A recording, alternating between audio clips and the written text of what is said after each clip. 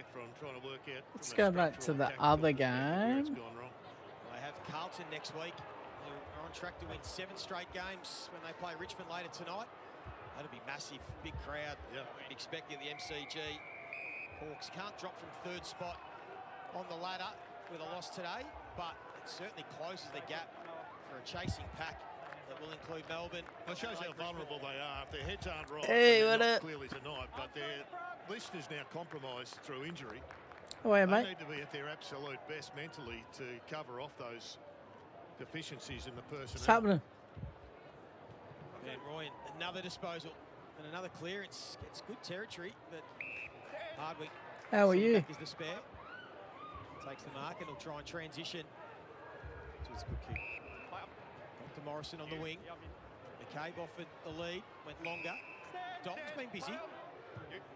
Wheels on that left. Sees a player in space. It was Mraz, but getting back. Getting some confidence. Pickett. It was also in the sun as well. I mean, it didn't look like it impacted Pickett, but it was directly into the sun. That wasn't his best kick.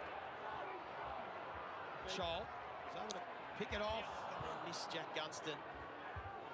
We've had such a great record down here at Utah Stadium. He's only had the 1 kick for the day. And they're off and running the Demons. Chain of handballs. Sharp can keep going. Back to Fitzgerald. They need to think their way through. Laurie now to Sharp. Sicily is caught in between. It means Petty could get free. Jefferson was able to get there. Wanted to get it back. Ball still live. And now Ginnivan. Generally, when you get a 10 handball chain, you go 1 too many. They did well up to that point, didn't they? Yeah, they really fought through it. Yep. Just needed the kick on the end. Jack Gunston had 19 goals in his last 5 games down here.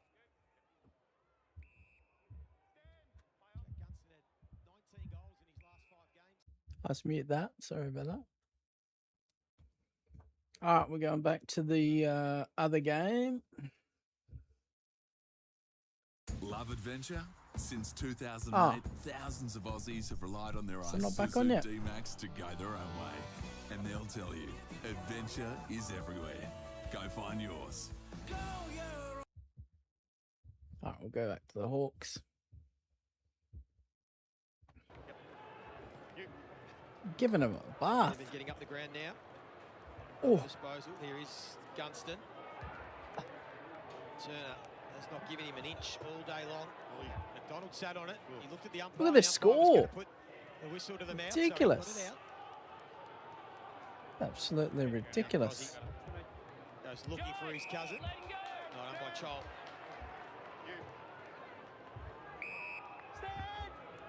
Levers the spare. Yep, so had to be short. I'd say he's got the distance in him. I reckon he's crept over a metre.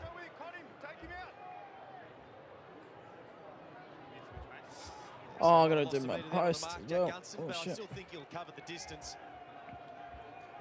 The last time we saw him here was round 7 when the Hawks beat the Gold Coast Suns by 49 points. Jack Gunston kicked 5 goals for and had 11 score involvements.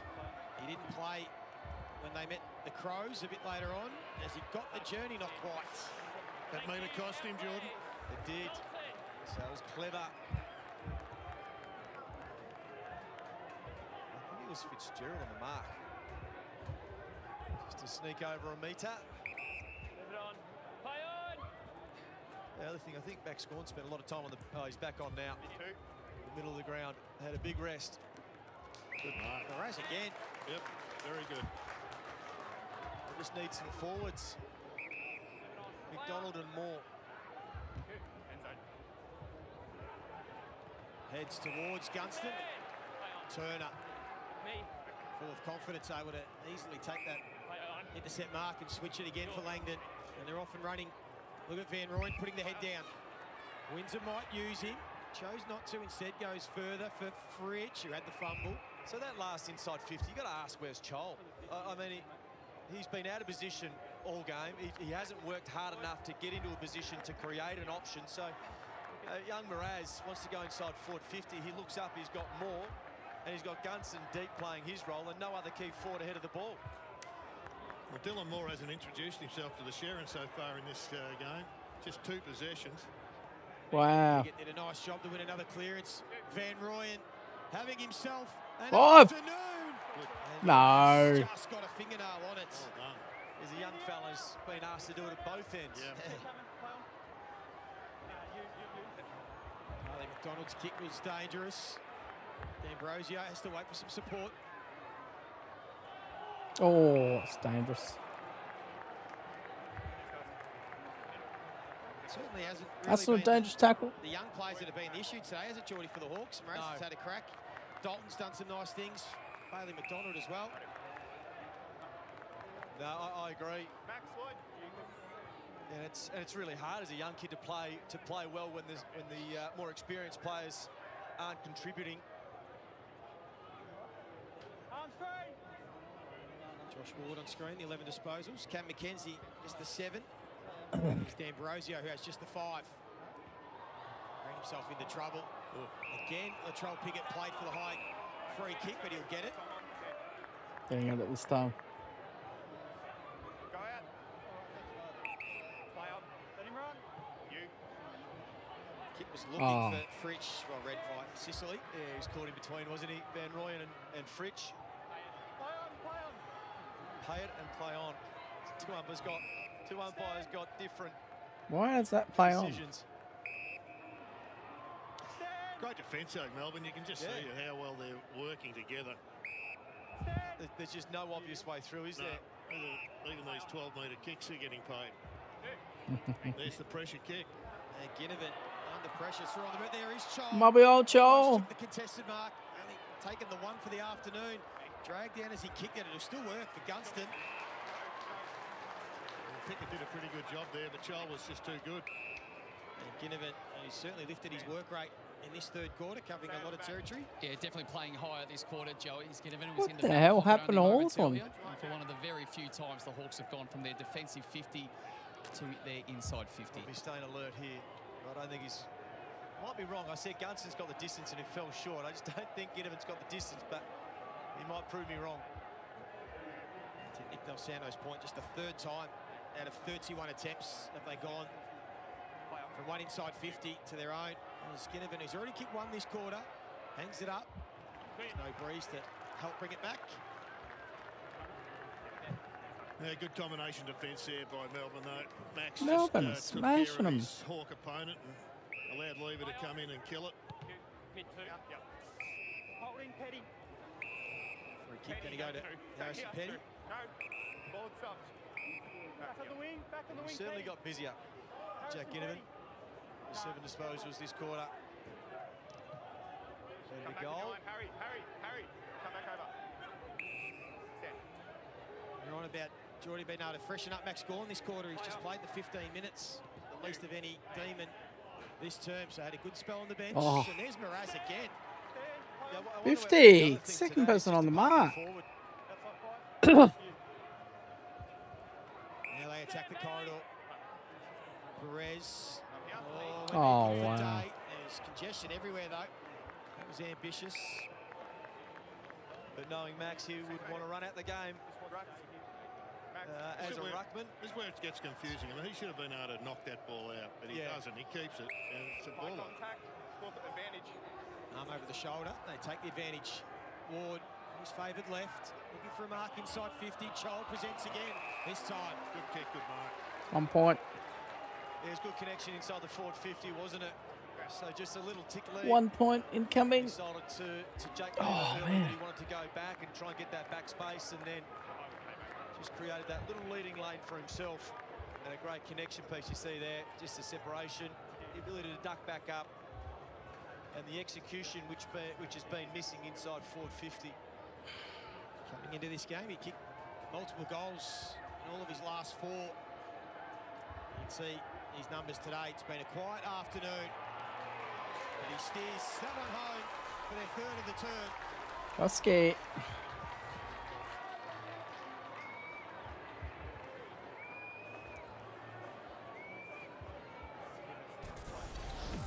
Starting to hit the scoreboard a little bit. The Hawks, Marbior getting involved. Came from a very dubious stoppage, but The free kick was there and away they went. Kick. Lever just gave him 2 or 3 metres, and that's all it takes when you've got arms as long as Marbior's. Couldn't close it down, couldn't get the body on him, and a good finish. So the 6 disposals this quarter. Marbior Chol only after having 4 at half-time. And Max back in the middle. And Max with another Oh, centre Max. Stop. Bodie Ryan was the late inclusion after Josh Battle. And his appendix taken out. He was withdrawn from the team after initially being named as Meek gets one back on Gorn. Geoff, another intercept possession. Had a good game, Jeff. Yeah, he has. Yeah. Positioned himself really well behind the ball. His 9th intercept of the day. Oh, he's going for the record. Big pack and a big fly, and once again, Noah Morass. He's a great cluck. That is his 6th intercept mark for the game. That's incredible, and his 5th contested mark. And What a that has fan been one. The absolute What a shining fan light one, of Hawks. Hawthorn today. Big pack mark. Wasn't it? Well done.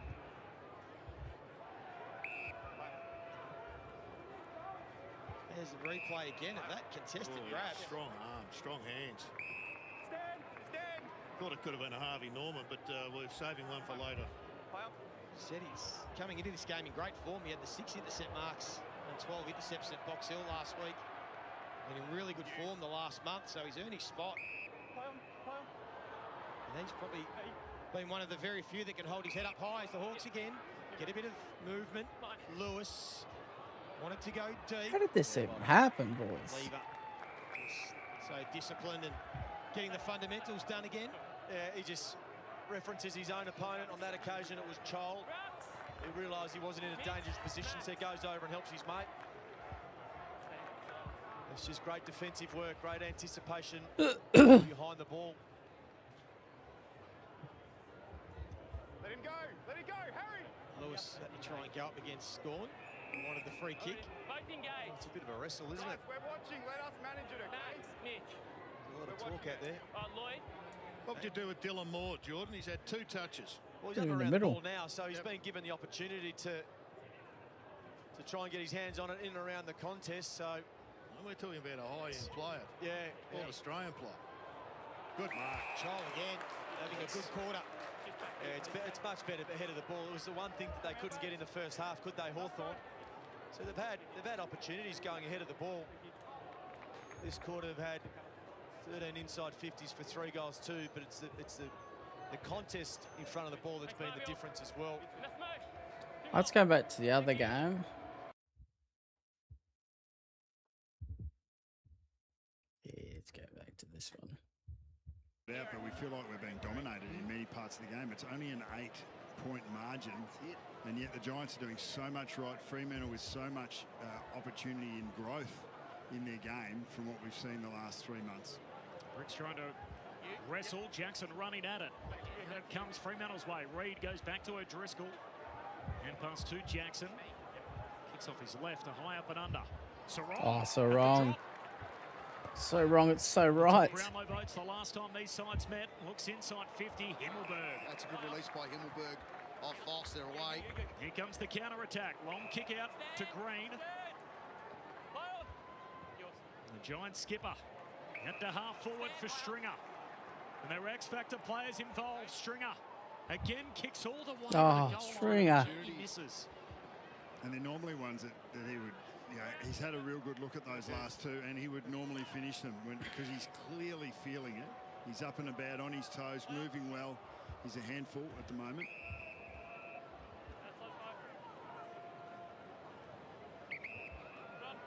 Johnson hit the winner against the Pies earlier in the year in gather round. Short to That's Clark. 50. 5 times they've trailed at half-time this year, Fremantle. Today being the 6th. Perfect in the other 5. There's a 14-1 record would lend itself to. Jackson with the early climb. Voss out the back, tackled by Briggs. And Big Man takes him out of play. 2 big balls going at it. Oh. Voss would normally be and has been very difficult to tackle. The don't argues, but Briggs cuts that distance really quickly, gets in hip to hip, completes the tackle. Good Briggs. Jackson first hands on it. Clayton Oliver goes to ground. Sarong. Angwin intercepts. Nice, Angwin. To Al. Hand pass to Clayton Angwin's Oliver. good. Nice work in tight, Al. Out to half forward with the kick. Pearce, late stringer to the footy, wins it back for Freo. Clark to Cox. He retreats back with the kick to McVee. Former Demon Judd McVee.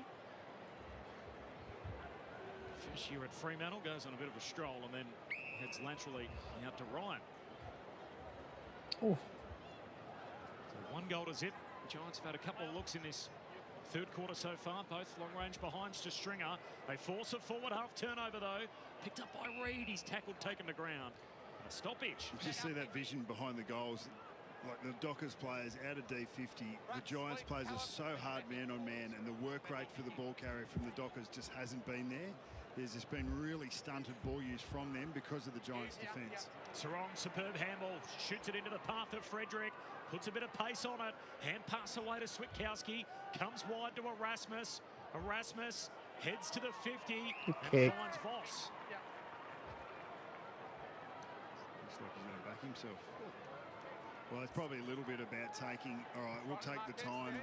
We need to keep the ball in the front half if we don't kick a goal. Voss looks for the extra distance and then misses out to the left. Time for the rest of the formation to get up and hopefully get a turnover in front Can't of the believe because that they're not Hawthorns moving it that well from their back half. Crazy. Fascinating game of footy. 10 goals in the opening quarter. Had 4 lead changes in the first half. And a cagey start here to the third term. 1 goal, 1 to 2 behinds for the first 9 minutes. The Giants have to do it without Lockie Whitfield out of the game with concussion. How big the ground looks. The Giants have just made it big. There's so much space. Iden out to halfback. Bedford went up too early.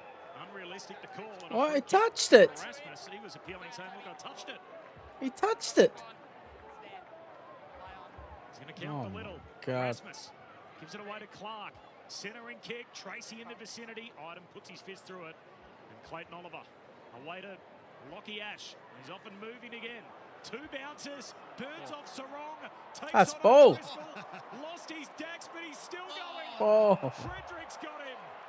1 too many. Great chase. What a chase. What a run. What a game of football. And on the flip side of that, I love that Lockie Ash, it doesn't matter if you get caught holding the ball every now and then, just keep taking the game on like that. They call him Fast Freddy for a reason. Heads down to half forward. Sarong gives a hand pass into the path of Switkowski to finish. He misses. Oh. Fonzie an opportunity there, dropped it, and Fremantle swooped on Did it. you miss that? It was a great handball release. Here it is here. Ash said about 5 or 6 running bounces this. Yeah. He knew he had Sarong. He's burnt 2 of them off. Then,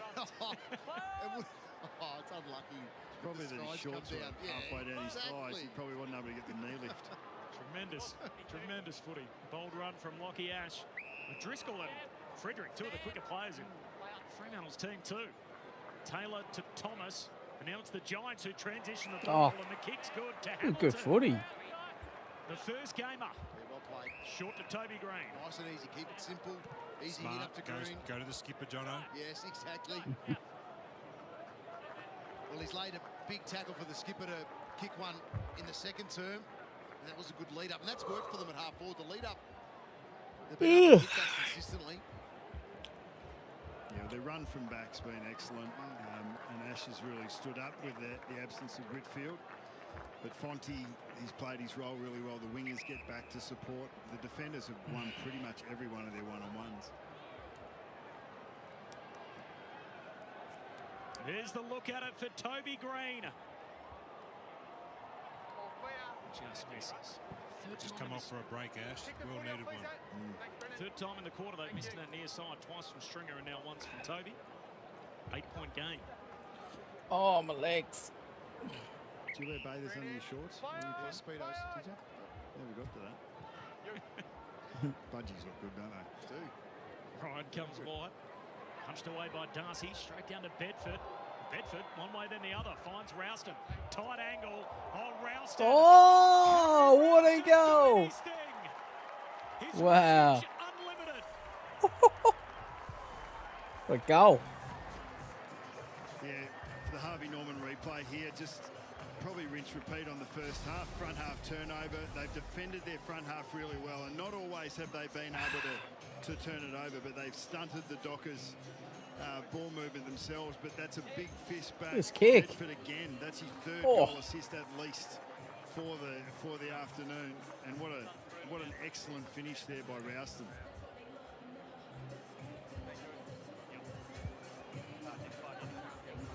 That's the vortex moons. That's what you're talking about.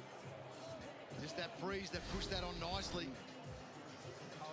He's a good player, this young man. The Riverina's on display today, boys. I don't know if you know what that is, but it's an unbelievable football area through New South Wales, and there's a lot of those boys playing out here today. Never heard of it, Moons. Where did you come through the ranks? Just Moons? The great Wagga Wagga, my friend. There you go, mate. Briggs out of the middle. New game high, by the way. Giants by 14 points. Briggs to centre half forward. Pierce with the spoil. Clever. McPhee knocks it back to Ryan. Off the back flank, and Fonty at the drop. Keep it in their front half, GWS. Move it on. Fonty. Looks inside the forward 50. Rainbow drop punt underneath it. 3 Dockers went up. Spills down underneath Cox. Oh, that's ball. And pass to Johnson. Ryan. Get out of here kick. Punched away by Fonty. Unkind bounce in all of that for Cornelio. Taken by Johnson.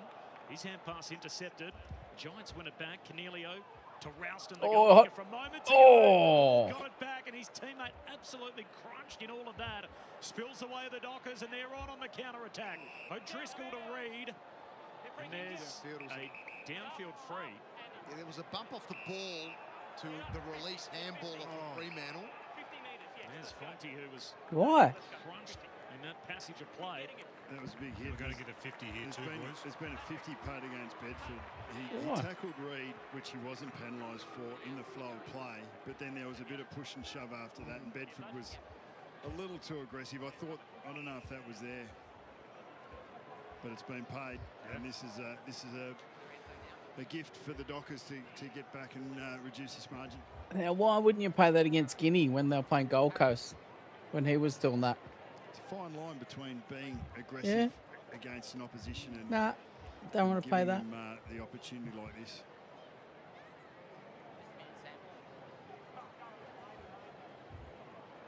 A big free kick, a bigger 50-metre penalty.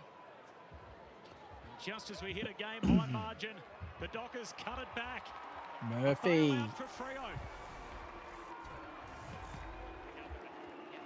There were some big hits in that entire passage. The first one by Tracy on Fonty looked like he hurt his back in that scenario. It's O'Driscoll here that does the release, and then he cops one there. Oh my God! That was the free kick down the field. So it's Himmelberg with just a little. Didn't even touch him, mate. Too much really in that. You see Bedford. The Bedford here. Reed down. Yeah. And there's a little bit of a.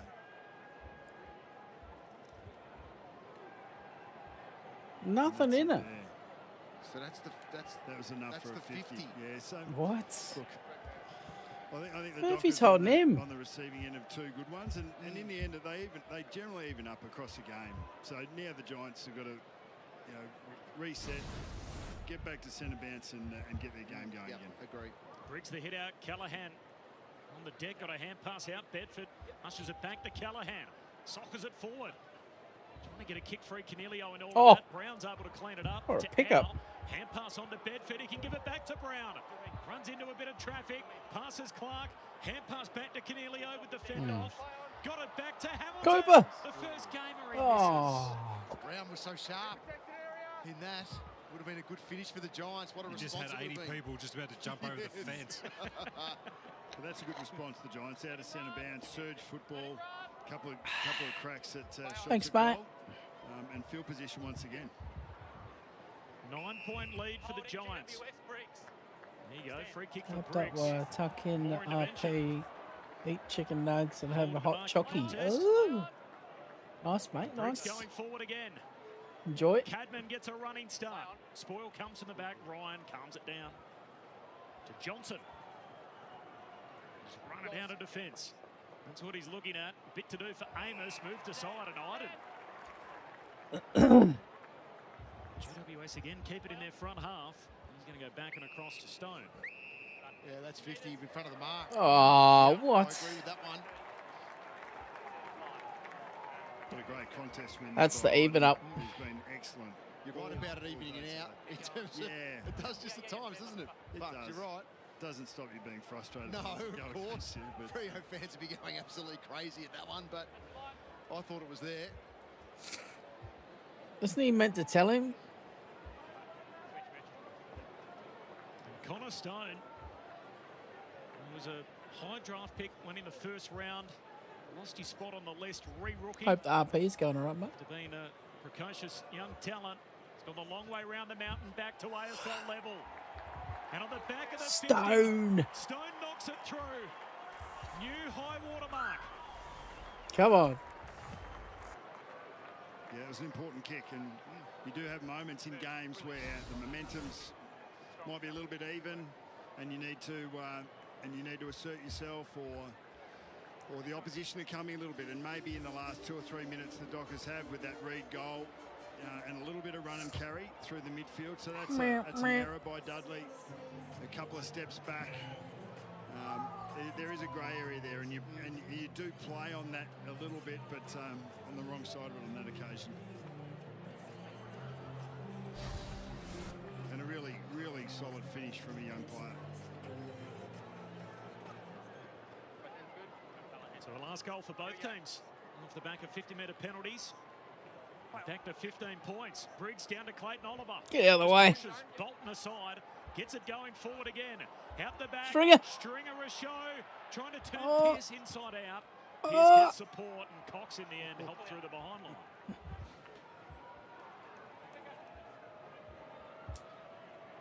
Every Giants score from here, a new game high, 16 points. 4 lead changes in the first half. Giants have led for most of the day. There's the territory dominance. 8 of the last 10. Oh, inside nice. 50s. Get some rare cars, eh? Up to the wing. Voss. Nice. Driscoll. Gets it going forward. How much do you sell them for now? Himmelberg and Switkowski. Himmelberg can't trap it. Oh, everyone's Thomas fallen goes over. to ground. Voss runs the gauntlet. Got a hand pass forward. Switkowski. Clever knock on to Frederick. Back to Switkowski. Oh, Down. And it's our man. Jack Tackle. with the chase down tackle on debut.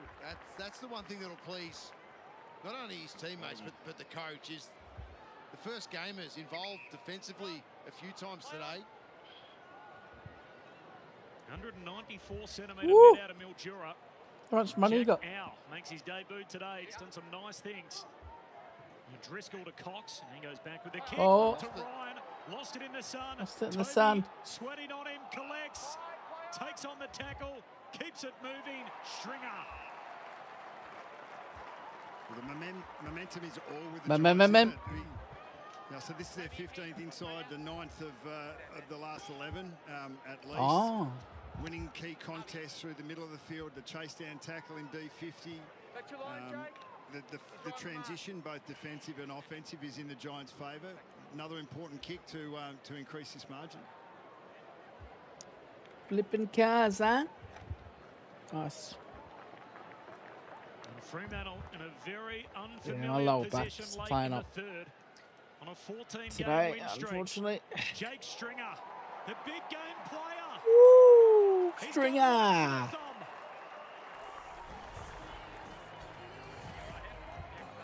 Well, we'll go back to half back where it's the first game of Jack out. He creates a big run-down tackle on Switkowski, who just sort of pauses on his run, trying to... Very nice, put a I step like. cover. That is And from there, nice. they were able to really work it up the ground on the back of this turnover here. The Suns caused a problem for Freo today. They've dropped a couple of marks It is off the back nice. of it, not being able to see it. Oh, good man. Bang. I reckon that one was directed at Voss, boys. They've been having a bit of a dig at each other most of the day. I reckon that was right at Patrick. He's played the role so well. There won't be the last time that the Sun plays a role. Yeah. The Dockers will Camara. manage that in the last quarter. 5 before three-quarter time for Stringer. Briggs gets it going forward. Oh, shit. Brown underneath it. Ball spills out Not the meant back. to be full socksy. Knocks it away to McVee. The Dockers under siege here. Game high 22-point lead for the Giants, and again they turn it over. The Giants force that in their front half. Play on. Yours. Oliver to Angwin. Stand, take it. Stand there. Play on. Pass away to Ash. Ash just lays it up. Cadman! Cadman! I want to grab. That's How a about that stretch. for a bit of work? Oh, the stretch of Cadman was enormous. Looked like he was going to be Yeah, underneath the sometimes footy. it resets the camera angle. He's got a reach on him, doesn't Normally he? when I'm Sure does at my move. chair, it's better. Everyone out with me, Toby. I change it when I'm in the armchair. Thanks for the heads up, mate. There's a reason he went number 1. There's further proof. Aaron Cadman. 22 goals for the year so far. He's kicked one already today. Cadman. He's got the Cadman. juice. This man is as advertised. We're actually seeing the margin on scoreboard that we've probably seen in the flow of the game now, haven't we? And that's been the Giants being able to Full maintain body. the rage for long enough. So Yeah. that's, in my view, 3 sustained quarters of excellent football in all 3 phases. Contest first, their ball use has been really good, and then their defending their field position has been excellent as well. But their forwards have found time and space against the Freo defenders, and the same can't be said at the other end of the field. Right, grab.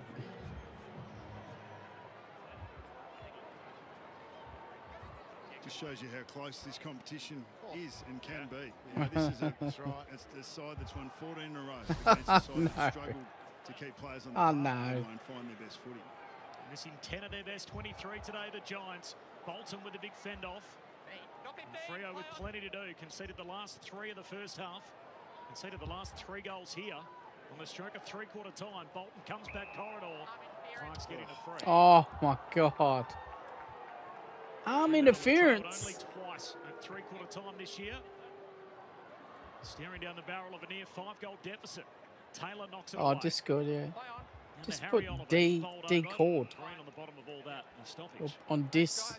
It's actually been a really even performance by the Giants so far, isn't it? I mean, Callahan's played his Yeah, role, that's but just to hasn't ban had the to have bots. been Because they absolutely drop best that on. when they. Oliver's been great. Iden behind the ball's been So excellent. that's that add me on From there. midfield off, Ash has been huge. Umpire got in the road. Dudley tackled by Stone. Here we are. Kieran.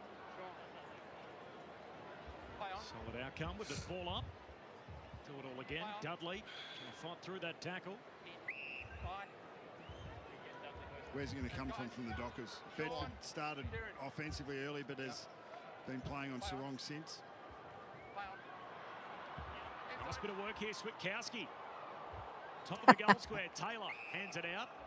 Another stoppage. Yeah, it's the I'll last post it on quarter Twitter. athleticism of Jackson on Briggs. That could separate. That could set up a comeback, a fight back for Freo.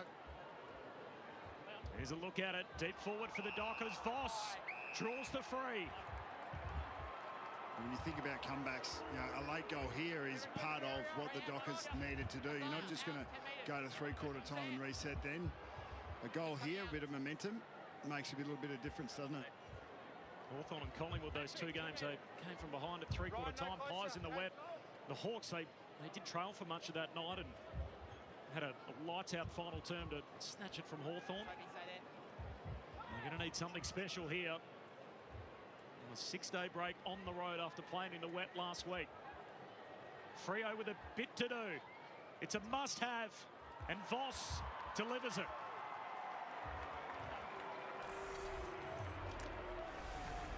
Yeah, well, he's fought pretty well today.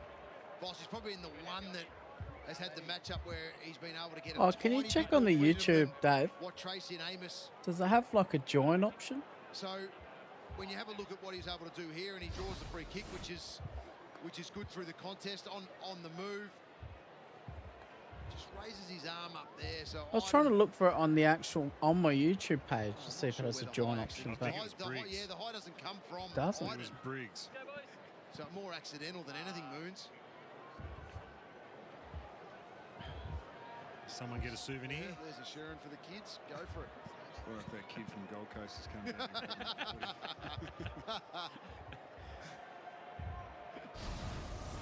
They shared eight touches between them, the big three. They had 9 this quarter for 2 goals, so maybe a little bit of potentially on the rise for the last quarter. Perfectly set up. The Dockers protecting that 14-game win streak. I think it seemingly the last goal of the third term to give them a bit of life in the game. And the Giants have led for most of the afternoon. Well, there we go. It's a free kick for the Giants. A big launch in here from Brown. He can launch it. Big Sean Darcy thought it was his, so I don't think any of the players knew what was going on there. He's gone back Does it have like a join option? Puts it up to the hot spot. Is there a mark there? Off the pack. Spills out in front of Thomas. Racing the clock. It beats him. GWS, they'll be happy with that turn.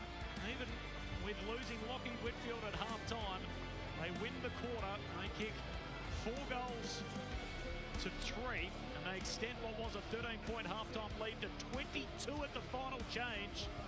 As Fremantle looking down the barrel of their win streak, coming to a close. We'll find out next. 3/4 time in Canberra.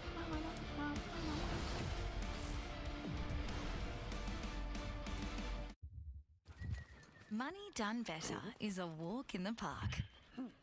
With surprisingly simple tools for daily banking, UBank means you can finally stop chasing your tail. Who's going to kick 4? And they've kicked 7 in a row. Oh.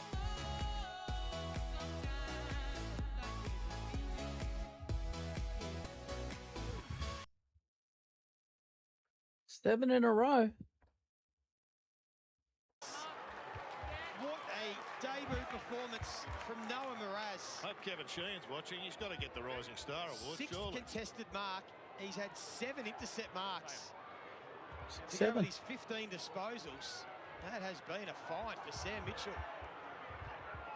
GF coughs it up. Ward gives to Gunston, who now finally gets the opportunity for his first. Still 11.5 minutes, Jordan. Bring it back to 7 goals.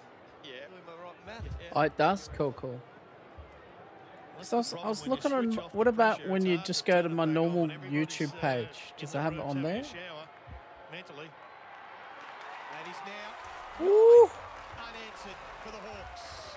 9 unanswered. They're doing more than just putting respectability on the scoreboard. 11 I minutes. think they'd believe. I think you look up at the time and you know how long's left. So 11 minutes, absolutely. If you want to keep continuing around the ball, you see here Mraz, as you said, Joey, he's had a really solid game down back, 7 intercept marks, 9 intercept possessions, 12 marks in total. So he's just slotted in seamlessly. Look, if they keep giving themselves opportunity forward of the ball. Yes, sir. The game swung on clearance. Yeah, dominated from the word go, but there was a swing. Turn the game off for a second. When that score worm went from plummeting down to plummeting up, if it can plummet up. So +5 in the second half, +12 inside 50s. Here's Pickett. Clever. Sparrow, standing start. They need one just to break the run. The Demons. They're doing a lot of their hard work. Chandler wasn't able to get it to Pickett.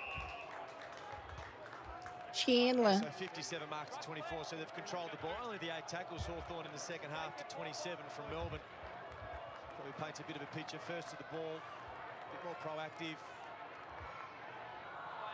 Newcomb thought he was taken high. How much, Jared, do you think this takes the boss and the shine off what Melbourne did in the first half? Do you think anything? Or I'll let you know in 10.5 minutes. Okay.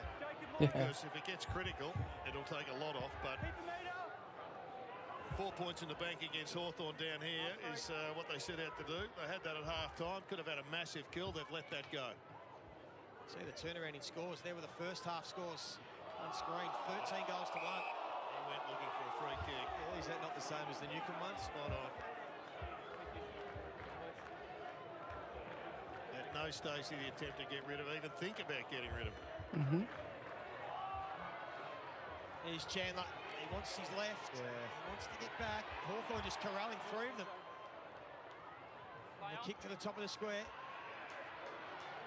And forwards had no impact really this quarter, this half in particular. Neat. Go, He's Nick. actually lifted, Blake. His man's been off the ground a Go. bit, but he's lifted. Go. Getting some space. Will Day playing more forward. I don't know why he bounced. He had nothing up forward. No one came at him. Chol just sat in his haunches. Bowie attacked Oh, it. Bowie. Got it to Van Rooyen. One of his best games. Oh! To take on Meekie. Meek. Down. Yeah, definitely lifted the big mate. Just a little bit more energy that Utah's now. Crowd starting to get into it. Hawks can get another one here. Clever from Dalton. McDonald normally a good finisher. Oh! Come on, the Hawks. Keep on coming. And he's back. Holy to 6 shit. goals with enough time. Oh, that's plenty of time. It really isn't it funny when the little things just happen. I mean, that hat kick forward, Max Gawn was there, but it goes over his head into the space where there's two Hawthorn players. It was Haven't stopped. a tackle here from Lloyd Meek on Van Rooyen. They got a hand pass and may have rolled over the bounce, but then this is the one that just goes over Gawn's head, and then it's a tap. Moore was open, so it was probably a good thing that the goal went through from McDonald, but they're just creating opportunities. It seems like Melbourne have stopped playing in a sense, and this Hawthorn are sensing they can maybe bridge the gap a little bit more. And now the body language has just changed. The Hawks have got more energy. The midfield just got together. Oh! Going to try and lift. What do you reckon, Jordan? Ball knocked out in the tackle, completed the tackle. That's a harsh call. Oh, you take it. You take it. We didn't get him. So, Gawn, who set the game up in the first half with an absolutely dominant display. Just their second inside 50 for the quarter. Sparrow, been very good. Cozzy, trying to create, but straight to Sicily. 50. Get some run here, Hawthorn. Well, they've got to go Didn't quick. stand. The time is still available, but it is urgent. Yeah, that's the side. That's where their advantage is. Now they break wide. Hardwick sees. It's Gunston. They've got the long break. Bowie made a good effort. It's great work rate from Gunston to provide the outlet, and in the end, Melbourne absolutely will take the stoppage. Yeah, Max Gawn might not make it there. Lloyd Meek's with him, so it'll be two new ruckmen. I need an increased output from Will Day. I mean, he's their game match winner. John Newcombe now even doing the ruck work. So just recapping for those joining late, it was 96 points the margin midway through the third quarter. They have kicked 10 goals straight, the Hawks. Can they make it 11? Oh, Gawn and Lever. Mobile. They go for the same ball. Turner.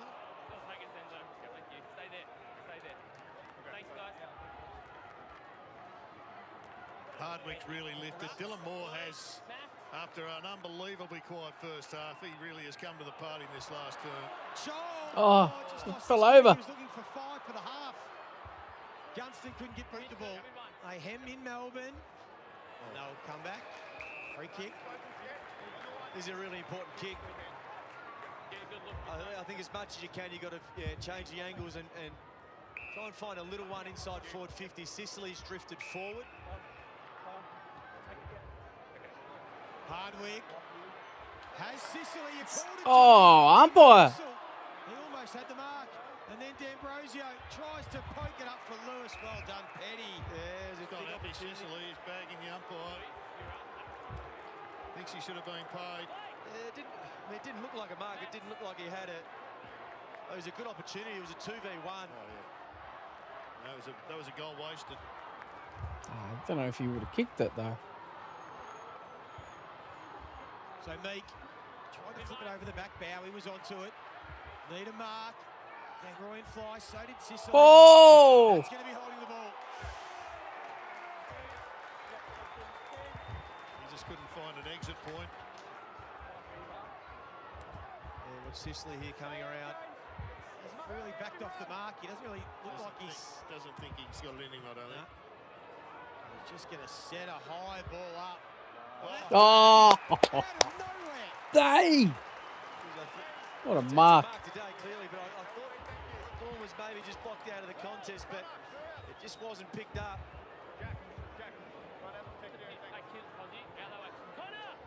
Coming up for disposal, number 20.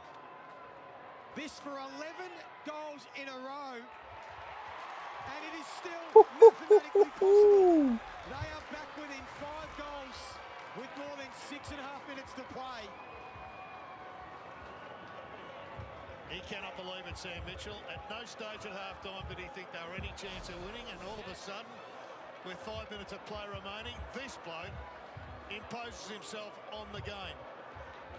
He's had 20, but it's his efforts in the last quarter that will determine whether Hawthorn can pull off the most unlikely of victories. What a crazy game. Football.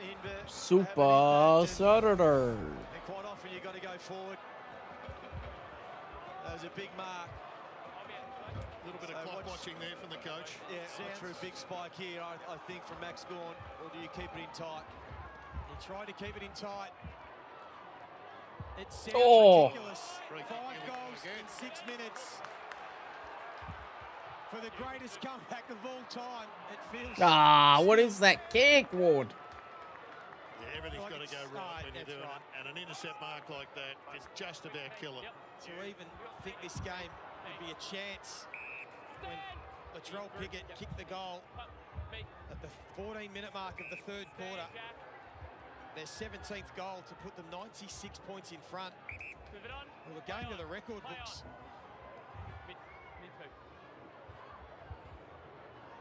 McDonald has to take it. He does. Barras. So everything's got to be perfect. 50! That's 50! He didn't stand! That means you just can't blast the ball away. It's 50. Control. Doesn't have to be reckless. That's what Ward did. Oh!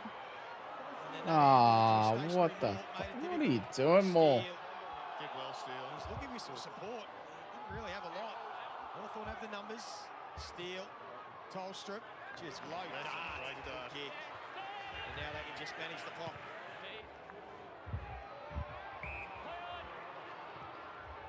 Sure, Crosby Pickett knows what managing the clock means. He wants to go forward. He finds Langdon. He's got a couple of goals. He's got a kick between now and the end of the game, Cozzy. Yeah, but even that play there, they just continue to play. So I like the move from Bailey Fritsch to bring the ball back into the corridor. He saw an advantage. He's still got to take the ball forward. And hopefully in the end get a mark inside forward 50, which they did on this occasion. He's been had a quiet quarter, as have most Melbourne players, but this one would be his most important goal of the day. Yeah, he started it with the goal of the day from the boundary line in the opening few minutes.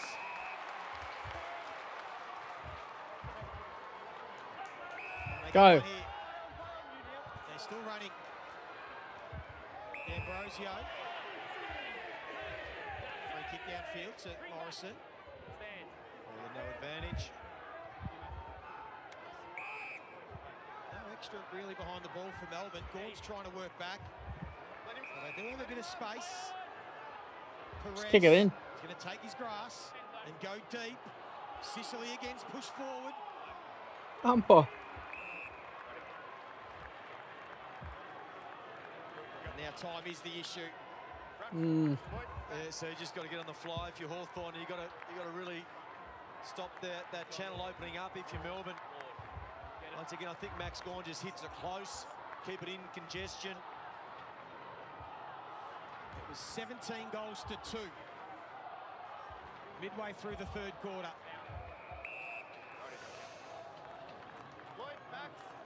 How does Sam Mitchell approach this, Geordie, with his route?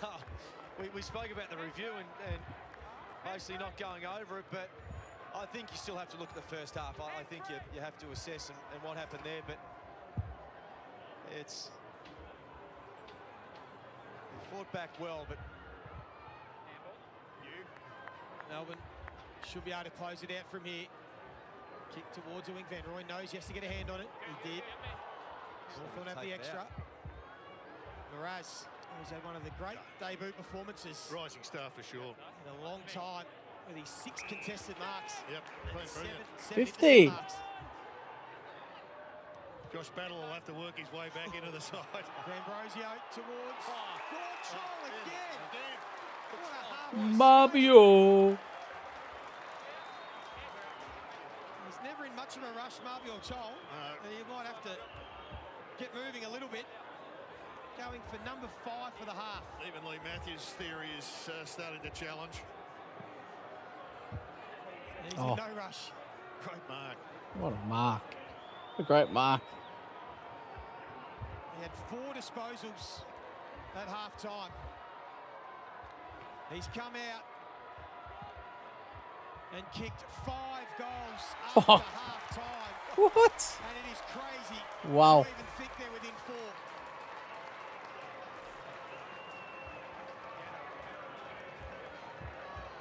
Well, the only thing that's going to beat them right now, Jordan, is the clock.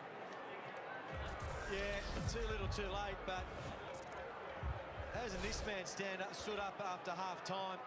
A lot of the stuff has been in contest. He's been able to fight his way through it. Look at that, he was behind Petty. And then really forced his Yo, way thanks to for following, mate. contest first and foremost. Welcome. He knew that he was going to impact How's it going? in the air, but he eventually brings the ball down himself. Oh, the scoreboard has just gone ballistic. I mean, What's happening? as baffling as the first half was. Look at it, this Jordan, it's still plummeting upwards.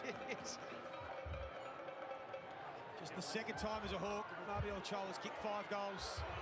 Oh, here we go. Ward, they couldn't, could they? Ginnivan to 45. Oh. Almost stubbed his toe, but he gets it back. And then pokes. Giddy. Should he have passed it short? Oh, you sort of back him in. He had two Giddy. opportunities. Yeah, he had the distance covered, and I thought the second one, he didn't look like under much pressure, but I think the first one should have gone there, but he knows the clock's against him, so fair enough, have a crack. That might have been the last chance. It's going to be a different club rooms after the match for Hawthorn than it would have been at half-time. Probably a different change rooms for the Melbourne team. Still got the 4 points. They do, it's but interesting. they were 96 points up. They were eyeing off the percentage. Adelaide and the Brisbane Lions above them. Stephen King would just be happy right now to get out of Tasmania with the 4 points. Their first time ever at the venue. That means, Jared, only Collingwood, the only club to have never played for premiership points at Utah Stadium. I don't know what that is. Tolstruck got decked after he kicked it. Didn't know you could just throw the ruckman out of the way. Fritsch and Sparrow. Isn't that holding on? An open goal. And Fritsch is the one that gets it. So he will go back for number 5. And break the run of 12 unanswered goals for the Hawthorn Footy Club. wow. Should have been afraid to fucking Hawthorn for the ruck. After this goal, and the lead's the same. Melbourne walk away with a 29-point victory. You cannot be upset with that. Take that every day of the week, pre-game. Not sure you take that when you're 96 up. No, it's an interesting challenge for the coach. I think you take the positive. So Fritsch for number 5. He's got it. It breaks the run. Boom. And it sends the Demons home as winners. Yeah, well, what an amazing game of footy it's turned out to imagine. be. Imagine if I got to deal with KO The fight back Sports. from Melbourne, but it was a powerful That'd be awesome. first half. Sorry, the fight back from Hawthorn, but the powerful first half from Melbourne. What did that stop? You got the commentary. Run of 12 goals, Joey. Yep. Towards the Hawthorn Football Club, but I think you're right, Jared. In the end, 29 points as it stands at the moment down at UTAS, which has been a really dominant space to come and play against the Hawthorn is a good win in the end. Oh, it's a great win. I mean, ultimately, Hawthorn didn't turn up mentally. And then Melbourne, who did, they lost their mental edge at half-time. It was this man that started it. It'd be fitting if it was that man that finishes it straight down to Jacob Van Rooyen, who's probably had his best game as a Demon. I think probably also what it shows is both of these teams have the capabilities to put on really strong performances in a quarter or a half or whatever it might be to one, get themselves back into a game, or two, put themselves in a really strong position. Live to sports win you right can't from the show. outset. Well, I know he's kicked 6 in a game. Don't have the rights to it. But they have a stat line of 23 disposals, 8 marks, 4 clearances, and 5 goals. That is his career best performance. They're ruined. No, he kicked 6. He kicked 6 the other week, didn't he? Jeez, it might be difficult to give coaches votes today. You would imagine Max Gawn would get the... Yeah, maybe. You get the coaches votes at half-time, I reckon. Yeah, then, I mean, this man would have been in it. Right, CJ's first half was really strong. Yep. Who's second best on the ground if Max is best on ground? You'd have to go Van Rooyen, wouldn't you? It has to be this. Yeah. 24 and 5. Yeah. Gee whiz, Jared. I know they were weekly stats for you, but my gosh. Yeah, that's a big game. I think he's kicked 6 before. He possibly could. I mean, Max Gawn's had 22 disposals, 10 clearances, 5 intercept marks. Mainly all the damage in the first half. And maybe one to Bailey Fritsch for 5. Good mark from Tolstrup. So in the end, a 35-point win in Tasmania. Oh, it's more footy after this, though. For the D's. Jefferson was busy early in that first half, along with Harrison Petty. The siren might beat them for one more.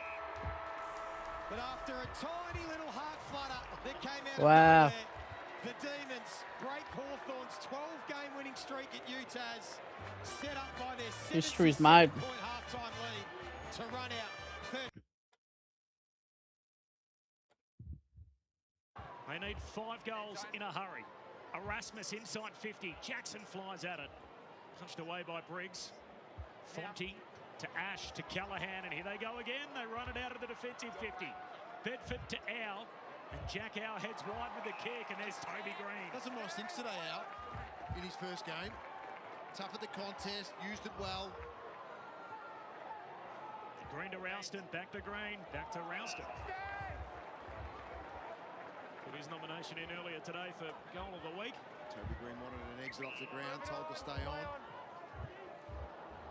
Ralston finds Ash. Not just the 10 they're missing from their best 23 on the injury list. They also lost Whitfield at halftime. Concussion, the Giants. Ash inside 50. Oh, Cadman. Aaron Cadman. It's so good.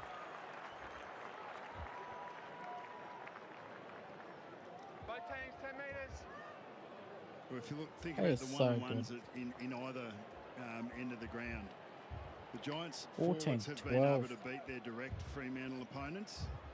Contested marks, ground ball, Stringer in particular has been excellent.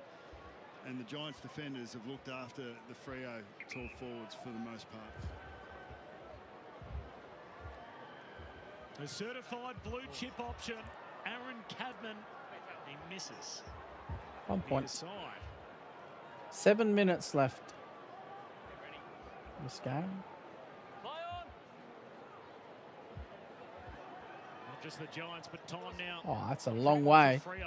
Run a long way. Goals in a hurry. Ball gets out the back. Brown left it behind. Tracy. Toe pokes it away and now tackles Taylor. Tracy's been really quiet today. 50's largely relatively even between the two teams. Out to Thomas and pass out to Callahan off the back flank. Finds Bedford. Marks on the wing to Thomas. Puts on the Jets. Runs past Brayshaw. Off the left. Kicks inside the forward 50.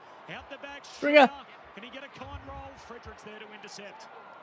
Hand pass away to Clark. Slips over. Stringer stays in it. Stringer! 7! Oh! Giant upset brewing. Stringer! What a goal. I think it's not brewing. It's been phenomenal performance by the Giants. I said that inside 50s were even. Well, over that last sort of 30 minutes or so, it's now plus 18 to the Giants. So Is that holding on though? What's his tackle? For the most part.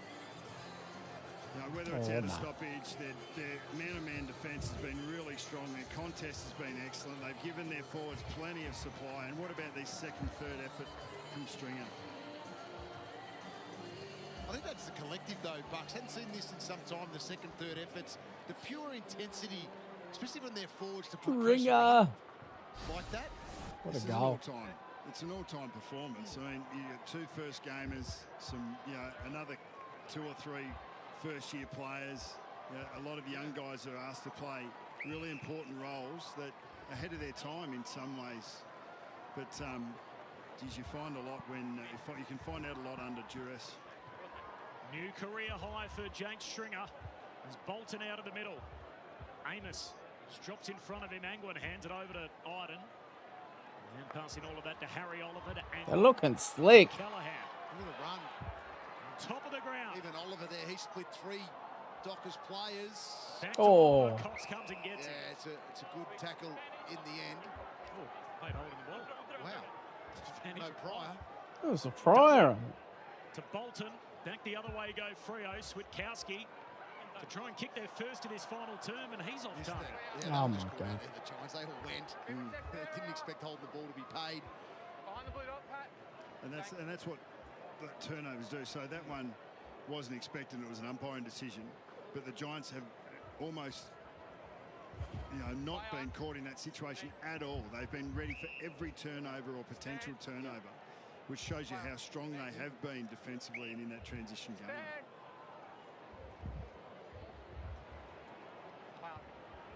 So Buckley, Daniels, Green, Hogan, Jones, Kelly, Laverty, O'Halloran, Riccardi, all out of this team. Krzyzewski, who was filling the role of Hogan, injured last week. Madden coming back through the twos, who was their starting ruck when he went out. Iden off the back flank. Plus they lost Whitfield at halftime. On a 3-1 losing skid, and the Giants at 6 and 9. He was at the back. How was the push? Next week's huge now for Fremantle. You mentioned 6-day break going into a 5. Oh my God. Corbin against the Sydney Swans back. Dude falls over. He gets a free kick. Today, for nothing. Chase from Amos there on Iden had nothing in Joke. it. Darcy inside 50, knocked down to Sarong, hurried kick forward, Iden picks it off.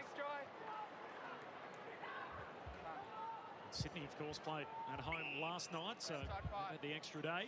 Stone. Dockers are heading home tonight. They've head straight out of there, off to the airport post-game. Ash, long kick to the wing, hand on it from Darcy. 2 Dockers collide. Comes down towards Rouston. Hand pass to Toby Green. Heads up to half forward with the kick. Warner, juggled effort. He's getting a free. We spoke about it earlier about the first-year players being able to stand up, or the first or second-year players being able to stand up in key moments. They've done exactly that, haven't they, the Giants, for 4 quarters. And that was the biggest challenge you put on the table early, Bucks, with the Giants. Like, they started so well. Can it be a sustained effort over the entirety of the game? And to their credit, they've achieved it. Well, the coach should be tremendously proud of his charges today, and there'll be so much good stuff for them to look at through the week. Got a 7 and 9 on the season. They played Geelong next Saturday. And a Super Saturday. What a game that's going to be back at NG Stadium. So in Sydney's West. Warner. Hand pass out to Good Ryan. tackle. Ryan coughs it up. Cornelio. Hand pass swatted down. What's that first gamer? The Cats too. He's good. Oh, that's high. Last 5. There's that tackle to Oliver as he got up. Complaining about his Now, duty of care, umpire. You're pathetic. Uncle Landy. There's the Tom Green fan club and the Jack Fingleton scoreboard. Formerly resided at the MCG. He's Callahan. Oh. And pass inside 50. Oliver inadvertently knocks it away. Chapman, Warner, Brayshaw mowed down. Jack tackle. Ball. Tackle, not rewarded. Sarong caught. Tell you what, both of the first. He's holding the ball, mate. Done well. His tackle. They're at the very least, effort and work rate. That's something you don't need experience to be able to display. Bolton hurried kick forward. Voss Gets out the back. Turns Himmelberg inside out. Shakes Iden. Good cover defence there from Fonte. Tracy scoops I'm not holding the ball. Snaps a goal. The Dockers first in this final term. Just hold the ball. On boss. You can see Voss limping there. It was a great chase down in the end. They all engaged in it. Himmelberg tried. Iden closed the gap, and Fonte was the one with the genuine pace to get to Voss. Have a think of when the Dockers have had any time and space. It's not just been 1, 2 or 3. It's been 4, 5 Giants players have been prepared to come from anywhere to pressure. It's a great sign.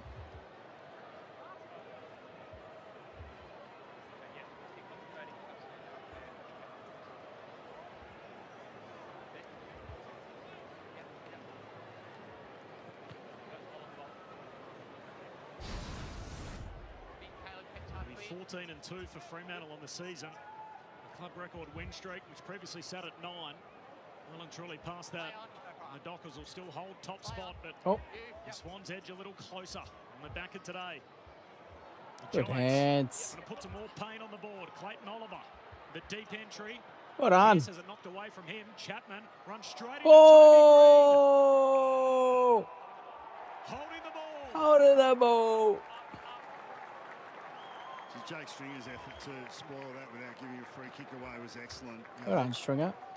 I don't think he had his eyes on the ball, but he watched where Alex Pearce's hands were and spoiled where the hands were rather than taking an arm. So that's just sharp work to create that opportunity at ground level. Cadman, the first pressure player, and then Toby Green finishes it off. Alex, 2 more metres. He's played well, Toby Green. He set the tone early. His physicality was there. He was finding the ball, hit the scoreboard. He's led well today.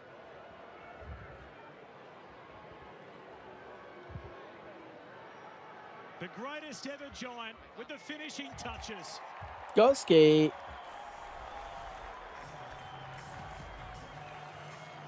If you need a little bit of a reminder about how fast the years go by, Toby Green, who's an absolute warrior of the game. Have a look at him there. Well, let's project. Look at that. Well, there's a bit of Harvey Thomas and Ralston, and there's a few Giants players that are running around that dead set look 14 or 15 like Toby Green does there. He legitimately looked 14, doesn't he? Well, I always thought that of Harvey Thomas, even last year, but he's one of the best wingmen in the comp the last 2 months. He's been fantastic. So, yeah, boys becoming men. Yeah, exactly right. This is his 34th game in Canberra. There's the first couple of goals he kicked here. This is game 277 overall. And Toby Green, he's kicked 3 today. And what's going to be a famous Giants win, undermanned, against a team riding a 14-game win streak. What about the second half of Ash? Whitfield out at half-time. Yeah. With concussion. Back in the season. Mathematically, it's 7 and 9, the Giants. Oh! Job today.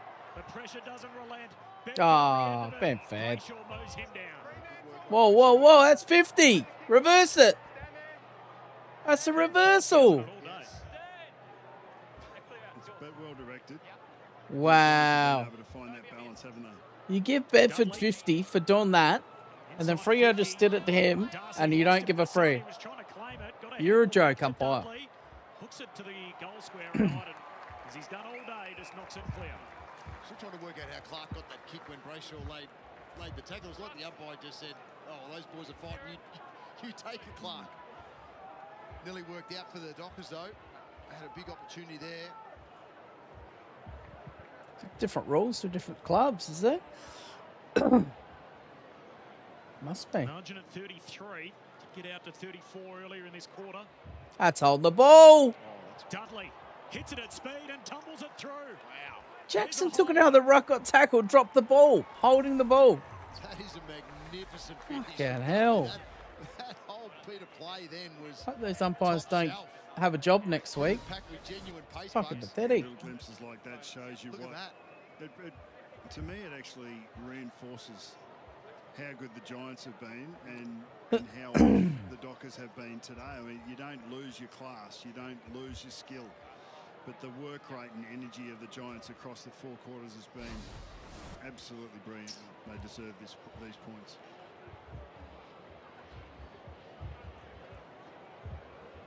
How would you chop it up if you're Justin Longmuir? He's been pretty steadfast the whole way through. It's not 15 straight. Fumbles early, I think that was part of it, and we've seen some today. And maybe it just starts to wear you the shorter breaks, Bucks. He maintained a 1-0 the whole way through. It's going to be 0-1 this week for Freo. The margin at 27. You've got to give credit to the Giants, though, the way they have structured up against Freo today. Driscoll into the centre square for Bolton. He looks for Tracy at full stretch marks. Plus 13 contested ball, plus 14 clearances, plus 16 inside 50s. So it's been consolidated across the 4 quarters. And as we've seen this year, it's not as if Fremantle aren't a great team, full of great players. So full credit to the Giants. Incredibly, if Tracy kicks this, the Dockers will win the last quarter. There's a drop punt, sails goalward. Wow. And it's good. It's bang. The Dockers just put a pretty face on it at the end to cut that final margin. They've kicked 3 of the last 4. Yeah, they do. They do a little bit. The last couple of goals have been nice from a Fremantle point of view. But it is ultimately about what the Giants have done. And I honestly think that there'll be a few sort of clubs looking around going, okay, the way that's sort of worked with structure, it's worked with man-on-man at times, it's worked with restricting their kicking ability to get the extra at the contest.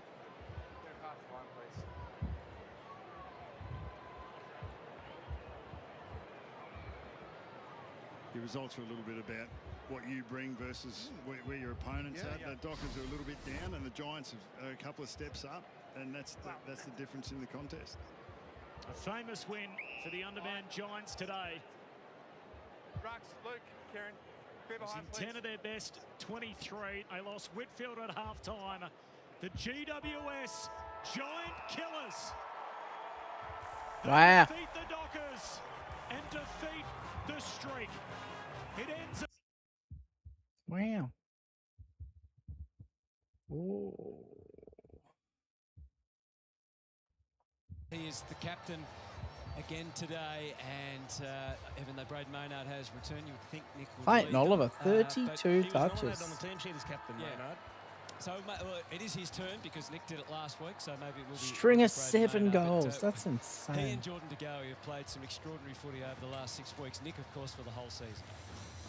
Yeah, 35 touches and 2+ goals the last 6 weeks, I think, Hutto, which is only 2 other men in history who've done that. Gary Ablett Jr. Clayton Oliver, B.O.G. So he's in rare air. He's unbelievable. It just gets better and better. I'm really looking forward to Him and Stringer. watching him being at the ground, watching him Ben run Callahan, up and down. 30 His work touches. rate is better than any other player in the competition.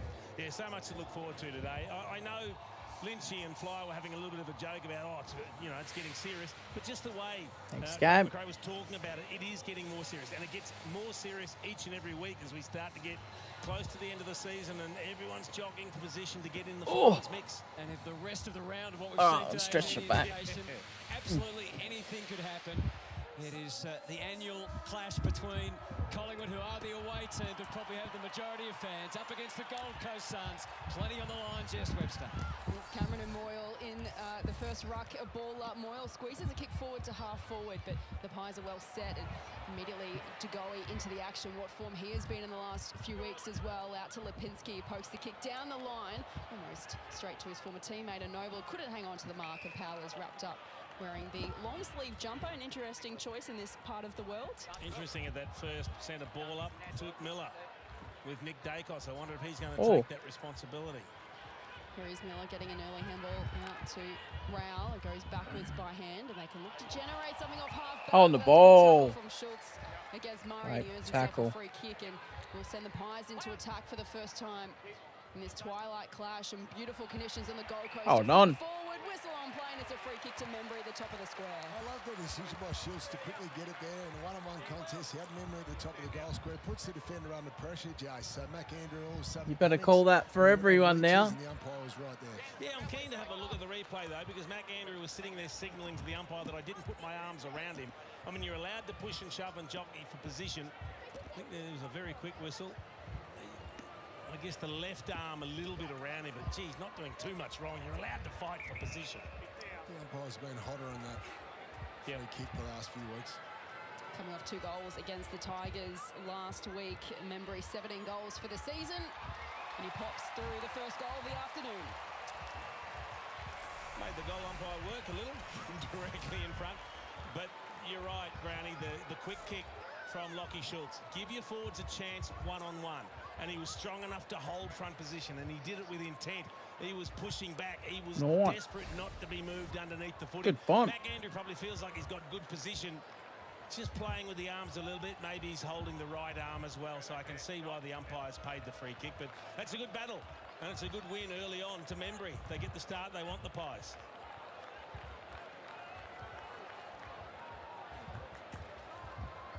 He's been good since his return, Tim Membry, over the past month. Yeah, very good by Shields. Quick decision. Just quickly kicked in there quickly, so didn't allow Collins to get back and help out. And the other thing with Mac Andrew, though, he probably doesn't need to get in wrestling matches. With his height, he can just jump over the top. Having the tap, but eventually it goes to Anderson. Moyle. Back to Moyle. To full forward. Yeah, where's the foul there? Down there for Walter. Same thing, mate. Able to keep it in. Resurrect the play. Same thing. Put it back to Murray. Doesn't look like he got great connection, and that's only confirmed as it sails over and out. First contest from Puncher was good on Jed Walter, wasn't it, Brownie? A couple of young blokes going out there, Jay, so it'll be good to see. Puncher, very competitive defender, very much a one-on-one defender, unlike the others.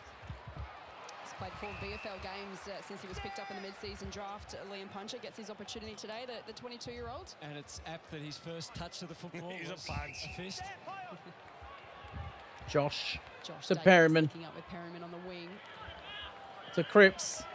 To Lipinski. Back to Josh. Back to Dacos. Trying to find their way through the Pies, but Creary slipped a couple of times. Creary. Wanted support, Gives it back to found Chris in the middle. He can Sends it into the middle. Square, and he finds Houston. Still a couple Got of Houston, goal. 70 out. Wheels around Pumps now, it inside. into the pocket, a little Looking for overhead. Schultz and Noble. Punched Oh, down no. behind by Not Noble. Yuland emphatically. Yuland.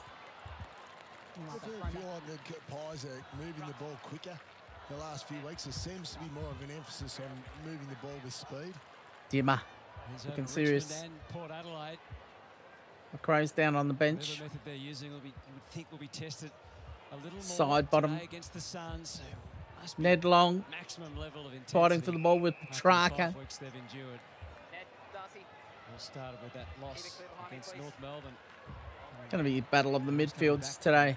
Solid half-time deficit. See the last time they met. Rao wins it. The Suns have Holman. felt like a big moment Noah in the Anderson club since gives it off to last Petrarca. year. Anderson was a big Petrarca part of that. pumps it Petrarca, forward. Of course, this year as a newbie. And Frampton. Oh, Frampton takes a grab. Back there for most of the year Goes for for the the switch to Magpies with Dacos. the continuing absence of Moore. Oh, dangerous kick. A bit more regular of late. Over to Perryman's Perryman. another defender who's returned from injury, and it does make quite a difference to their back half. He kicks up to Kicks the it wing up and forward. kicks well for De Goey. He's got De Goey. De Goey moves it to half Oh, forward. he goes up to Membry. Found Membry He's in got space. Lipinski The running him goal kicker forward, but he's punts going it long to the tip of wrong. goal. And Flies off hands and goes into the behind That's a post. boundary. It'll be thrown back in. Just Jordan DeGoey's moving well the last few weeks. Just the Jordan De surge Goey is from one flying, to the Brownie. other. Got ahead of Tuke Miller, who's a very Absolutely good runner flying. in his own right, but just seems to be the top of his game and feeling well physically, obviously, Jordan DeGoey at the moment. His last month, Brownie has kicked 7 goals, 7, and had 20 or more disposals in each of those games. So he's really found his form. Powell gets a handball away. Yuland under pressure to Yuland, Miller. Miller. His hand passes Oh, he's straight handballed to it Membry, out who straight to centres the Membry. kick, and he hits the He target. senses it We to have Steele. Harrison to have a look Oh, at the Harrison. mid-six. He had nowhere to go. To Miller, it was an errant hand pass. He was hoping someone was there. Would have been better throwing it on the boot and just taking some territory. Now the Pies get an opportunity. They love this forward half game. That's what's Harrison, 36. giving them a bit of a resurgence in Pies this season when they can lining lock up. forward, put the pressure on, create the forward intercepts. About 45 hit the out, scoreboard. slight They angle. are a team to be worried about. Almost right in Making front. his return from a long-term injury this year, Harvey Harrison hasn't scored at all. He yet. goes bang. Until now, and this is a moment to savour for Harvey. His first goal. Yeah, great. Well done too. Like you said, Jace, the forward half. Harvey Harrison. So great tackle by Schultz about 5 minutes ago to set up Memory's goal. And another turnover here, just coming down with the forward pressure. So almost the implied I don't know where we handball to Miller. We've seen that too much this season from Tuke Miller. Miller just hasn't been on this year. And good to see Harrison get on the board early. And hopefully he can start to build his confidence after that ACL injury that he's come back from. It almost felt like Tuke Miller was a good kick. By something there. I think he saw the pressure coming from the right, maybe thought the kick might be smothered, so he went for the hand pass, but there's nobody there. And to reinforce what you're saying, Jace, about the pressure, Collingwood 256, 154 for the Gold Coast. And I reckon the biggest concern is that transition from back half. Back in the middle, Moyle wins it. Petrarca couldn't pick it up. Josh Dacos, Rouse steals it. The back to Moyle, kicks it forward. There's nobody there. It's tumbling. Almost got through to Walter. Puncher was there, so's How? This is the Dacos, the Frampton. Kicks it forward. Oh, Row. Houston. Ned Long dropped it. Lombard. Hold the ball. Good decision. He ducked the head. It was a good tackle from Howe. That wasn't a hold the ball from Ned Long then. That was a mark he should have taken. Taller than your average jockey is Jeremy Howe as the kick goes out to the wing. Harrison gives it to Gowie. Runs the boundary line, kick off the boot straight into the lap of Powell. Howe with the long sleeves in the Gold Coast. Suns looking to find a bit of composure here. Miller. Miller on the wing. Taking way too long. Oh, what a Miller with a terrible kick. Picks up the footy, is tackled by Dacos. It spits Hewlin. out to Zeke Hewlin. Petrarca. Close to the line off his boot. It's going to be a free kick off the boot. The Pies are really on defensively here. Lasso. Time there by Ned Long to get over there and cut that off. Brownie, where do you see Houston Petrarca kicks it playing forward. He's played a bit of time up forward. Terrible kick. In the last couple of games. Oh, Lockie. Harrison again goes forward. Harrison, it's a genuine one-on-one. Bullet was behind. Oh. They're not struggling for centre bounce clearance numbers the last couple of weeks. It's obviously trying to put that onto the scoreboard, so he may play a bit more forward. Love that from Sam Collins. We saw the free kick go to Membry before when he played in front of Mac Andrew that time. Collins played in front of Buller and he got the benefit of the free kick. Mac Andrew with career best numbers had a regrettable moment last week with a handball. Holman. Was a bit much for Newland. And the Suns are on the move. Fires it into Walter. Big Walter. 3 goals, so 2/3 of their goals he can boast. Pumps it to the forward flank. Oh, there's no one there. Cameron. It's to Dacos. Back at to Frampton. He's looking for a switch. The path out, Maynard. Oh, Maynard's back. Give it back to him. Brings with the footy, but also with spirit. And there's the space that Lynch is talking about. There's just no pressure. Good run, Maynard. Good point. Distinct difference between the two clubs at the moment with their pressure, especially the forward half pressure. And there's nothing that resembles a forward half good presenting. Stoppage for the Gold Coast Suns. They've just got to hold the ball up. Good kick. Really pulling the kick. They have to use the boundaries when there's nothing on through the middle, and that gets away from McCreary as the Noble against his old squad. Returns to the field and John Noble. Very unlucky he was in that 2023 premiership run, of course.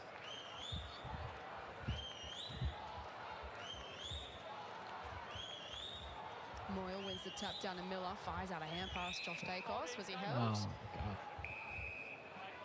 Wasn't a holding for Tuke Miller then? Personal moment for Dylan Patterson. Oh, we're out, mate. Kick in his debut as Josh Dacos sends it forward for the Pies. Oh, big Buller. See, this is a good start. I mean, one thing that you need to do when you're travelling is you want to start well, but they have put the Suns right onto the back foot. That's a strong contested mark from Buller. We saw him caught behind moments ago. He gave away a free kick to Collins, but that time he leads up the ball and he gets a great kick. We've got a bit of fan interference, he doesn't break stride. He gets to run and jump at the footy. Makes life really tough for the defenders. In his debut against the Gold Coast Suns, another mid-season draftee from back in 2022, the former Swan. 2 goals last week. Multiples on 3 occasions so far this season, and this one doesn't hold its line. He's prone to miss a lot of goals, Buller. On the Gold Coast. Well, last time in that round Once the 18 Samedi match, spot, he's going to have last year to they were goalless in the capitalise on first these half. shots. They have the only goals of the game Who was so making far. that siren noise? Stop. This man was great a fortnight ago God. here, Joel Jeffrey, against the Hawks, but not so much on the road last week against Freo. Wasn't alone in all of that. Collins to McAndrew. Push right across to the wing on that outer side. Tough one for Powell, returning from that shoulder injury last week, hence the long sleeves. Bit of extra protection. Adensel, who has got a few tricks, so he's one to watch in his third game. To half forward, Reed could add a different dimension to the Suns up forward, and as the backup ruck, he kept it low. Long. It lands with Long, who is a Pumps it forward. Where's Walter? It's a maxi size one. There he is. Holding on. Walter. Love it. A bit like 10 minutes ago when Collingwood went quickly. They saw that Jed Walter was in a one-on-one against Liam Puncher. Get it there. Obviously, Puncher just panics late. The umpire's right on the scene there to pay that free kick. So Jed Walter, and the praise of the coach. We can see his development. We don't know about his future, but what the Suns need is impact, and they have their first. Galski. Well, Brownie mentioned it moments ago that in recent weeks there's been a lot of those free kicks paid. If you take front position, this is the third one already. For the player in front, you get caught behind and they see half an arm around the body. What the fuck, again, man? It's nothing. You've got to cut the defender some slack. If you're out of position, you've got to fight hard for it. That What? That's not a free. Exactly the same thing. Let's play on. It's a little harshly dealt with the debutant, but much needed goal for the Suns. Gee, that is... That's not a free. Make a comeback, Chief. Fucking hell, man. Hard to see the free. Fucking bullshit. Play down back these days. I mean, you get lots of the ball, but you get half-back, Jace. Yeah, half-back's where you want to be. Just have a look at Nick Dacos. They're only the one disposal. So I think Holman's coming off the wing, keeping an eye on him in general play, but the little champ, only one touch. Raul head over the footy, couldn't take it with him. Walter has moved into the middle after kicking the goal, and he's wrapped up by Dacos. Raul looks like a man possessed too, doesn't he, so far? Rao is a beast. Walter up against Cameron in ruck. Oh, what are you talking about? Dacos. Just had him a little early. Knew he was going to get the ball, but you've got to wait till he gets it before you grab him. Very hard man to stop. God, man. Umpire is fucking off the planet, man. It goes a high one to a dangerous position. McStay made a contest down at Jepson, and now Jeffrey scrambles a kick out of defence. The Pies are well set through the debutant and Puncher, put his teammate under pressure, and Dacos manages to get the ball out to Dacos Josh. to Dacos. Cameron, and back to Josh Dacos. Josh, oh, what a terrible kick. Might have the carry to Perryman. To Perryman. The handball over the top to Allen, and now they're out. Oh. Swaddling, the youngster. Swaddling. From 50 to the teeth of goal. Reed heads Oh. to it, no mark. Ball in dispute at the top of the square. And Jeffrey laying a tackle to lock things up. So that tackle back in the centre square where Long got hold of Nick Dacos, they've got to demand that from each and every single Gold Coast Sun out there. That is the sort of desperation that you've got to have, the pressure that needs to go on. Eyes close to goal, though. Anything could happen with that Jeffrey handball. Could even be Side bottom with a goal. Wow. I don't know why they're just popping their handball out to no one. Another indiscriminate hand pass. Who was it? Is it Miller again? Game of recent weeks, Jace.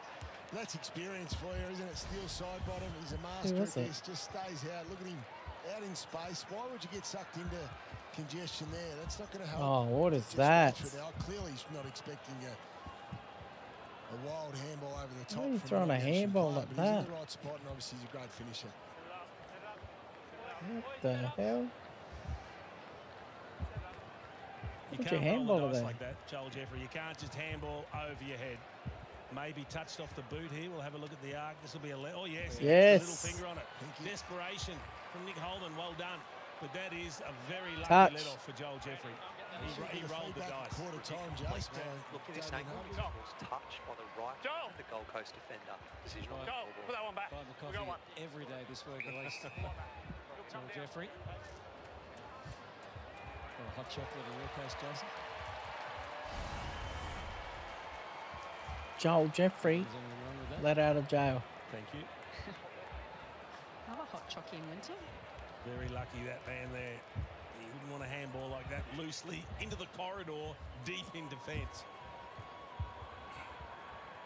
Unluckily for him, we had a lot of time watching him just so we could talk about it a little more. He gets a chance to make up for it now. He does. Tears off into the back pocket. That didn't look like the purest contact either. Crisp almost the juggler. Well done, Petrarca and Miller and Anderson. The heat applied back the other way from Allen, but Petrarca a second time. That's holding on. Fuck's sake, man. Fair bit anyway. Crisp, though, You call holding on for Dacos, you won't call holding on for Lombard. Like, fuck me. Do your fucking job, mate. Pressure is elite at the moment. They cannot breathe, the Suns. As soon as they get it, Umpire. they are under siege. Great effort from Holman. 2:23, the pressure for the Pies. Yeah, that's brilliant. Reed in front position for the boundary throw-in, straight down to Long. Hand pass over the head of Dacos, Humphrey, Zeke Yuland, Murray, and now to Miller. A little bit of space on centre wing. Drives the kick down the line to a one-on-one. A little nudge on Walter. On the ball! Paying back, and we've got a ball up. A free kick for holding the ball, in fact. Yeah, he spun out of the first half. On the ball. That was his prior. Feels a bit unlucky. Adamson put him across the shoulder. Just pop it up, King. Calling for it, Walter. There it is. Goes in that direction now. Big King. Oh, Reed. Back into the lineup this week. Oh, Frampton, 50. 50-metre penalty, which will make a certainty of what would have been a difficult. 250s. If they're not careful, they'll give away a second kick, but Holman needs to stay out of it now. A little bit of spice already in this contest, but Ethan Reed, a welcome return. 250s. Suns outfit. Shouldn't miss from here. Pies with the first 2 goals of the game. Reed will square things up, and they're only a couple of points down. There you go. What's Frampton doing? Back in business. So there's still a little bit of chatting going on. What do you fucking guidance counselor umpire? Fucking hell. Just do fucking pay the free kicks, mate. Don't fucking tell them how to do their job. Fuck me. Umpire's trying to be a fucking counsellor. Oh, you guys, you gotta work it out. Just fucking pay the free kicks, mate. Don't worry about fucking worrying about the players. Fuck me. You're not a counsellor. You're not a fucking psychologist. Just pay your free kicks. Do your job. You may mention before the break, Hutto, about Ethan Reed, just the change up from Jared Witts. Certainly adds more. Oh, you guys, you gotta stop fighting. And he can play a number of different Okay, roles. now. Yeah, we've seen him up on the wing at different stages. Oils tap. All read by Long. How's it forward, Yuland. That's 50. Pivotal component. Defense. Contention. My God. Joined by his brother last week across half-back, who had a career-high 23 disposals. It's a very short career, of course, at his first season. Out to Jeffrey. Long down the line. Howes being occupied by different opponents so far. Did enough there. Side bottom, Maynard. Swaddling. New Maynard was just nearby. Excellent pickup from Crisp, and they just pat and push and hope and prod. Oh. And they can't get past the wing. Anderson so well defended by the Suns, and it's over again. 2-point mark. Wasn't it? Well, he's saying he touched it. Did he Stats. get a fingertip on it before it went out? Let's choose a disposal over. But they've steadied the Suns after a tough start. They've got themselves back in the contest. Did he touch it? Doesn't look like it to me. Houston. Hurries a kick forward for Collingwood. It's going to bounce inside forward 50. Membry taps it on. Brody Yuland is there. Now to Reed, and Murray, in fact. Handball to Humphrey. Back to Yuland. Patterson, the first game up. Lombard. Quick hands. Oh. Messed it up there. We're going to get out of jail here with a free kick on Jepson. I did like the spread, though, from the Suns contest. Out the other side of the field, so shows there's a work rate there. There's a willingness to get out in space. Close game so far. McAndrew. He wants to go middle, but he didn't pull the trigger. Oh, almost kicked it straight into the umpire. Let's throw him to Zeke Yuland. Miller. Well. He's trying to move it forward. Oh. By hand. Humphrey. Give it. Went to ground, then recovered. Back to Zeke. Golski. Shoots towards goal. Woo! Finish on the run. Come on. Let's go, Zeke. First season, Zeke Yuland is with his brother Bodie. He's had a great season as well, but He's coming along nicely, highly rated draft pick. I love Humphrey's involvement too in those last couple of plays, so that's great signs. Humphrey's had a really bad season or really struggled just up around the ball, getting active. Not bad season. It's quiet season. He has a big part to play here, and obviously Ewan's finish is outstanding. Great finish.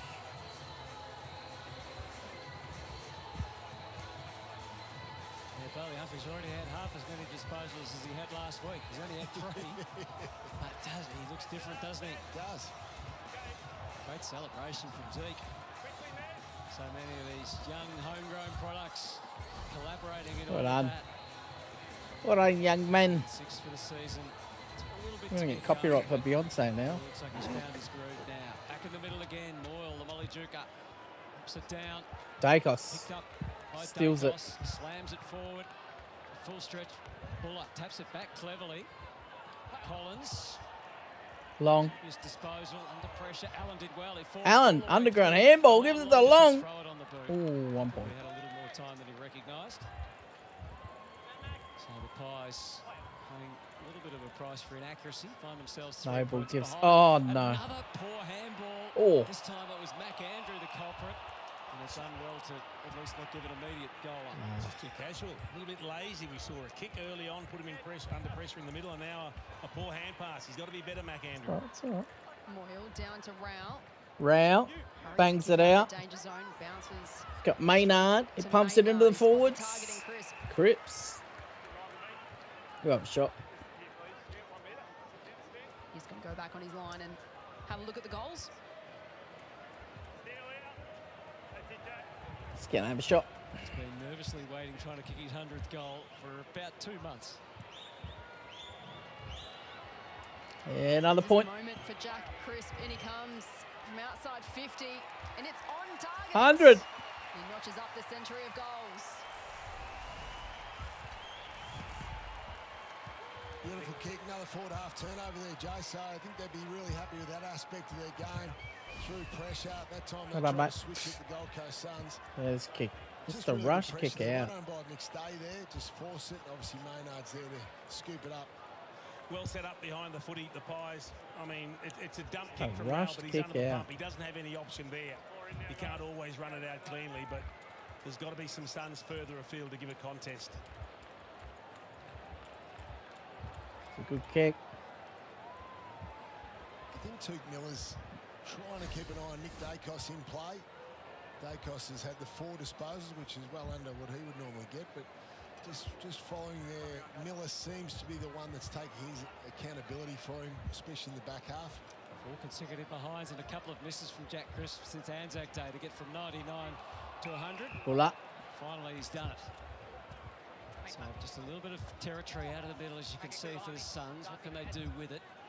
And Adensel around the ball is the spare. The tap doesn't quite go his way. Bullock down the middle.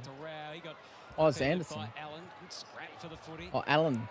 Patterson Allen. was able to get it towards Reed. Oh. Quick clash of heads. Tracker. Then Oh, a it's strength ball. of the Tracker match by Maynard. It's on the ball. Seasoned bodies going out Dacos for to either team. side bottom. Almost 18 seasons in the case of Steel side bottom. Keeps it in. Against the line. Allen. Rao. On Rao. Work from Allen, his defensive Oh, traits. Maynard. Didn't just find a place Tough for guy, him eh? at the top level as Ethan Reid marches back to the forward 50.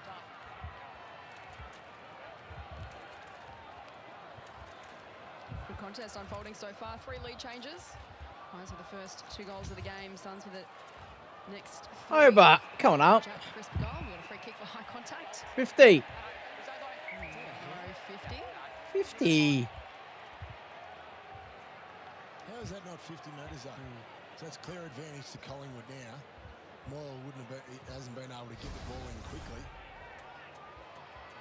Moyle's holding him. Brownie. How's it high? Moyle's holding him. Army. Moyle to the top of the goal square. A little bit of Oh. Walter, but it was read best in flight. Frampton. He's having a strong year. Frampton has really adapted well with the extra responsibility in Darcy Moore's absence. Frampton's kick Oh. out wide. Rao. Hang on to the mark. Rao feeds it To back Zeke. to Yuland. And ball looking for Murray. It's close to the boundary line, and it's Keeps not it in. kept alive. Thrown back in. Oh. I cannot believe how much black and white is here today. I went past the Caravan Park today and felt like it was full of Collingwood supporters. So looks like I love the travel, man. It's unbelievable. And there they are, enjoying the sunshine. I love it, man. Could all do with it this time of the year. As bodies crash in, Miller. Reckless, but not careless. Borderline, wasn't it? Yeah. Nearly gave away an unnecessary free kick. But they need to lock it in, play some forward half ball here. Eyes by 3. Cameron swatting it. Miller reading it. Dacos. What are you handballing it? Perryman just floats it up. Howe courageously back. Took Miller. You need to just get your fucking radar back on, mate. Wrap around on there. But all the forwards are contributing pressure-wise, though, Hutto, which has been, I'm sure Craig McRae be wrapped with. We saw McStay pressured up Matt Rao for that turnover for Collingwood's previous goal. We've seen him up the ground a bit more over the last few weeks as well. Just kick it. Too many handballs. Josh Dacos, he's been the leading disposal winner thus far. He ended up going that one handball, if you got a free leg, kick it. What do you got to handball it more? In Collingwood's favour, he was amazing. He was best on ground. He and Tuke Miller both leading the way with 9. In fact, he just had his 10th, Josh Dacos, 9 for Miller. Petrarca going nowhere. And high contact, in fact. Who was the high contact? The arms looked a little high. Who?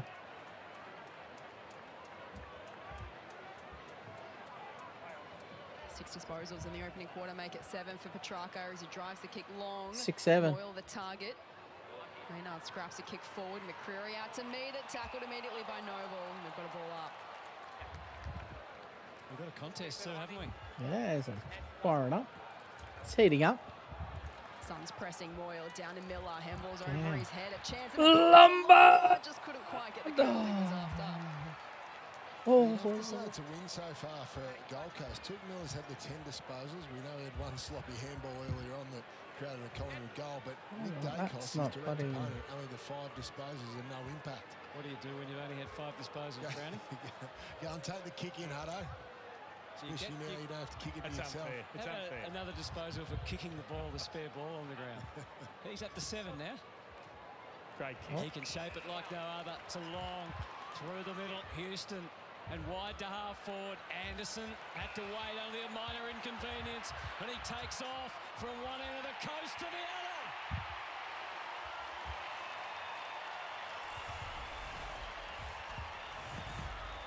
Good. The Collingwood Army's up and about now. Very good ball movement. We've seen quite a bit of this the last few weeks by the Pies, their ability to move from one end of the ground to the other, whether through kicking or through forward handballing. Very good kick there by Dacos to set up, and then again by Houston. Inexperience here by young Newell, and he just needed to hold up Anderson there. He couldn't let him over the back, and great finish there. Old school player, Anderson. Make the most of your opportunities. Anderson coming in to replace Pendlebury, and there he goes, bang. Make sure that's the difference between Anderson and Buller. Coach is happy. Buller doesn't finish. Anderson does. Anderson's like a midfielder and Buller's like a P Finish forward. on the run, back in the middle we go. Hold on up. Just off his knee towards half forward. And Anderson has kicked a goal in every game bar one. So that's what, like, his numbers haven't been huge, but he has been able to hit the scoreboard. The Swans Academy product, Liam Puncher as well, out of the Swans Academy.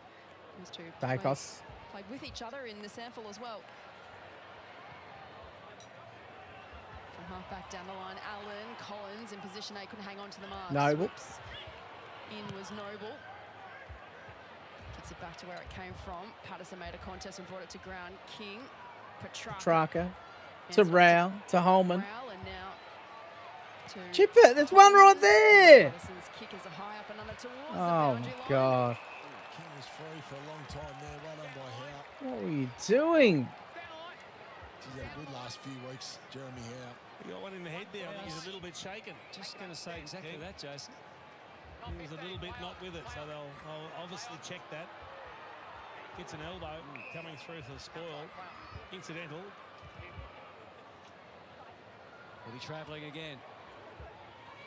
Spoil from Moyle was ideal, and knocked down by Buller, and the escape led by McCreary, feeding it into the middle to Anderson. Swaddling. Got himself Oh. balanced. The kick wasn't perfect. Oh, McStay. Wasn't handled by McStay. Oh, how's that for Anderson? What a trap. Stunning stuff to able to get rid of it. And then Murray through Andrew Powell. And finally Ezekiel and can power away and kick the Suns to the wing and fire long. Go. Well, now to Walter's hands and beyond. Back on his feet. Hunter right there with him. Took him out of the picture. Petrarca shot it back to Miller. Just a little sidestep. The kick to full forward. Oh! Unrealistic. He's ambitious. He's saying I'll shepherd it out of it. Imagine if that was the other way around. Jeremy Howe would have taken mark of the century. Correct. That was an opportunity. He just didn't I time think it it's right. concussed. Blown opportunity, unfortunately, by King. He hasn't been checked by the medical staff after that knock either. I think it's concussed. I think King's concussed. Noble head over the footy, wins it back for the Suns to Patterson, the first gamer. Sends it in the King direction, a couple to beat. And it's over the line for a minor score. He's getting busy, Dylan Patterson. So this is the hit where the... It's more shoulder, maybe. Shoulder. He just looks a little bit wobbly when he gets up, doesn't he? He did hold his head after that, though. What are you saying about big blokes, Jace? No, not at all. He's not going to like the replay there. Big Dacos from the kick in. That wide for Howe. We can mark and play on. Continue down the line. Lipinski. Don't think you'll have the replay of the attempted mark either, Brownie. Lipinski shoots it to half forward. Schultz presents and marks in front of Ezekiel, and Lipinski kept running from half forward. Good leg. Beautifully to hit Membry. Good kick. You see that kick. Who can go for it? Obviously, Tim Membry knows his teammate, knows Lipinski's got that capability, so he decided to lead to the inside. A really difficult kick, but Lipinski matched him. You can see he wasn't happy, Damien Hardwick. Too many lead-up kicks there where it's almost like some players have forgotten how to actually defend one-on-one when the time comes. They're all happy guarding space, but no one wants to actually stop their man from getting it. Another chance to kick a goal where a ball started with Nick Dacos kicking it in. As the seconds tick down towards quarter time for his second goal, the opening term, not quite. It's been a real problem for Gold Coast the last 6 weeks, just their inability to stop teams moving the ball against them. A real problem so far in this first quarter. Spot on. That's where I'm sure they'll talk about it again at quarter time. Forward 50 stoppages. They've got to hold the ball up. Well, the siren sounds, and the Magpies and the Suns both had some bright spots in that opening term. Both with a debutant this afternoon, but the Pies missed a couple of golden opportunities, some errors from the Suns, some capitalised, some not. We've got a contest on the coast. It is Collingwood 4-4-28, and they lead the Gold Coast Suns 3-2-20. The Suns coming in, losing 5 in a row. The Pies looking to win 3 in succession for the first time this year.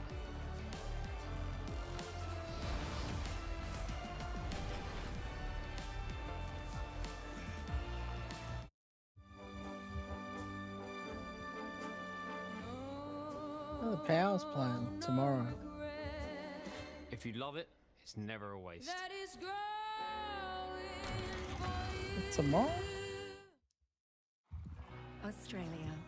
The Isuzu MU-X is as versatile as It's you from are. Carlton. Made for all the different ways you go your own way. Love how you live in the Isuzu MU-X. How At International Fight Week, the biggest superstar are North Melbourne 9? against Max Holloway. Let's go! For the Oilers, people, going back and I'm ready. At Coles, footy fans can score more with the Coles Goal. Friday's goal kicked Oh. off this exclusive online offer. Use promo code Alright, ROUND20 at stretched up. checkout for $20 off your weekly online shop of $200 or more. Just order online or in the Coles app and add promo code ROUND20 at the checkout to save money off great weekly offers like Coles Australian Pork and Beef Bolognese Mince 500 grams now just $6.50. Watch out for the Coles Goal every Thursday and Friday to score more at Coles. At Repco, we get what gets you going. Because when this endangered species falls into the engine bay, you've either ruined your afternoon or you haven't. Repco gets you going. Pods, your story to me sounds like the classic underdog Australian story. You arrive at Geelong as a player and as a staff member. Correct. Got a job in the S&C department at Geelong, working under a couple of good fitness guys, and then was a captain of the VFL team. End of that year, Hock, Neil Baum, Stephen Wells pulled me into the office. I was actually writing off-season programs for the players, strength programs, and they said, look, you've had a good year in the VFL, great, we love what you're doing off the field, but we've got Tom Hawkins, who's at the start of his career, we've got Cam Mooney, who's towards the end, we've sort of got no gap in between in that key forward spot. What are your thoughts about becoming a mature age rookie? Go away and have a think about it and come back to us whether you want to nominate for the draft and we'll rookie you. How old were you at the 28. time? 28. 28, just turned 28. And I sort of walked back to my desk to sort of write programs and I was like, I don't need to go away and think about this. It's just, let's do it.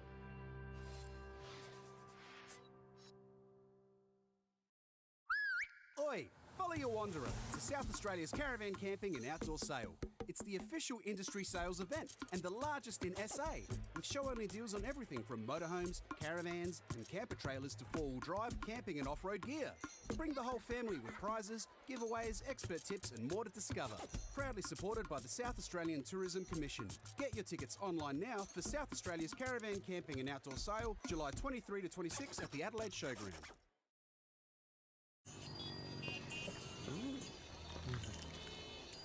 Oh, not with your funny tummy, love. Mum?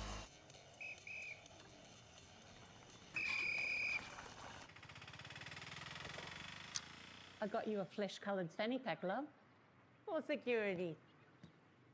Cover more travel insurance. It's like having mum on holiday without having mum on holiday.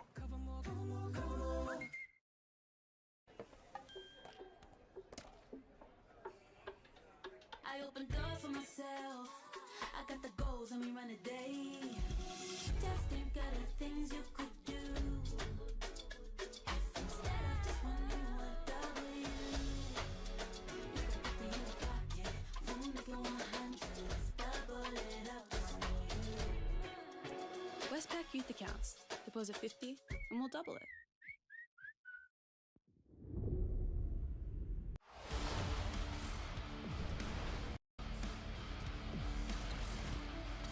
There's no place you would rather be in the middle of winter than on the Gold Coast. It's a full house at People First Stadium in gorgeous conditions, and they've been treated to a hot contest early in this opening quarter. We've seen 3 lead changes. The Pies are the first 2 goals of the game. Suns hit back with the next 3. The Pies steady for the last 2 goals of that opening quarter to take an 8-point advantage into quarter time. The Pies looking for 3 in a row for the first time this season to put themselves back into wildcard calculations. Suns trying to snap a 5-game losing streak as we head down to the boundary line where we find Alistair Lynch. Yeah, we spoke pre-game about the defensive structure of the Collingwood Football Club, and we saw that was evident certainly halfway through the first quarter with their pressure rating up around the 260. It finished at quarter time with 215, but generating forward half turnovers is on the back of this pressing defence, pushing up at the opposition players from in front and behind, with tackles at 24 tackles in the first quarter as well, and then generating those forward half turnovers, and importantly, hitting targets when you get the intercept and kicking 2 goals. That was the major difference. So I think Craig McRae would be pretty happy, certainly with the intensity, the pressure, but that's the big thing that stands out. The pressure, 215 against 160, is something that the Gold Coast Suns have to rectify. It's a good call, Lynchy, and that's something that the Suns have been unable to match, particularly that forward half pressure, the ability to affect transition, but also create intercept turnovers and then score. So there were some glimpses from the Suns, but they've got to be a lot tougher and a lot harder when it comes to defending the Pies' transition. Tuke Miller with the 11 disposals in the opening quarter. So too Josh Dacos with 11. Petrarca with the 9 as well. He was busy in that opening quarter. And Nick Dacos with the 7 for the Pies. The 3 lead changes already in the opening quarter as we get the second term underway. Moyle in ruck, Dacos, toe poked to forward to Goey, likewise towards half forward. Now it's a race towards the footy and the boundary line. Powell, wonderful pickup.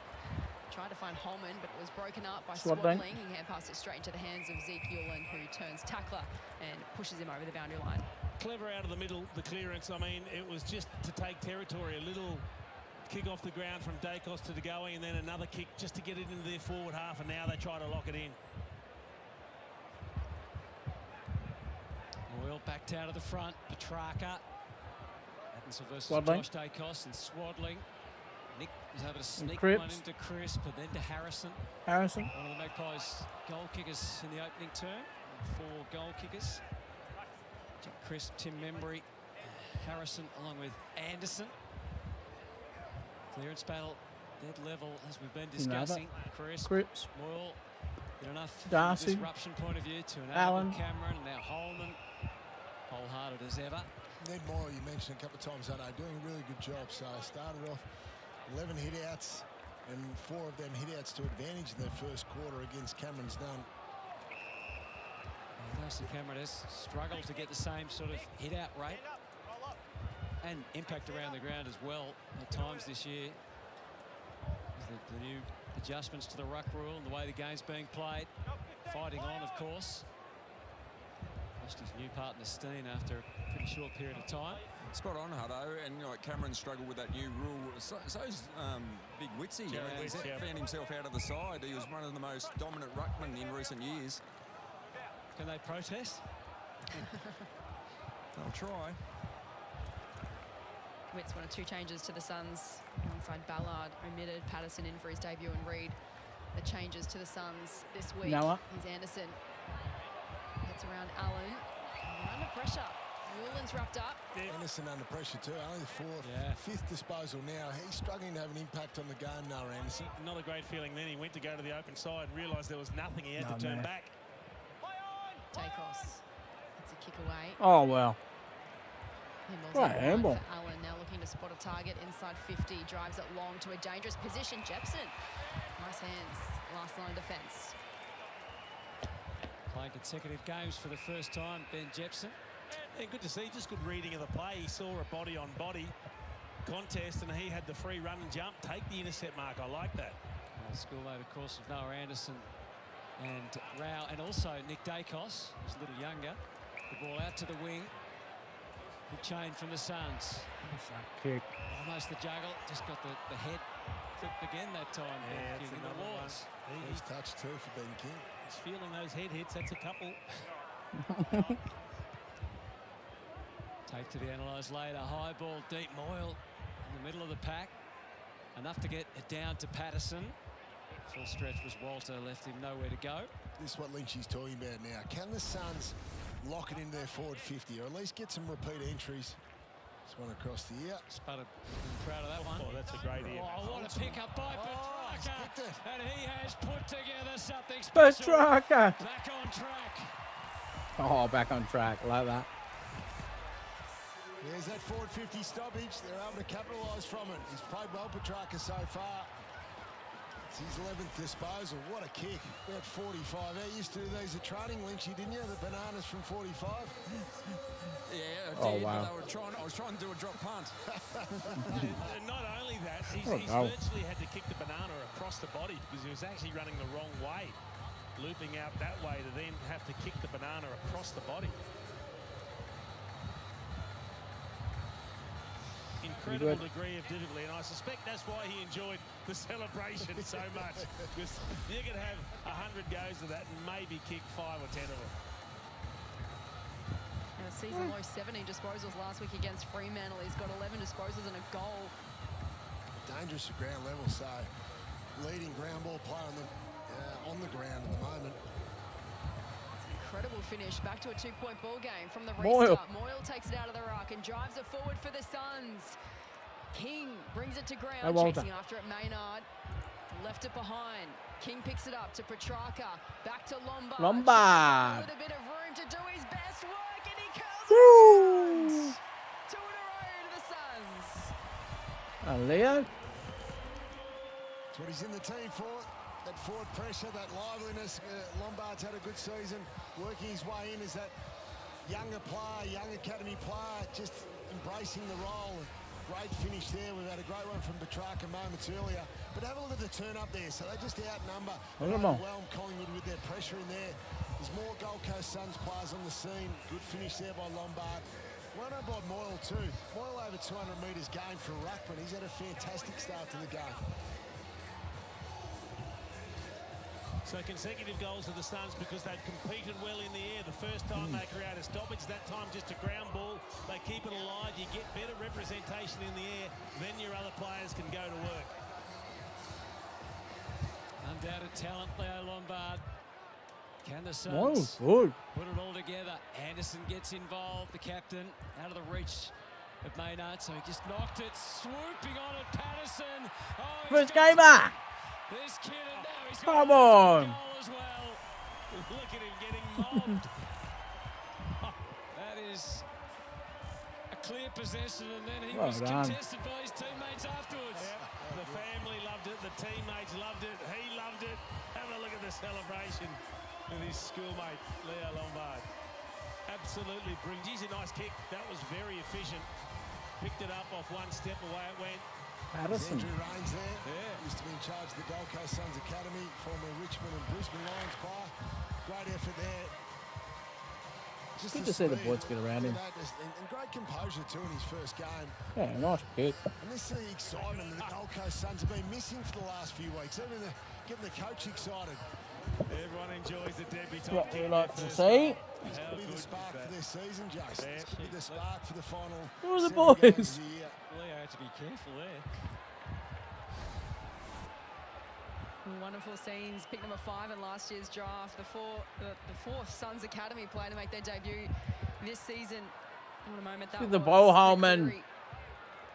Dacos. Far out, mate. Lipinski.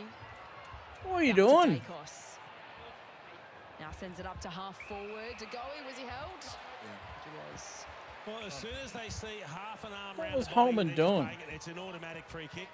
That's at least the 4th one we've seen already in this match.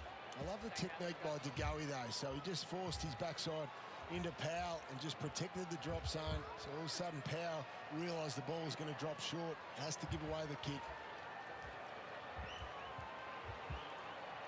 Coming off another wonderful performance against the Tigers last week, which included 13 score involvements. Here he is trying to get a goal of his own. Misses near side. He's been the #1 score involver over the last 7 weeks in the AFL. There's Jordan DeGoey. Talk of an extended deal. Nice super kick. And we've seen some coast-to-coast movement from the Pies. Can the Suns do the same, sweeping forward? Noble. It's amazing what Powell. quick goals will do for your confidence and spirit. Oh. Take an extra kick. Suns players are up and about. They're energised now, the way they're covering the ground. Took Miller.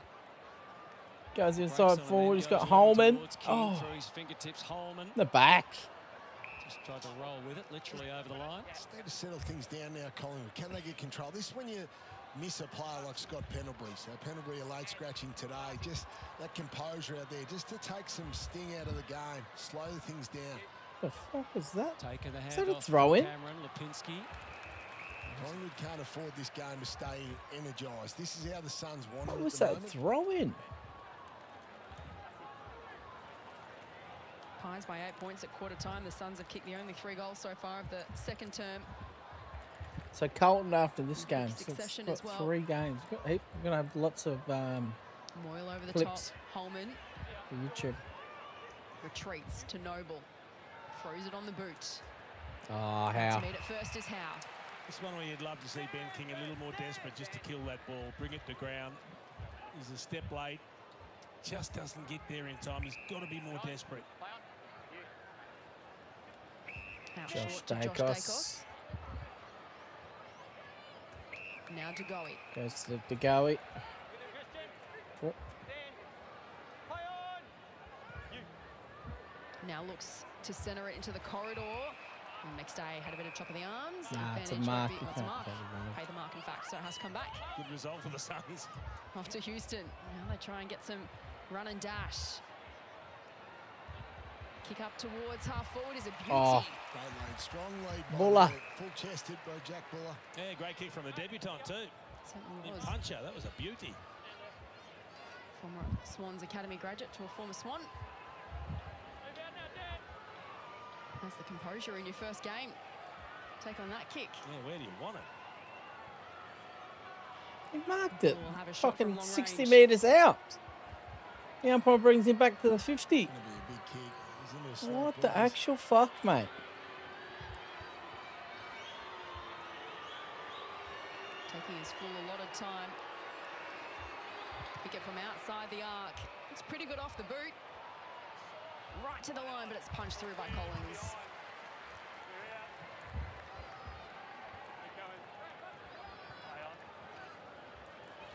Willen on return to Noble. Jeffrey. Steadies himself.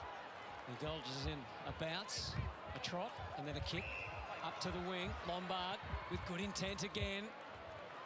One-on-one Walter. Had his opponent where he wanted. Houston has the backup through Maynard. And out again for the Pies to Lipinski. He's having a pretty good season, Pat Lipinski. One of his better ones for the Magpies. A great pickup. Premiership player, starting as the sub, of course, in that grand final. That just fell a little short, a little wobbly for McStay. McStay's so bad. Jeffrey Noble, no time. Schultz. Tackle Schultz. Not many get past him. And there's a prime example of what Lachie Schultz brings, as well as the 4 goals he put through last week. It wasn't the hand pass Sean Noble's looking for, a little floater that just set him up. Moyle and Cameron wrestle. Miller couldn't take the footy with him. A chance for Petrarca. Hands it to Rao. Jams it on the boot down the line. Upset, and Houston takes the mark. Eyes are darting. Finds a player in space and Long. The run from It's behind back to by Houston. Now he bombs it long into the 50. Coming across Collins, brought it to ground. Side bottom. Still side bottoms there. Taps it forward. Murray's right there with him and tries to take on the more experienced opponent inside bottom, but he ran out of room. Did that well, though. He had the safety of the boundary in the back of his mind, knowing that if he goes over, he's safe, but he still tried to step him and turn it into an attacking move.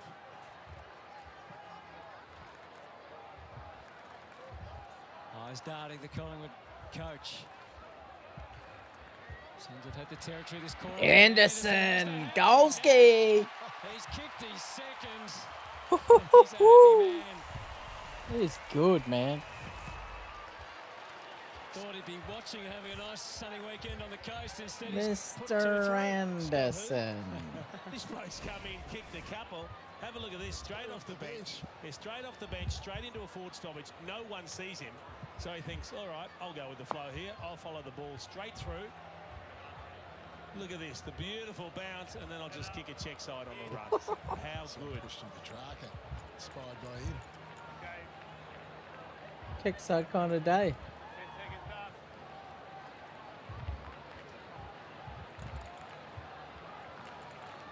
That's a bit of a concern for the Suns. With each clearance that Collingwood wins, 40% of those occasions that they actually score. He's looking very much like a coach already, Scott Pendlebury, isn't he? Can't see him getting back into this team, No, fair call, Jace. Not the way Henderson's playing. A couple of goals as a late inclusion and 2 great ones at that. Cameron now, his turn to take it out of the ruck. Slams it forward, Schultz. Schultz. You can't get there in time, Collins. He's there for the Suns, and they all dive on top of the footy, and they've got a ball up. Really good battle between Moyle and Cameron in the ruck, both having their moments, they're both having a good shot. Impact at different stages. This time Reid up against Cameron. Reid feeds it out to Bodie Yulin. It's touched off the boot. Might be a mark. Lombard from behind. Membry. Lipinski to Houston. Pumps it in. Side bottom at the back, and he's got it. Houston's had some beautiful kicks this quarter, especially. Ew. Open things up to the opposite side. And Steele Sideron just floated down as that winger, and the penetration from Houston was just enough to get the ball over that pack. Just holds his width so well. Side bottom, never gets sucked into congestion. Look at that. Not many players in the comp can pull that kick off. Steele side bottom has kicked 2 goals coming into today's clash. This is potentially his second for the match. He does guard at home, back-to-back goals. Nah, it was touched before. He's only got 1. He's a genius at finding space. Steele side bottom. He works defensively. He also works into attack. Last time was touched. Harvey Norman replay. Damien Hardwick will also look at this and say, well, how does a 55-metre kick float in there? And he basically takes an uncontested mark with 3 defenders around him. No one able to get there and put a fist in. Holman was his man.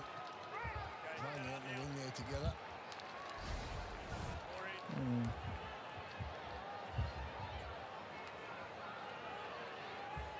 Forgot his earlier shot for goal was touched off the boot. Yeah. Sorry. I didn't write it out of my book. Yeah. It was touched, of course, with a finger tipper.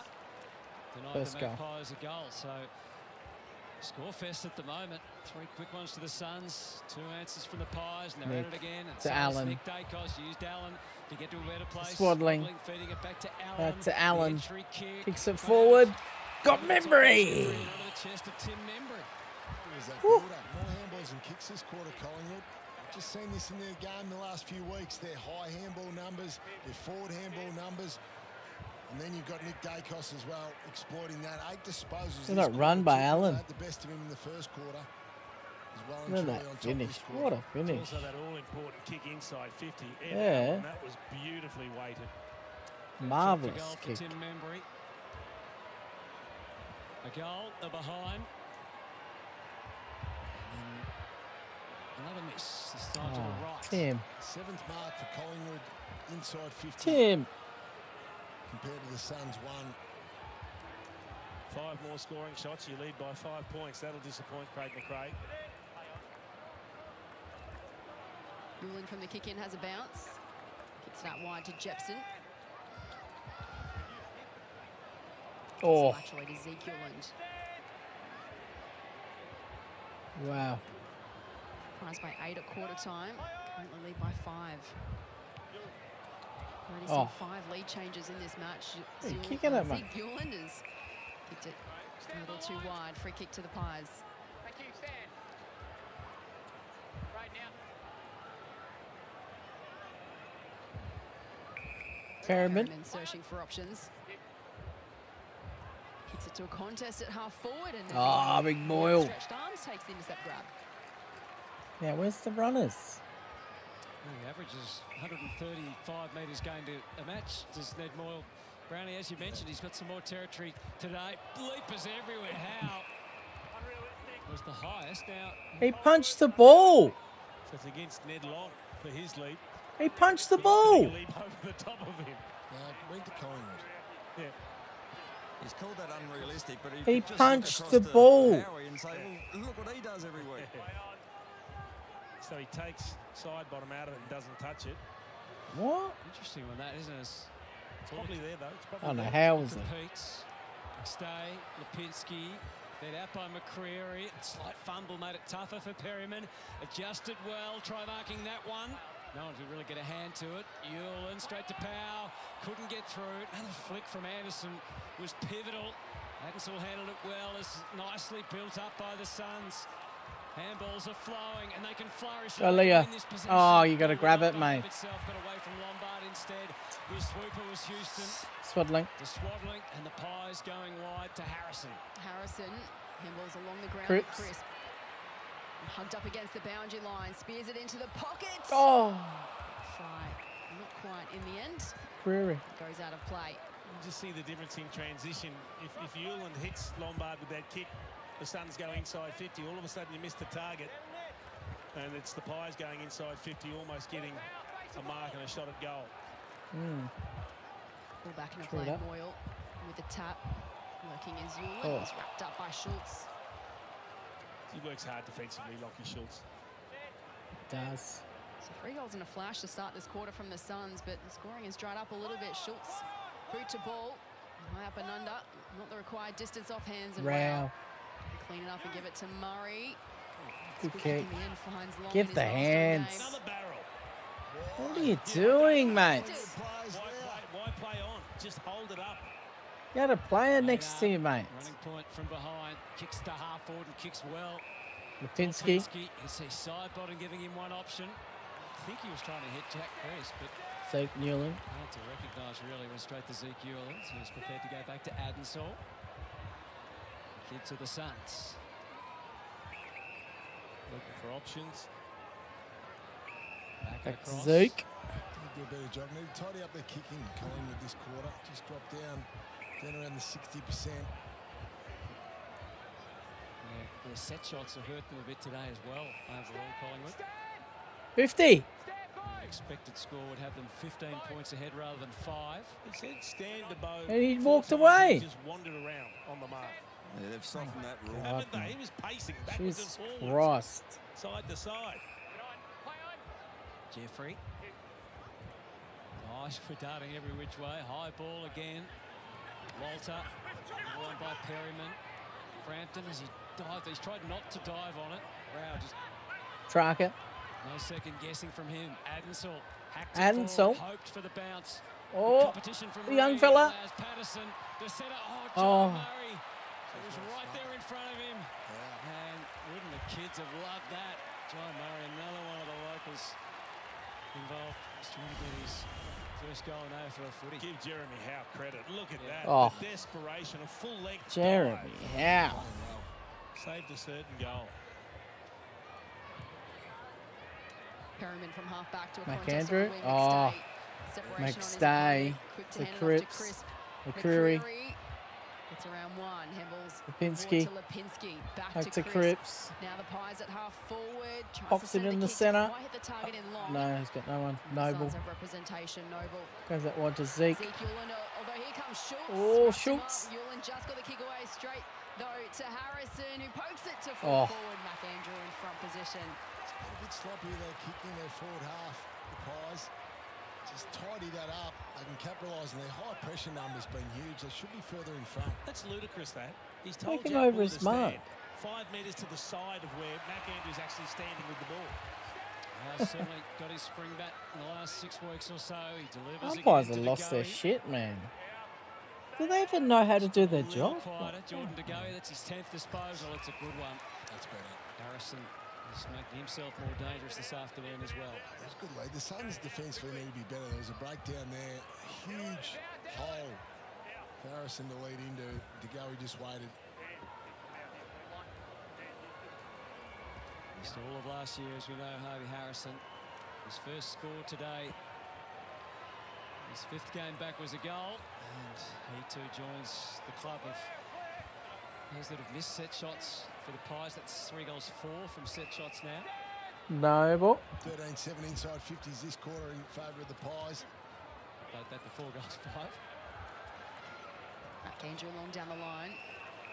I'd just love to see him with a bit more aggression there, Ben King. I know he's struggling to get into the game, but He's not aggressive, Brownie. Little bump between Maynard and King's Collins, not- and Maynard very happy to put Collins on the deck. Stop saying King should be a bit more aggressive. He's not an aggressive player. Tap. Sharked Get by over it. Dacos. Handball's over his head. Dacos. Allen. To Allen. Back to Dacos. It's to Dacos. Straight to Petrarca. It ricochets off his legs. And he might have come off his knee, so it might be a throw-in instead of last disposal. Worked his way up to 17 possessions, Nick Dacos, the most on the ground. Oh. Ezekiel on the next best for the Suns with 16. Cameron with a tap. McCreary. Bursts away from the stoppage. Oh, and just Murray kick a kick off drop the punt, boots. mate. Murray a little nudge. Collins. Oh. Toe pokes it towards the boundary line and be a free kick to the Pies. Just on the other side of the arc. Membry. To a dangerous position. Oh, Patterson misread it. McStay was there to clunk the mark. I reckon we've got some confusing rules with standing the mark. Yeah, So he puts McAndrew on the boundary, but the player... And doesn't make the player go around. Correct. You've got to move the player with the ball back behind the mark. Absolutely. So dumb. Swanee to tidy up. There was an even worse one before where Buller was 5 metres to the side of McAndrew. It's just confusing for the players. Umpires have fucking lost control. Dan McStay to extend Collingwood's advantage. Kick is on its way. And he's guided it home.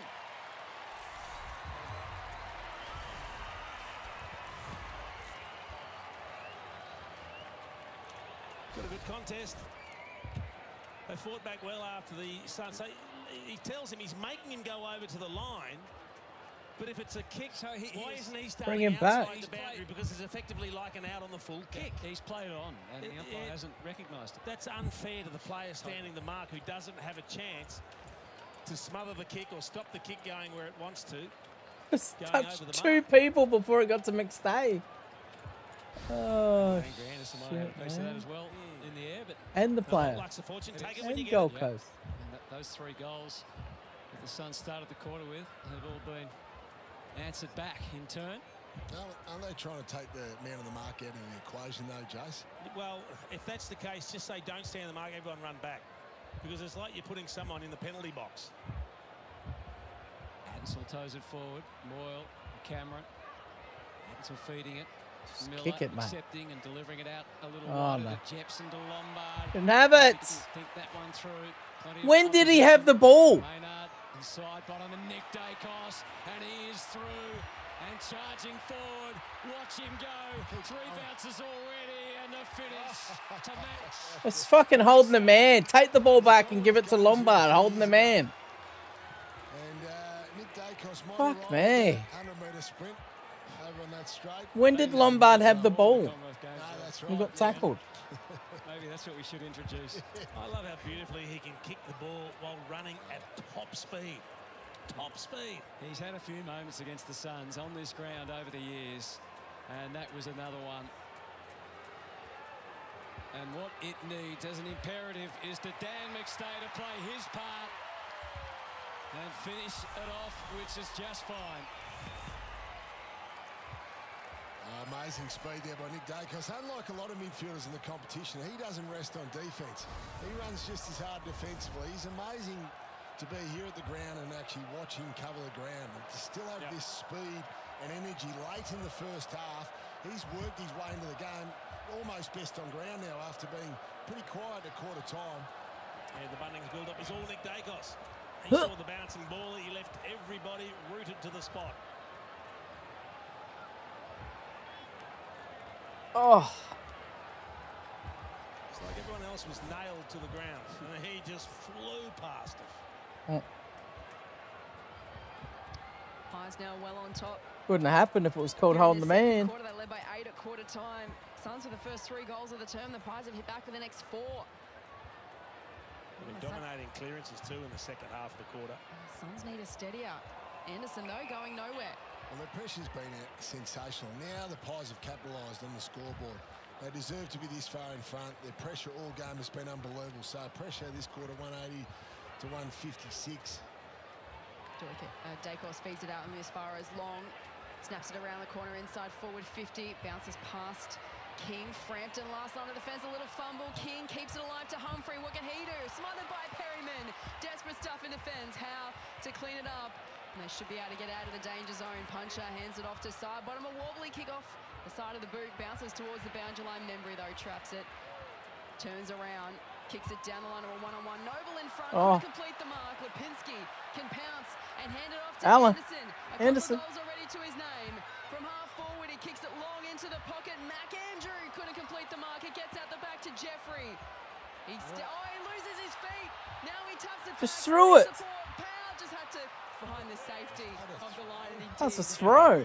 Close, big scoop. Big close. That pressure is just unbelievable, isn't it? Yeah, he was trying to scoop, no doubt. But the Collingwood players, the way they were able to, the ground was really long there, but the way they were able to turn up inside their forward 50, they've come to play today, been outstanding. Oh, Anderson. Just 8 disposals so far. Yeah, he's struggling. Back to Jeffrey, trying to get some dash out of defence. And that just slowed Noble down a little bit. Some serious damage. Got a Mac. Handles things out Got a wide. Mac. Measured it off to Mac Andrews, so he's up the ground a little here. But then most of the players are. So they think their way through it. Along with the Springs, picked up by King. Dacos the tackler. Anderson to Miller, crash. Didn't have it again. Lipinski, Schultz lost his footing, but didn't lose his head at all and made sure that there was no real genuine access coming the other way from Joel Jeffrey. So another ball up, 55 critical seconds to go. Miller hands it off to Adams, scraps the kick forward. It was touched off the boot. And Howard's wrapped up and we're going to ball up inside forward 50 for the Suns. They desperately need to find a goal in the last 45 seconds here to take something into half-time, the Suns. Plenty of numbers around this contest. Crisp. Humphrey. Was he caught high? He was. Saw one umpire saw it. I don't know which one it was. So here is Gold Coast opportunity through Humphrey. An important kick in the shadows of halftime. I think he was certainly looking for it as he flung his head back. That loose ball. Bailey Humphrey only had one touch this quarter. Spins out of one and then he put the hand there. So I got one round the neck. Umpire agreed, and that's all that matters. Oh, whoa, whoa, whoa. A little bit off the ball as well. Whoa, whoa, whoa, whoa, whoa. Having a little bit of it to do. Last week for Bailey Humphrey, so plenty of spice in this contest. Considering his confidence and his team's confidence, the world of good as the seconds tick down. Humphrey makes the most of his opportunity, and Gold Coast hit back late. I don't know what that is. Here at People First Stadium as tensions start to rise. Maynard's hurt. Maynard's gone down. He's hurt, so it is seriously on. Ben Long, no surprise to see him in it. Billy Frampton right in the middle of it. This is an old-fashioned scrap. It is on. Player in the field is into it. Tuke Miller trying to pull him apart. Maynard, of course, has that shoulder. I tell you what, there'll be a big bill for this one. There will be a big bill. He's holding the ribs. He is, yeah. Long. I reckon Long's hit him. A few fines coming out of that. What's going on? Let's hope Maynard's okay. He's not happy. He's asking who was that? Who was that? He wants to know. Oh, Long. Ben Long. You dirty motherfucker. He doesn't miss many, Ben Long. He doesn't. Bloody hell. Oh.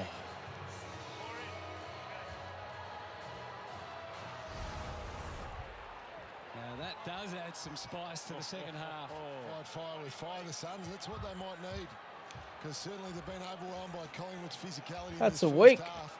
Oh, we know he's a warrior, Braden Maynard. You are fucked. You are fucked. Just you wait. You are in trouble. So, unless there's an extreme event in the last couple of seconds, that will remain the scoreline. $4 each for the quarter. It's not over yet. The siren might have sounded, but there's still more to fight out. Another bout. Oh! Round. Geez, they're all into it. They're coming off the bench as well. And this is out of control. The umpire can't do anything. You know who got out of that perfectly was Ben Long. That's who he was running for, and he got pulled out the back and wasn't any part of it. Not worth it. Let's go. Not worth it. You can hear him saying it. There's Ben Long out the back left. He's out left on his own. He was the one that Maynard was after. That is hilarious. The umpires keep telling him it's not worth it. There are going to be so many fines coming out of this. Fuck you, Dacos. He'd just be laughing out the back, Ben Long. Billy's lost his shirt. He's got a strapless number on. Oh, now he's having a few words to say. Smoke coming out of the ears of Braden Maynard. I don't think either of them would take a backward step, Hutto. No. Two teammates trying to take him away from it. Ben Long and Braden Maynard would love nothing better than just to go at it. I think they're going to try and get Frampton's jumper off completely. Nick Dacos. So we're just about ready to start the third quarter here. There it is. They're cutting into their halftime break, Hutto. There's a bit of Devon Robertson about Billy Frampton. Maybe not quite the same impact. Still a good read. Sorry, Billy. Yeah, a bit of time in the solarium, I think. Needs to spend more time on the Gold Coast. Is that what you're saying, Brownie? That's right. We need to put in a blanket. It is on. Because this has been a bit We haven't seen scenes like this in a while, Jeff. Here's a firebrand, that's for sure. Braden Maynard just coming back. How good's his second half going to be, Hutto? Let's have a look. So Humphrey front on with Maynard and then Ben along from Oh. the side. AFL's not going to like that. No. Nah, that's a I don't week. think it's a punch. He puts the shoulder into it, does he? Or the arm? That's still a hit to the stomach. Maynard certainly doesn't like it. Bean counters are going to like it. Good to see a bit of fire. All right, time for a drink. Oh, they're laughing there. Half time. What a Half Saturday time. twilight. Super Saturday What time is it? all souped up on the coast. It's only 5 p.m. It's the What the Pies fuck? by 12. have a look at some stats.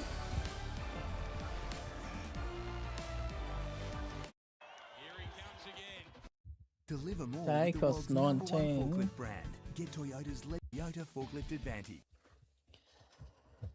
19. 5 clearances. Who's got the goals? 2 to McStay. Zeke Yorland. McAndrew. Who's got the tackles? Lockie Schultz, 7 tackles. Took Miller, 7 tackles. Hit out. Ned Moyle.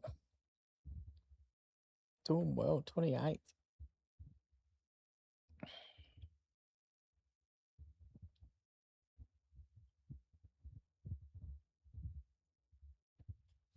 There you go, guys. Halftime.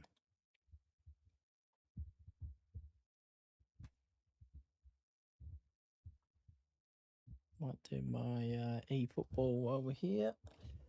Oh! Do me football.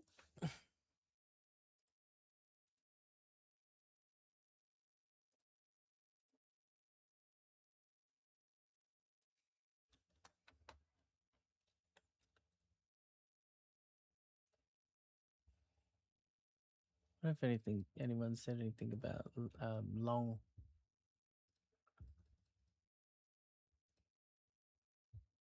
Okay.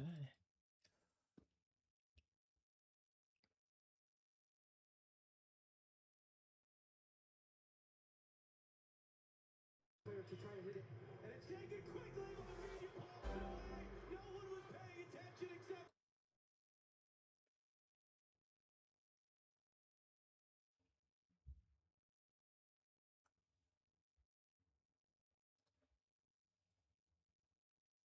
Oh my god.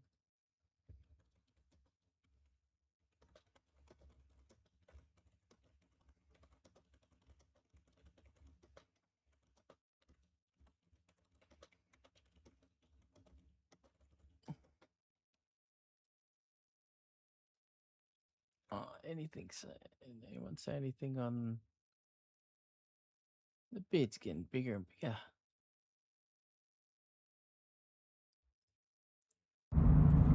There is an absolute murder scene going on in Tassie.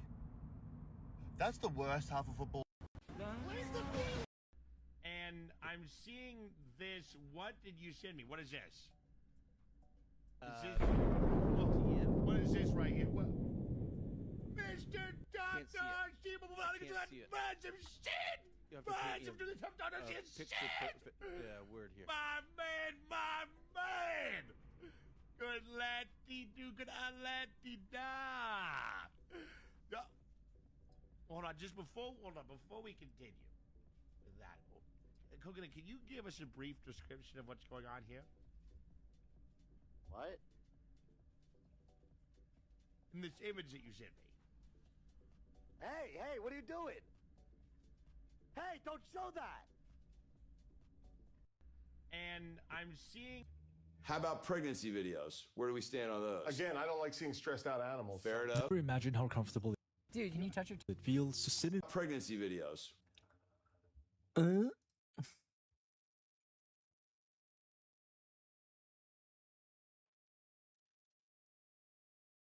9 intercepts. I thought 10 was the record. By the all-new Toyota BZ4X Touring, as Alistair Lynch and Jonathan Brown reflect on the first half. Yeah, absolutely, Hunter. There was some love for the So I've first just rushed game, home, there was right? some disdain, I think, for the Because opposition at different stages I was just before half-time. I mean, seriously, when you think about these two teams, 10th versus 11, it's the season on the line sort of stuff. Now, you don't want to be doing anything stupid, but there was plenty happening in time on that second set. Well, absolutely. It led to this too. So Ben Long comes in. He's a tough player, Ben Long, but he got Maynard when he wasn't ready for it. And that sparked things. And needed things to be ignited for the Gold Coast Suns because Collingwood is certainly all over them. Their pressure's been outstanding in this first half. Should be further in front on the scoreboard. But maybe this is the spark that the Suns need. And every player in the field, Lynchy, was in this Melee. Well, it was like an ice hockey match there. They cleared the benches. They were all out there. And again, you don't want to be doing anything stupid. No, I was jumping away. I was jumping over the fence, rest assured. But you do want to see this spirit converted that attack on the ball from the Gold Coast Suns. Because as you touched on, 12 points the difference. They're lucky to be Bit of a melee. Collingwood's pressure's been outstanding. Oh. They probably just were a bit sloppy going inside 50. The Pies in that second quarter could have been further in front. The Suns would be very happy that Humphrey kicked that goal on the halftime siren just to keep them within 2 goals. So the game's on in the second half, no question about that. No doubt about that at all. And you're very impressed with the ruckman for the Gold Coast Suns, Ned Moyle. Ned Moyle has got his opportunity to be the #1 ruckman, to take over that role. Jared Witts was omitted for this game. He's been a premier ruckman in the competition the last few weeks. Good, Moyle has dominated the hit-out, certainly hit-out to advantage. And even the metres gained, he's at about 250 metres gained. He set up a couple of goals in that second quarter, including this one to Lombard. I really like what he's done against a really accomplished ruckman in Darcy Cameron. Yeah, spot on. He's had a handful of clearances himself. As you said, 28 hit-outs and 10 hit-outs to advantage. Been a really dominant display. And he's going to have to keep that up against an experienced campaigner in Cameron who's struggled with this new rule, but he's got a lot of experience. He's going to throw everything at him in the second half. That's right. Love seeing this too. Debutant, first goal there, first game. Dylan Patterson, well done to him. Yeah, how good. It's exciting after a jumper presentation, that excitement of his first goal. So plenty of action down here, Hutto. Be very interesting how both teams manage the emotions during halftime. It's a 12-point margin. Where's that Don't chance forget the Toyota deal? Good for Footy raffle is back This one? for 2026, giving clubs across Australia the chance to raise important funds, with 100% of ticket proceeds staying with your club. Last year, Toyota helped raise over $1.1 million This one? across over 837 local clubs. Incredible prize pool on offer. 3 brand new Toyota vehicles, private coaching clinics with AFL talent, money can't buy experience, and a whole lot more. New scoreboard, new goalposts, new footy jumpers. They even help fund a second oval for some of those growing junior clubs. But the seniors are back in action as well after the break.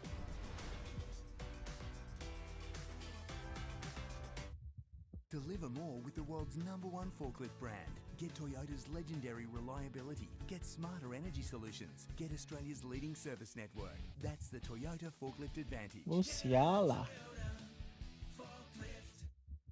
At International Fight Week, the biggest superstar in mixed martial arts history returns. Why was it telling me I got something in there?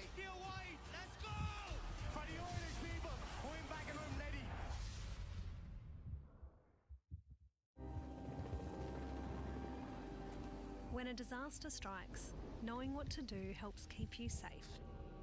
Introducing AusAlert, a new emergency messaging system that sends near-instant alerts to compatible mobile devices during local and national disasters. As part of the national rollout, we'll be sending a test alert to your mobile device around 1:30 p.m. on Monday the 27th of July. AusAlert helps keep you informed. Authorised by the Australian Government, Canberra. If you remember relaxing in one of these, then it might be time to get help if you're struggling with retirement questions. Like, when can I access my super? And is it tax-free? Search Rest Super for help getting retirement ready. Rest Super. Look who we got. Portugal. Gonçalo Ramos. Oh, yeah.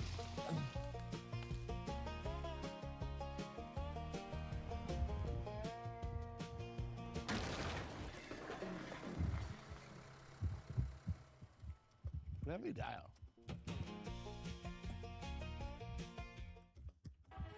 A day at the footy. Shared love of the game. How does it start? It's hard to explain. A goal celebration. Lucky shoes on your feet. All little reasons to get you out of your seat. For some, it's the marks, the flips, and the chips. For others, it's just the way your heart skips. But hold up a second. I've got it. Yippee! Another top reason is Kids Go for free. Kids Footy Month, thanks to Coles. Rounds 16 to 19. Missions. All the things yet to be seen. At Hungry Jack's, it's all about flames and 100% Aussie beef. The smoky barbecue flavour you can only get from Flame Grilling. Try the new Cowboy Whopper with onion rings, bacon and barbecue sauce. Cowboy The Whopper. burgers are better at Hungry Jack's. Nah. Alright, we got left, right, and middle. might go left. Oh, you're joking. Really hot. Let's do it. Goal space reached. Here is your lap reward. Woo! Shevchenko. I have a new idea. Nice. Whatever role you need us to play, we're your partner for every stage We've of got business. Shevchenko now. More than money. See ball. Shevchenko. He got 2 skill points and a 5-star player. Yeah, that's good. Can I make multiple teams? Don't we have a lot to talk about this Super Saturday Live round 17? It was an extraordinary game down in Launceston. Melbourne got out to a 96-point lead over Hawthorn in the third quarter before 12 straight goals to the Hawks. Saw it become a bit more of a respectable scoreline for Sam Mitchell's side. Jacob Van Rooyen, with his 5th goal for the day, finally put it to bed for the Demons. 35-point winners. There was also a stunning result in the nation's capital with GWS defeating the Fremantle Dockers by 21 points. That ends Fremantle's 14-game winning streak. Hayden Young's groin injury, a massive storyline out of that game. But perhaps, Jay Clark, the biggest storyline is emerging right now with what's happened at the Gold Coast. Yeah, we only saw it moments ago involving Collingwood's Braden Maynard, the very tough defender.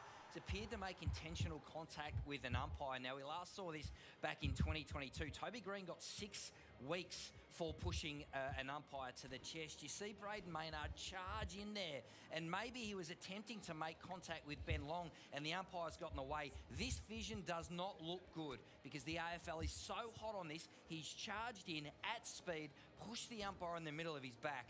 Now, that appears to be an intentional umpire. Took Miller, touched him as well. To the tribunal, and then from there it could be multiple weeks. What do you guys think? It was a fiery finish. This is a big worry for Collingwood. Braden Maynard is obviously coming back off an injury scare as well, but you're right, Jay. I think he's staring in the barrel of at least a month. Toby Green got 6, so I wouldn't be surprised. How many think, Toby King? It could be the dumbest thing we've seen for the year. The umpires are a no-go zone. We've been talking about protecting them at all costs just in the field of play. This is irresponsible, and it's a month for me. Gee, don't we have a lot to talk about tonight in our post-game show already? And we still have one game to go. Richmond and Carlton here at the G. Well, the NAB Oz kickers have been very well behaved on the Gold Coast, unlike the players there on the stroke of half-time. They're enjoying a kick at People First Stadium. It is Collingwood leading by 12 points. Second half action to come. Kick it to me, kick it to me.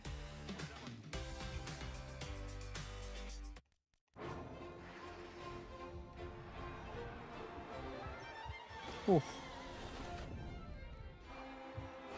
Formula One returns to the venue where it all began.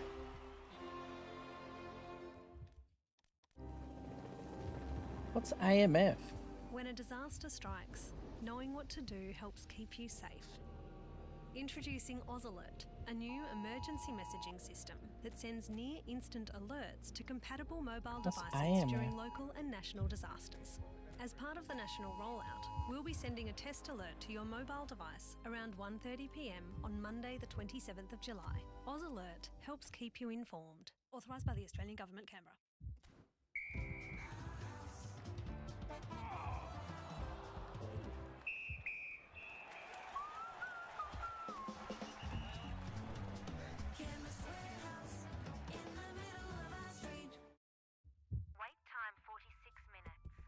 There we go. When your internet gives you lemons, get Tangerine. When things get real, I want to speak to a real person real quick. Things are real. Okay, and the tow truck is on its way. That's why Yui is CanStar's most awarded comprehensive car and home insurer. Yui, you insured. Painting would be one of the easiest ways to freshen up a room. Painting the skirting boards, adding a little bit of popper colour to a room can make a big difference. Oh, I got no trainings left. Smash it out in a weekend. Take on your paint projects with Scotch Blue Pro Sharp Painter's Tape, only $9.99. Taubman's 4-litre Easy Coat Interior Paint, $69.90. Parfix White Cap Filler, just $3.35. At Bunnings, we can make DIY easy for you. Lowest prices are just the beginning. Want to get a step ahead of the competition? Trust the Brandt Advantage. As your exclusive John Deere construction can you and do forestry multiple dealer for teams? SA, Tassie and Vic, we deliver reliable John Deere equipment. An extensive dealer network with 16 locations across all states. Quicker access to parts and fast, easy, flexible financing. Demolish the deadlines. Tackle any on-site task and come out on top with Brandt. Oh, it's hot. Really hot. Let's do it. Can we do multiple Numbers. team players? So Expansion. change manager.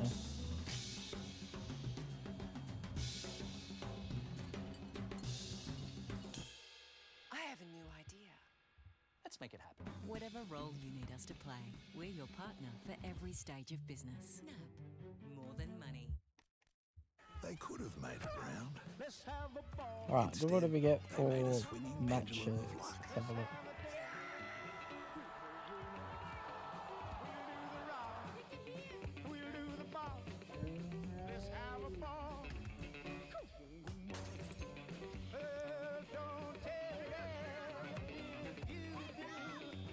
Long journey. When the bounce serves you a clanger, That's 4 skills.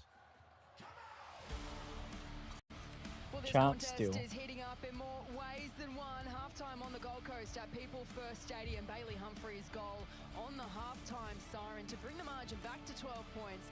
Started an old school melee as Ben Long ran into Braden Maynard. And then it was on every single player on the field. And a little bit of how do you do? Some nouns and some verbs exchanged at halftime as we headed to the break. What is third quarter going to bring? This game well and truly in the balance. The Suns trying to snap a 5-game losing streak. Collingwood aiming to win 3 in a row for the first time this season. You can see the marks on Braden Maynard's face at the moment. They're the two protagonists. Just wait till they come together. First time. Plenty of spice in this one as we get the third quarter underway. I'll get the chat up in a sec, guys. And there is a holding free kick going to Matt Rowley. Wanted to take off and take the How is it not advantage? advantage? It has to come back. Oh my god. must have been now the zone umpire paid the free kick. Keepers away. Matt Rao to drive them forward. A long bomb inside the arc. It's off hands. Who's lurking for the Suns? Humphrey hands it off to Lombard. He's tackled immediately by Maynard. He's got that look in his eye in the second half as Dacos with a clearing kick. No one there at half forward for the Pies. First to get there will be Collins, and he can restart play for the Suns. Kick a couple, then we'll just chill. Pass to Yulin, has to get rid of it quickly, and he did. Flares the kick out wide and finds Noble in space. Just had a lot of awareness. Yeah, he had no awareness then. Yulin, very lucky he didn't get run down from behind. You've got to be aware of where Lockie shoots is. Noble. Drives, but Moyle. just crashed the pack, but drags the footy Oh, down. grab. Beautifully, gets it towards Walter, reaching 1-2. Not the third. Lombard tight in the corner, and it's over. Gee, Moyle, as we've talked about regularly, really growing into this number one rock roll today. He Puncher defended well again in that one-on-one. First gamer.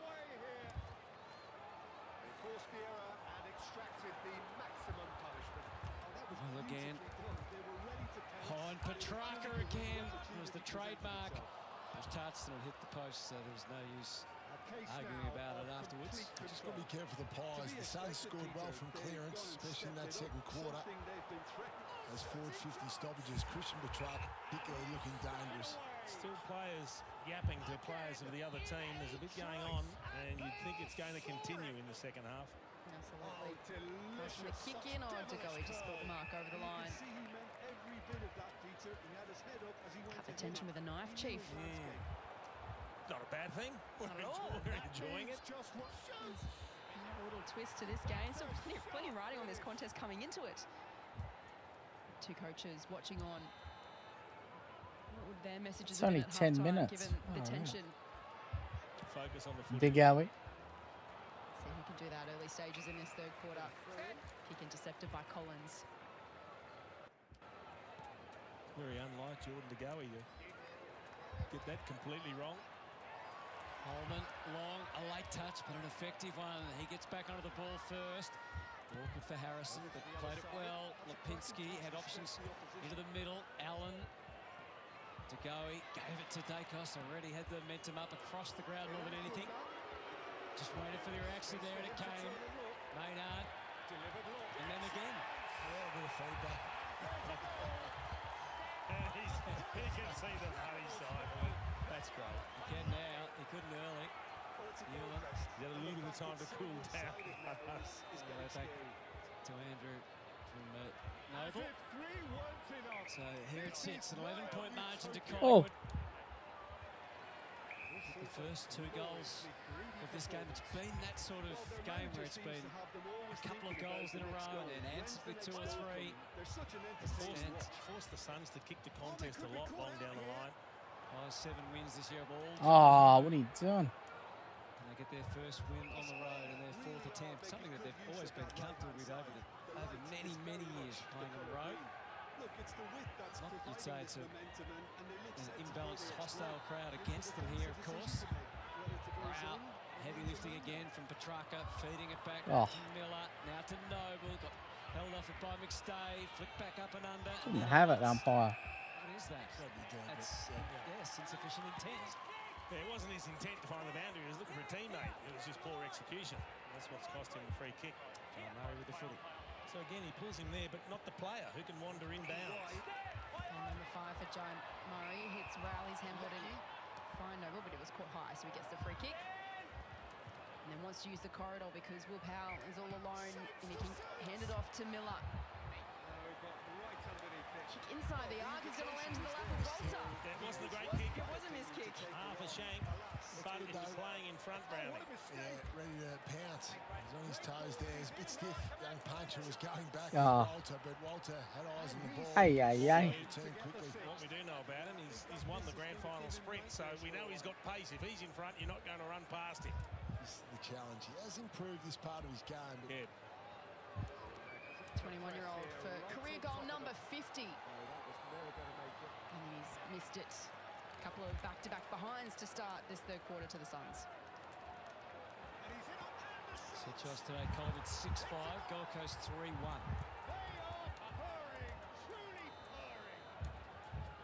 Houston Wanderers back into play. Now the target, Lipinski exactly where he should be, and now Harrison scoots away. Magpies on the move again, Buller posting up, quickly dish. Harrison getting into the flow now. No whistle, Schultz. Newell tangle. It's good speed by Harrison. It does usually take a few games at least, doesn't it, if he plays and come back from that long-term injury. No doubt. Dacos. Couple of deep breaths, 20 disposals, big second quarter. Nicely weighted. Long gets to the front. We went to Miller, fed it out to Rao. Looking for an exit. Newland just patting it back. At least gets it over and out. Look at the Collingwood players closing in on them. There's just no easy exits. This is fantastic forward 50 pressure. That's really winded the opposition. Yeah, starting to lift as this game's gone on. Starting to get involved more and more. Yeah, he and Anderson both quiet in the first half, Brownie.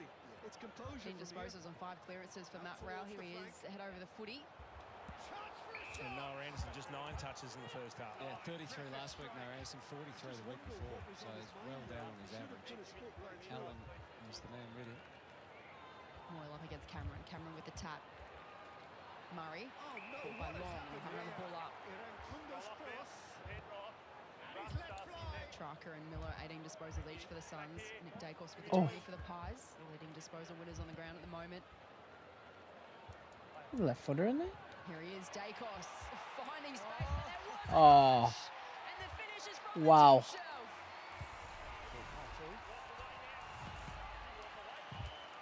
Toot Miller just needs to be closer. Yeah, I just think he was giving him too much space at that stoppage. Nick Dacos, you've got to be in his back pocket.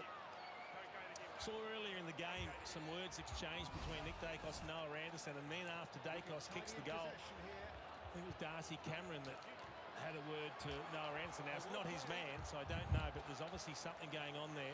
He could be closer here. Yeah. Maybe lose him in play. He has him 1 minute, and then he doesn't have him the next. He did have a quiet start to this game, didn't he? He was a bit slow out of blocks, but he's fired up since. It's a mass exodus now. He does kick some quality goals. He's about, must have been about 30 years ago, 35 years ago. His dad kicked 13 here one night. Effectively to Anderson. That gains all sorts of territory. Walter. 1, 2, not the second. Petrarca, decision time. Fed it back for Humphrey. Sold it beautifully on side bottom. Oh. And unfortunately, the snap. That's only half time. On target. Let's have a look at the chats. With their radar on at the start of this third term. Chats. Nothing. Type goals from both teams in this game. Houston from the kick in. Drives it long to the broadcast side. Moyle. A couple of little fumbles and slips. The McStay tackle hands it off to Andrew. Inboard to Miller. Now to Rao. They continue to move it forward. Petrarca. Hurry kick off the boot. King. He's done a really good job, Billy Frampton, looking after Ben King. He hasn't seen much of it at all. Hasn't had a shot for goal yet. This will be his 5th possession, first shot at goal. Frampton's been really, really good deep in defence, but this is a big kick. And the one thing he has done very well is convert from minimal opportunities. It's his first mark of the game, Ben King. Putting together another fabulous season, closing in on 300 career goals. He's got 43 for the season. For a team lifter. 44. Well, at least he's not short on confidence. Trying from that sort of distance, why not? Yeah, good finish. Well done there after Walter missed moments ago.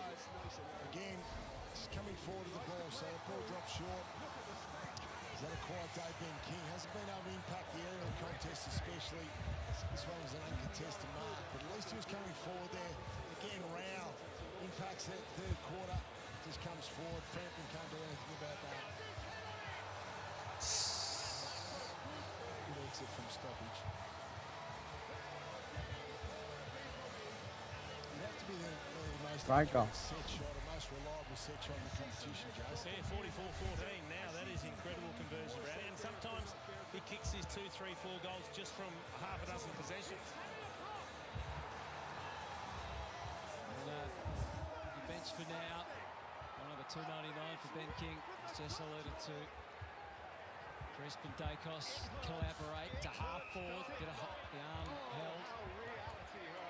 McCreary threw his head back as if I think that was a guilty look from McCreary. Got to bring it behind the mark. And John Noble thought absolutely it was his free kick. He has that look about him. McCreary does exactly the same on a replay. He can thump a ball and maybe a little too far. Collins with a little backhander there. And Lockie Schultz, a little man, not happy with that kick at all. Yeah, it's not the kick you want. I mean, it's too easy to spoil when it goes right to the line. So he's got to pull that kick back 10 metres. 10 points. Brody Ulan to Noble. Need a contest. And Cameron was in position A and he takes the grab. Send Collingwood back into attack. Saw something on the lead. It was Schultz. Just couldn't hang on. Andrew out the back to Humphrey. Here go the Suns. Miller wants to use the outer side. It's a well way to kick. A little bit too much on it for Patterson. Oh my God. To contend with, and Lipinski swoops and takes off. Sends it back to half forward. Took Miller, man. A couple of metres on Andrew. Calling the shots. He sends it high. Collins. A fantastic job in just impeding Buller, so Buller couldn't lead up. Waited for the cavalry to arrive, then doubles back to take the intercept mark. Fantastic pass, Sam Collins. Virtually equal those intercepts at either end of the ground with the clean marks. Noble. Precision required to Bodie Ulan. Yeah, and this is the way they want to bring it out. They don't want to be kicking the contest. Powell to McAndrew. So far, so good. Now the obvious dries up. Length on the kick. It's not going to reach Ben King from the side. Timing was beautiful. Patterson feeding it forward. Long, Sudi snap around the corner. Long.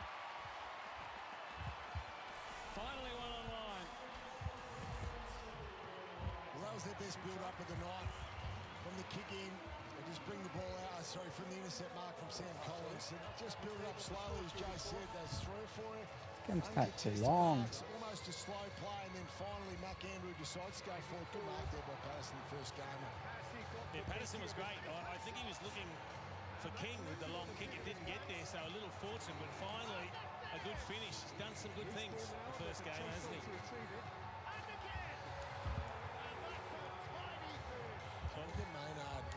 Yeah, that'll go well. That'll go down well with the Suns players, supporters, but not so the Collingwood players, I suspect. Memorable milestone game in more ways than one for Ben Long. Game number 150 today. Runner-up in the Suns leading goal kicker award for the last couple of years. He just slotted his 20th of the season. There they are, head to head. Yes, dream matchup. All eyes on the next forward 50 entry for the Suns, but it's the Pies who win it out of the middle. They send it forward to a pack, almost back with a flight. Schultz, remember, he's also there. He's caught by Andrew, somehow finds his boot, squeezes a kick in board. It's well worked by Harrison. His handball, though, just missed the target. It's broken up by Noble, and he wants to take them on. It was run down in the end and affected the kick. Might get out of trouble here, Reed. Lombard goes the fend off on side bottom and then takes off. Runs the boundary line. To Long with a bit of elevation on Maynard. There it is!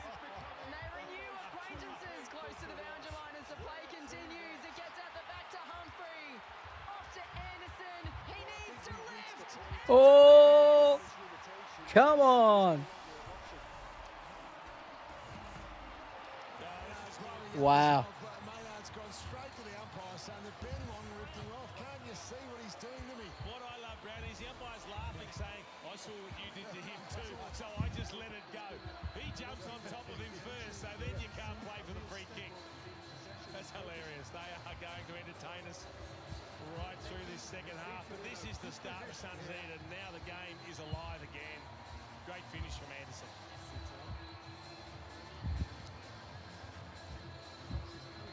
It was time too, wasn't it, for Noah Anderson?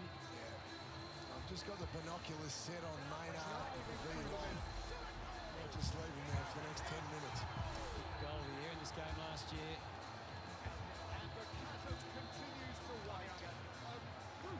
Suns are back in front. 3 goals to 1 in the quarter. Back up Ruckman, McStay, Mac Andrew, interrupted only by Hewlett. That didn't work in. Tandem there because Swaddling and the Pies are all over. Swaddling. The punish comes quickly. That was impressive, this finish. Sam Swaddling, only young in his AFL career. Got a bit of steel side bottom about him. Hopefully he has as good a career or half as good a career as steel side bottom, but this was clever. Just was able to get to the front there. Good contest here, just to create the spill there from memory. Nice feed by Schultz. Had a good game, great finish. Just Schultz has played well.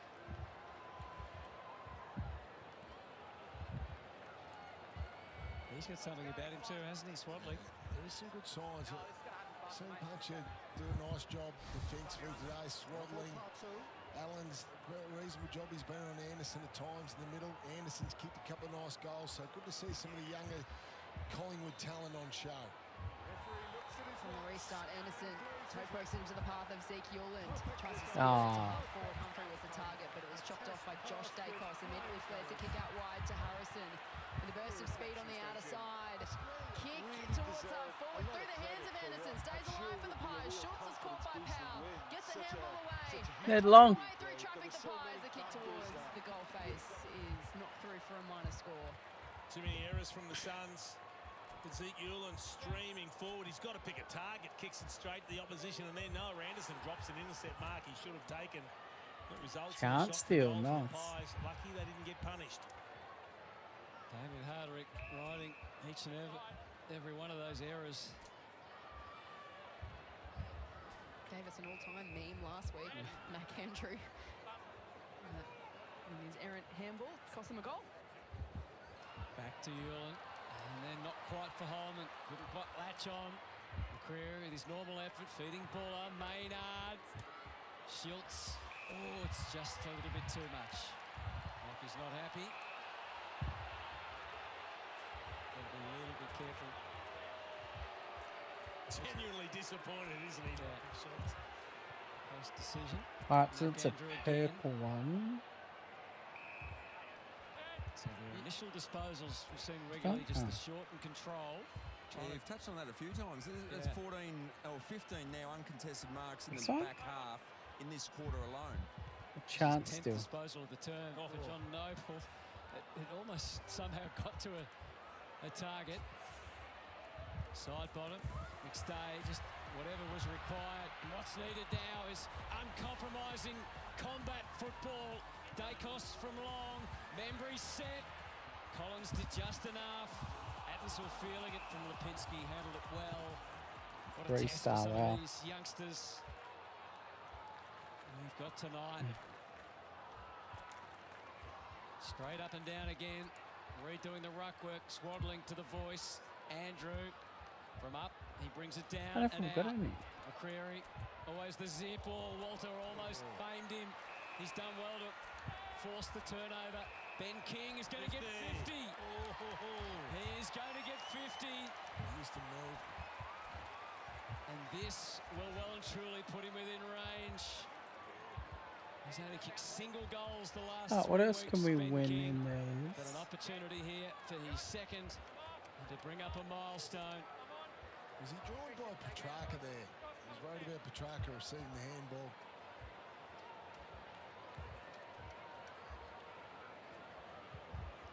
Uses all the time he needs. His 300th goal is in his sight. We are right behind Ben King, who wants to reclaim his Coleman lead. We're behind him. The Suns are behind him.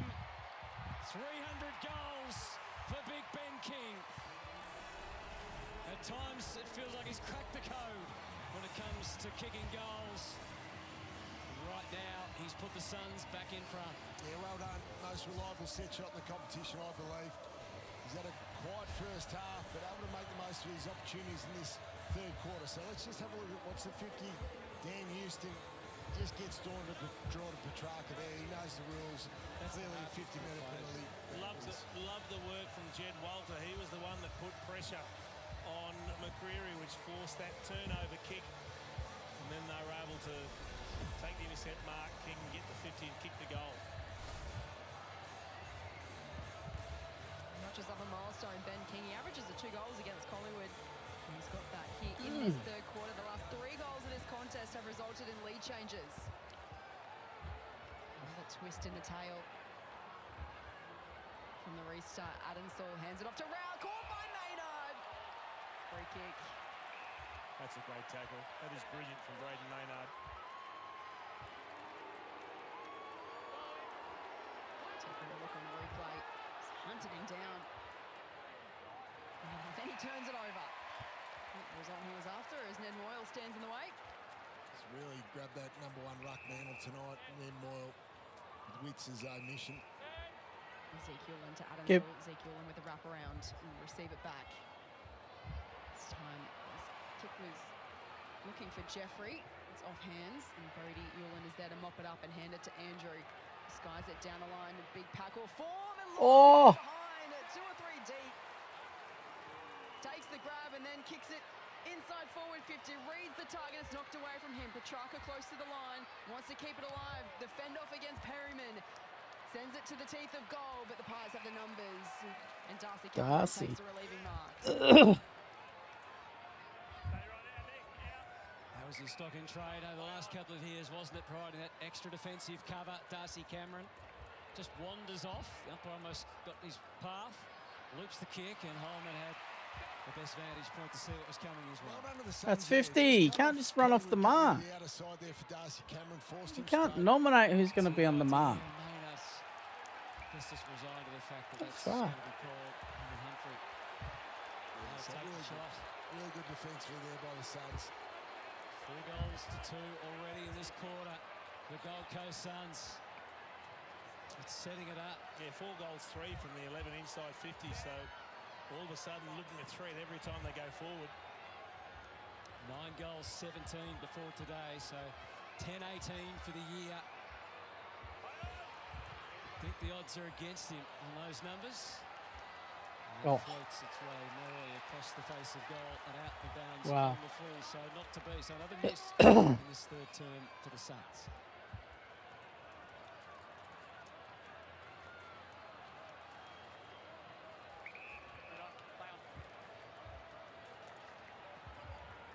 Side bottom called to play on. Pack forms on the outer side. Moyle had a fair chunk of that. Ball to be one on the outer side. In comes Collins. Stripped to the footy. It rolls out of bounds. Just struggling to move the ball out of their back half, the Pies. We spoke about the control from the Suns, that 19 uncontested marks in their defensive half. Only 3 for Collingwood in this quarter. Yeah, Ned Moyle's placed himself well a couple of times, cutting off that outlet kick too. 24 years of age is Ned Moyle up against Cameron. Petrarca. High up and under kick to half forward. Tough one to mark. Humphrey brings it to ground. Who's swooping? It's Dacos, of course. Beautiful kick to Swadling. Side defensive 50 and then hits Anderson. The late replacement for Scott Pendlebury. He's kicked a couple of goals tonight during his time in this side. And he kicks backwards to the first gamer in Puncher. Did a few nice things today. Finds side bottom in a paddock at half back and have a casual bounce and then poke it down the line to Allen. Who turns immediately down the line to Cameron. Want to be rushed. Eventually side bottom gave him a way out and now a way forward. Oh, great timing from Membry. Just held his lead just for the necessary moments. And he wouldn't let McAndrew, even with the long arms, through the Big Mac. Bodied him a couple of times tonight, Brownie. Yeah, and I like too, Jace, that they didn't just keep playing down the one line. They decided to switch it back. I think Steele side bottom was certainly the instigator of that, just to create some holes, ask some questions of the Suns defensively, make them chase. Good one-on-one mark. Suns have kicked the last 4 of the last 5 goals. In the end, there you go. Well, Long lays it off to Maynard. We know he can kick it from there. Wouldn't the Magpie fans have enjoyed that if it had been a bit straighter? So interesting decision from Maynard. From Membry. Yeah, and look, they had a second set shot if needed, but you're right, that would have been a team lifter if Maynard had been able to convert there. Yeah, spot on, Brownie. They tripled their uncontested marks in that 30-second period. You just make the Suns chase, make them work defensively, and then holes will open up like just happened then. We've got a level ball game with 5 minutes to go in the third. Howard intercept grab for the Pies. You can send them forward. Acting wants to kick laterally to Josh Dacos. Pies by 12 at halftime. 3 late changes already in this third quarter. Now we're 72 apiece. Dacos driving kick to Nick. And turns around to his brother and said that's not good enough. That's a bake and a half there, bro. Got that. High standards. Timeline a bit of that. Allenson. Goes with a short option. Dangerous one, but it works out to Noble. He can share it with Zeke Yuland. Continues to switch to Jeffrey. Marks in front of Anderson. Gets it back on the 45 to Yuland under a bit of pressure. And quick to bounce back to his feet. Sees Petrarca in a bit of space in the centre square. Now the kick inside forward 50. Walters the target. Was he held? No whistle. Long. Back through his legs. Holman wrapped up by side bottom and pushed over the boundary line. Umpire said no. The umpire was right there. He's in a perfect position to pay the free kick or not. Well, there's a couple of arms. There's 2 arms around him. That's a fucking free. You paid it at the start of the game. Why are you changing the rules now? 10-12 to 11-6. Main scores a level. Okay, 72 apiece. umpire. Humphrey couldn't get the go-ahead. Miller, can he get a foothold? Not going to be easy. Easy turf. Jeffrey swung it back. Invitation was open to all. A fist from Howe. They go again. Membry straight into the hug of Holman. Sneaked out some sort of kick. Perryman, Allen and Dacos sorted out. Don't need a left boot when you can kick them like that. Membry, it sets up the run. It sets up the dash. And the long kick from Long was too long. Straight to him. There's no Collingwood players there and he kicked it straight to him. Straight to the Sarge. Collins finds Jepson. He had Yuland out wide, Bodie Yuland, but he just preferred to go back through Jepson and back to the near side where Noble is having a quarter and he's having a match. His 25th disposal against his old team. Won't need much motivation. Really, John Noble. Noble had 30 disposals last time these two sides met last year. That's a dangerous kick into the centre of the ground. It's knocked away from Powell. In comes Degoe. Harrison loops it over the top. The hand pass missed the target on Lipinski. Now he's got issues. This is wrapped up by Collins and brought to ground. How good was their long there? Force the intercept. Oh my God. See. Royal palms it down. Holman feeds it to Rao. Scraps a kick forward. Eyes with the numbers. Got a mark to Swaddling. Puncher, the first gamer, hands it off to Perryman. Go back inside the arc, 2-on-2. It's fisted towards the boundary line. Andrew can't keep it alive as he's tackled over by Anderson. He's done some good things, Liam Puncher, in his first game. I like the way he's defended. I think he's got a future, Brownie. Yeah, he's played on Jed Walter. Good to watch. Very, very competitive. He's been described as a little bit like Dylan Grimes, Richmond Premiership player. Yeah, you take him. Juggling effort from Moyle, couldn't complete. Off the cuff from Anderson. That almost turned that into a third goal. What effort that would have been. There he is, Liam Puncher. Another mid-season draft, the second one for the Pies. Fifth debut. Fuck's sake. They tend to like their players that are playing in SA or WA, the Pies, to add to their list. Here's Rao. Backwards to Jeffrey. 90 seconds to work with. Down the line to a contest. Walter wants to put on a burst of speed, but Maynard read him like a book, and he earns himself a free kick for holding the ball. A couple of great run-down tackles in this third term from Braden Maynard. That's 50. Didn't give the ball back to... Oh my God, man. Over the top to Josh Dacos. He's tackled as he got a kick away. Andrew spoils it to ground. Rowell a little fumble. Lipinski was clean. Allen to side bottom. Now they can link up by hand. Nick Dacos approaches half forward. And as he does, so wonderfully, he hits a target in memory. He was always going there. Just not many players can actually pull it off. There you go, Chief. He has got a left foot. He has, and can use it beautifully. Oh, yeah, I'd like to see that little flick from Lipinski again. That was clever. Yeah, was it a throw? That looks a throw.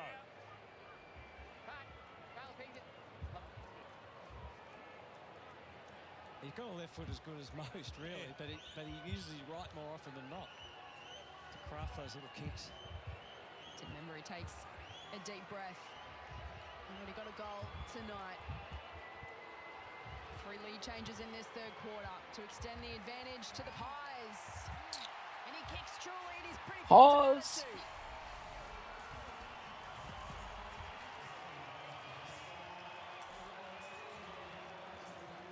Great finish there. We saw Bailey Humphrey on half-time. Oh my God, bro. Just to give them some hope, the Gold Coast Suns. Well, this time's Tim Membry, who's competed hard all night.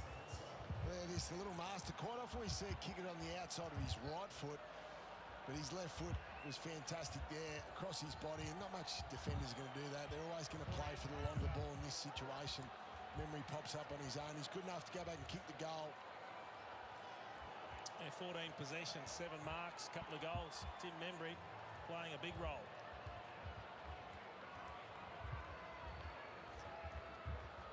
Pies turn to be back in front. Just 11 seconds. Will they be consequential in this third term? Doesn't often miss 3 in a row, does he, Tim Membry? Cuffs will put on Rao. That might be enough to ensure there's no genuine scoring opportunity to finish off the third term. And it set us up for a last quarter. A packed house. 10th versus 11th coming in. Suns during the afternoon slipping below the Giants at times on percentage, but they'll be intent on getting the 4 points, both with 7 wins. The Pies have the draw. They're just slightly ahead of them on the ladder, but they can jump them. So there is so much on the line after 5 consecutive losses for the Suns on Super Saturday Live. There's been some moments and some images to remember.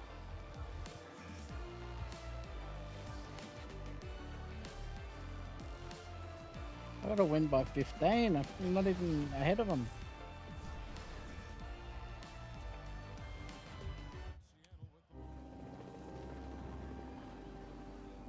disaster strikes, knowing what to do helps keep you safe. Introducing AusAlert, a new emergency messaging system that sends near-instant alerts to compatible mobile devices during local and national disasters. As part of the national rollout, we'll be sending a test alert to your mobile device around 1:30 p.m. on Monday the 27th of July. AusAlert helps keep you informed. Authorised by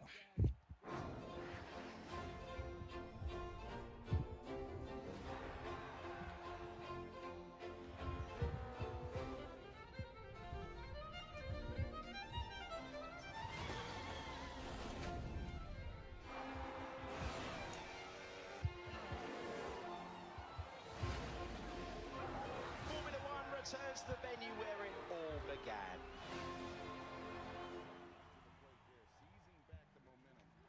The day hasn't started, but the work already has. HubSpot. First in the office. Again. There's a word shaping our future way of Give me life. that. Advance. And coal, metals and minerals like those mined by Glencore help make it possible. Coal, steel and concrete helps make our homes possible.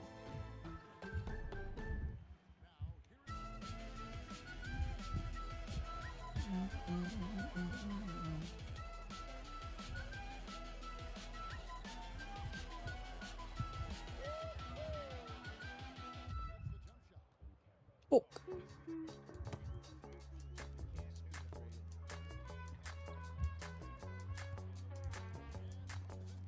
What are we up? 9. 9.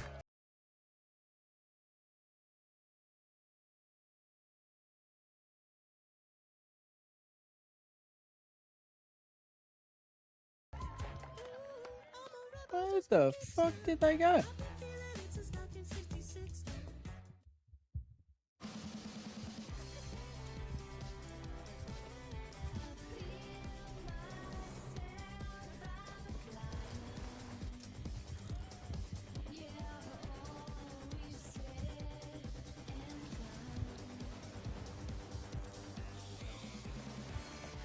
Oh, fuck off.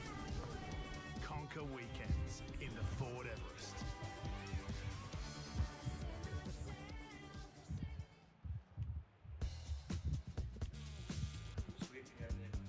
Set, mate. Perfect. Looking sharp. Yeehaw! Looking good today, Willie. Good boy.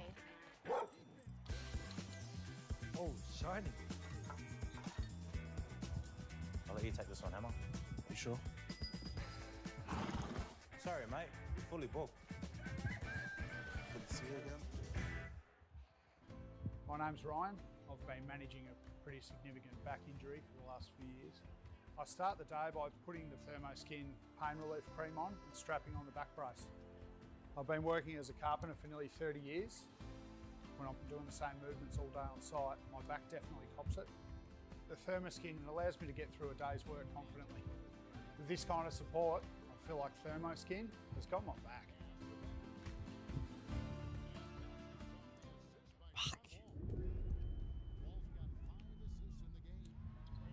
Oh, that is bullshit.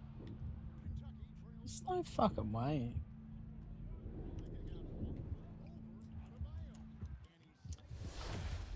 We don't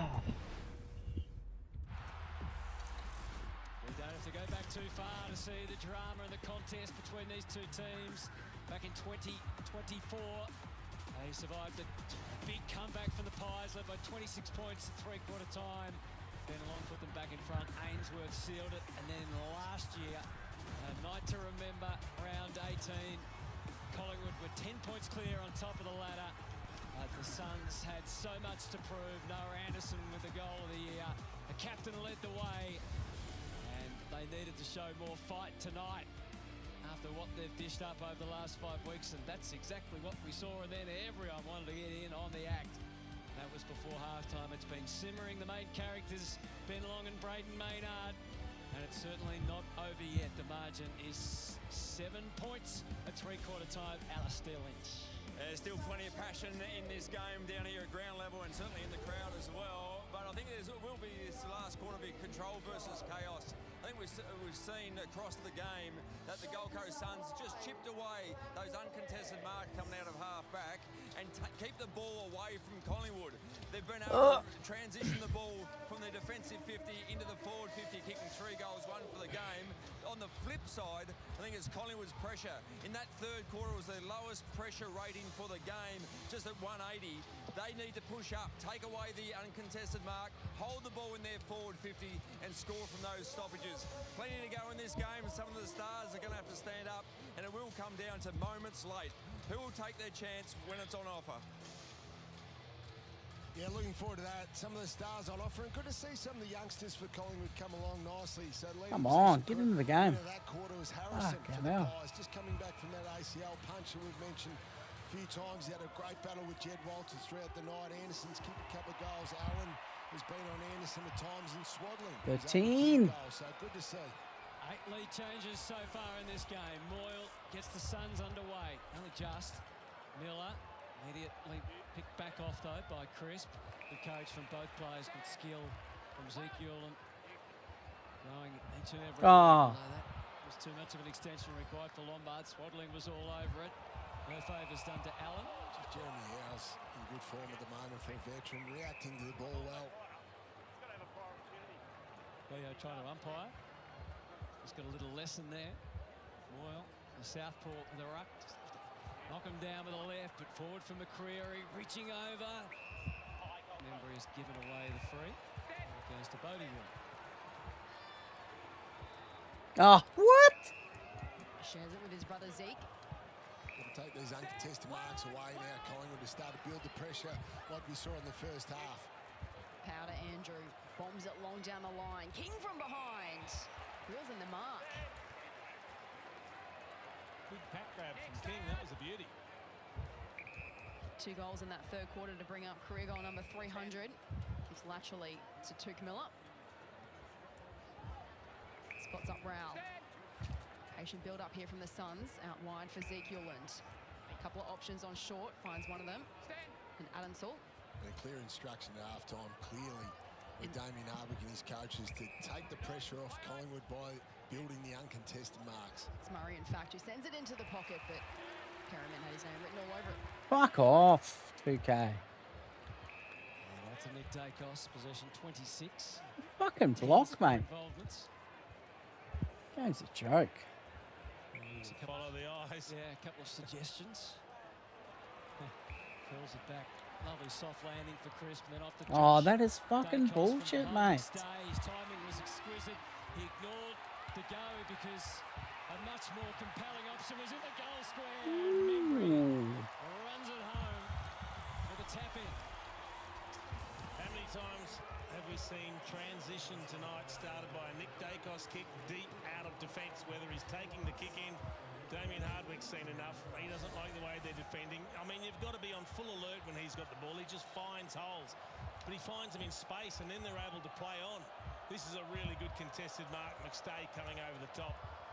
And then Membry's caught them all out. He's first back to goal by 10 metres. Another talk for him.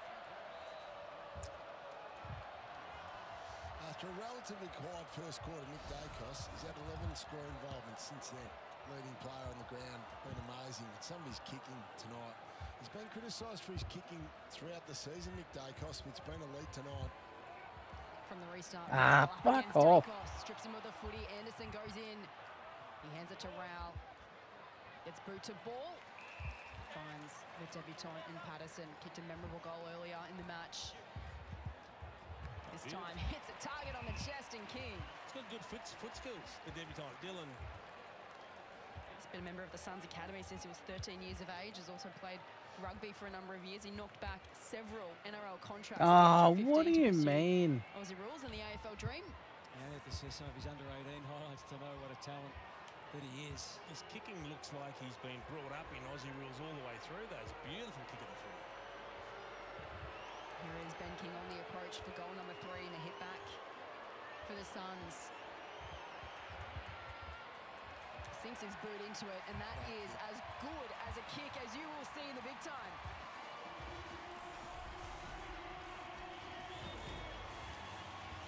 see him get over to the debutant too and say that is a great pass. Dylan Patterson, absolute beauty. He took his time and surveyed the options. He saw King get clear.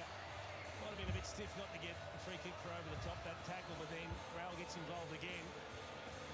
And he's playing in front. He plays in front. He attacks the ball. He's got short, wide options, but he has a look forward. And that is a beautiful kick.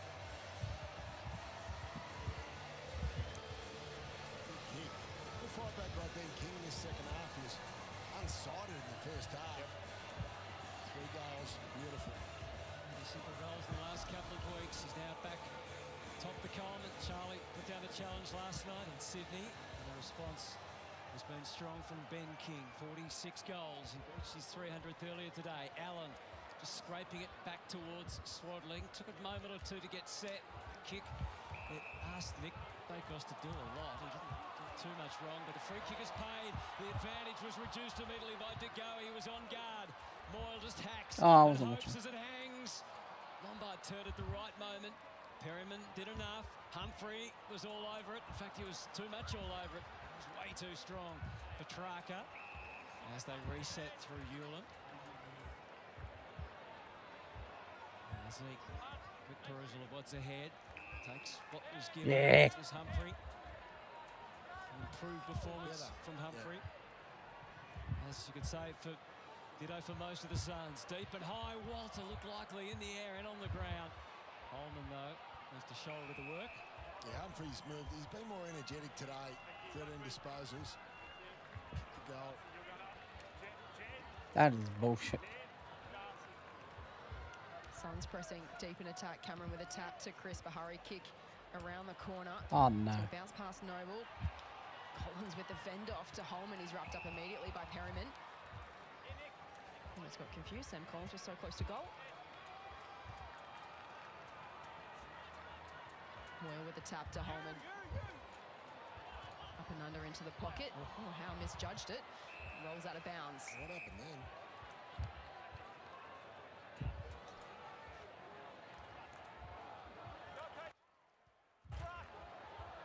Suns +6 from clearance for the day. Walter doing some ruck work. Did rather than net. As the umpire talked about before. Cameron wary.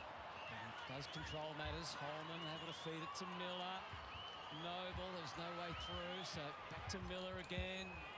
Hoping more than anything, crowded with Collingwood players. Perryman superbly composed through Dacos and De Goey. And all of a sudden McCreery has the look ahead. He had Buller and he had Membry. And he also had to deal with Hewland. Good pressure back from Buller. Open things up for Membry. A rush ball. Hard to contain and control for Andrew. McStage. Oh, McStage! Home for the Pies. World Cup special. Well, they're very high up, the Gold Coast Suns players, defensively pushing a long way. So the Pies are always going to be able to chance if they kept the game alive. So they just get it forward, force it forward. Their What a numbers goal. start to turn up there. Hewland almost created the spoil and the turnover. Just memory stays alive there. Enough for a bump there by Buller. Keep the ball alive, keep the ball going forward. And then what an unbelievable kick on the back of the Socceroos.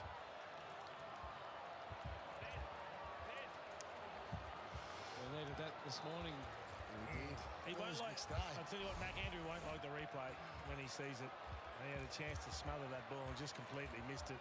The good thing out of that, though, Chief, was 5 players ran over to him to support him. It was obviously a mistake. He was really disappointed in his effort, but great support from his teammates. Back in the middle we go. Moyle feeds it out to Adamsel. A bit of time and space. Just overcooked it a little bit, looking for Lombard, and now Pies on the counter-attack. Dacos. Long searching kick out towards the boundary. It'll be a free kick to the Suns. Noble. They've missed some kicks and handballs going forward, the Suns. Just haven't hit the target when they've needed to. That's horrible. Rails turned it over and not to the person you want to turn it over to. Dacos. McCreery through his hands. That's 50 for him and 50 for him. Allen to full forward where Schultz accepts the mark on his chest. Well, we were just talking about missed kicks and hand passes, and what does Matt Rowell go and do? Turns it over. Shocker. Yeah, really bad one. credit to Nick Dacos, who was ready to pounce. Jeez, he ruled this bad kick.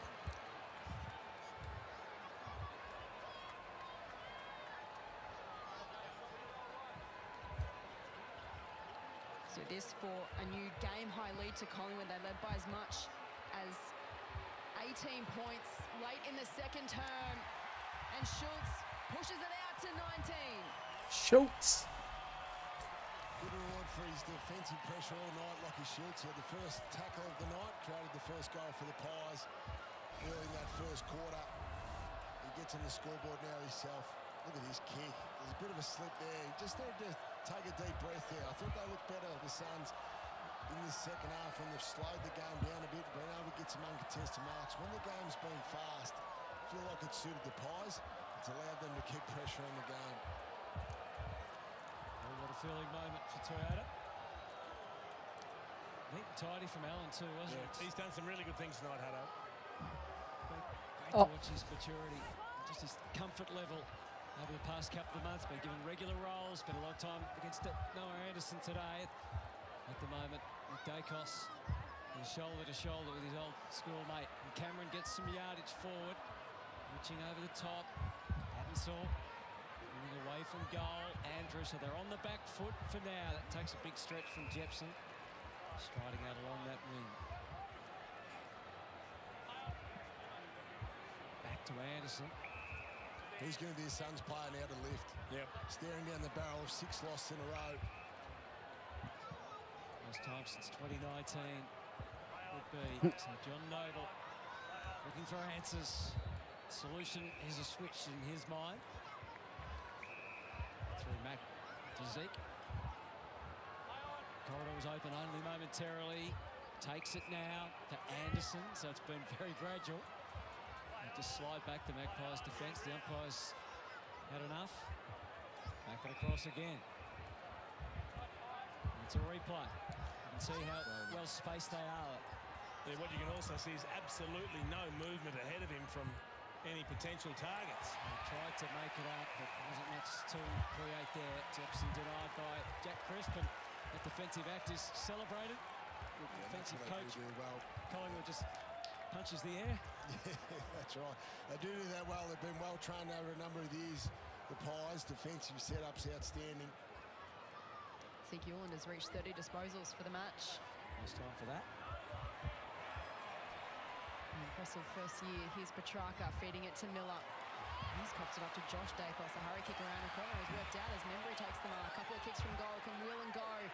Sends it inside the arc. Schultz the target. Well done, Jeffrey. He stepped off his line. Now's the time they need to go, the Suns. They need to get out of their back half. Collins to Noble. Searching kick down the line. Murray. I like their deliberate use of the footy by foot, but what it means is players further afield have got to work hard. Too many stand still. The Pies know it's on now, don't they? And Long's on, yeah. As Andrew finds Jepson. Now he sends it into the pocket. King, it goes over his head, and it wobbles towards the line. It doesn't quite go over. Now it does. Maynard made sure of it. May have hurt Ben King in the process, and he's back to his feet. They need to do a better job there, though. They had to outnumber the Gold Coast Suns. Great commitment there. Glad was patting on the post. He clipped it with the head. Back to a 3-goal game. Houston, at the last moment, decides to go extremely wide, but that'll work to Perryman. 2 recruits from last year. And oh, my God. The cameraman and photographers in position as far as Perryman is concerned. Could he get a nice close-up? Kicked too quickly. Free kick going the way of the Suns. An advantage. How big will it be? Humphrey! That's big! Oh. Big by Bailey. Yeah, Brownie, just spoken about him. He's had a disappointing season, Bailey Humphrey. Lots of talk about where he's going to be, but he's had an improved showing tonight, and then the ability to finish like that was clever. So Moyles had some really good moments against Cameron. He wins the free kick, and then Looks like he's going to hand pass. He sells the dummy. That's a great finish. And they needed to answer straight away after that last Collingwood goal. Keep themselves in the contest. Yeah, good to see Bailey Humphrey just returning the confidence, getting his confidence back tonight. Been down all season, such a talented player. Obviously, conjecture over the off-season, trying to leave and go to another club. Talking point on field. Back to a 12-point margin. From the middle, Dacos drives Collingwood forward. Shoots on the long lead, outstretched arms, going to take the mark. Brody Ewing sweeps. Murray, that's around one. Kick down the line to a one-on-one. Reid in the contest against Frampton. Brought to ground, side bottom. Oh. Get a clean possession away. Lombard wraps him up. Reid keeps it alive to Lombard. He has a little fumble himself. Not sure where to go initially. Goes backwards by hand, put Noble under all sorts of pressure. Hands it back to Lombard, and he's tackled over the line by Dacos. Good footy in a way, wasn't it? But I don't know how Noble got the handle of that, but he did. High, as you can see, the tackle differential significant. And it's on two here at People First Stadium, and tensions start to rise. Maynard's hurt. Adamson gets enough balance. Bodie off the outside of the boot. Front position was Perryman's. Side bottom, the back up. They swing. Howe, left footer to the wing, only as far as Noble. Charge ahead now. Adamson into a brick wall. Jack Crisp. Had the run of it. Noble probably needed to keep it himself and keep going. Argent sits at 12. McStay doing some ruck work against Moyle. Powell got the hands free just as he needed to. Adamson again to the outside. Anderson. Getting harder. Brody Ewing. Reid wrestling for position with Howe. Call it a draw. Call it Lombard's footy now. Call it a big moment for the Suns. Goal it. Reid stabs it in the direction of Long. What are you doing, mate? Just fucking go for it. Long, not for the first time. Physical. Jepson, big moment for him. Humphrey's not quiet anymore. Woo! Kicks his second goal in a couple of minutes, and it's back to 6 points. Jonathan Brown. Yes, Hutto, all the players getting around Ben Long too. He was the one that created that. He's been a talking point all night, especially since half-time when he had the blue with Braden Maynard. But that bump over there created the spill, gets it over the top there. And just good composure there to finish off by Bailey Humphrey. He's had a good few minutes. He's had actually a good game tonight. This is probably the best he's played all season since round one.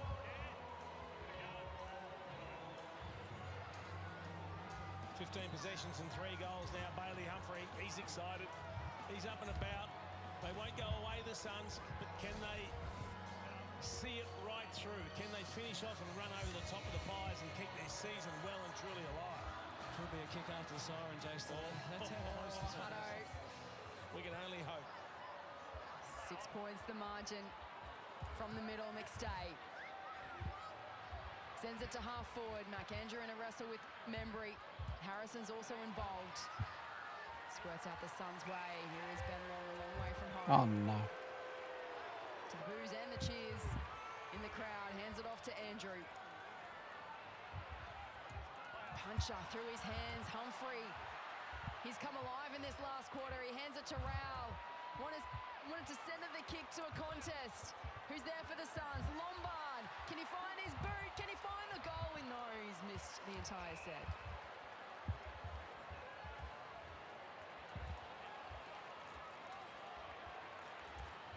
It's back to Billy Frampton now. A breath for everyone. I think we need to get some ball in hand.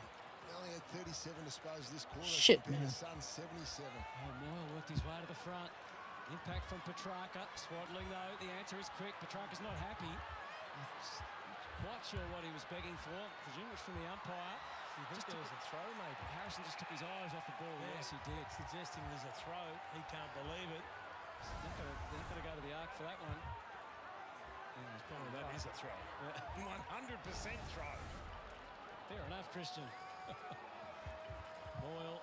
Oh, my God. Should have the advantage here on McStay. Got the tap down. Used his right hand that time to Rowell. Ah, just handball to no one, bro. Tumbling ball. Allen to half forward. Defended well by McAndrew. Rowell instantly. Oh. There's a bit of an indiscriminate handball so close to the line. And Anderson, his teammate and captain, just shoos him away. A dangerous tackle.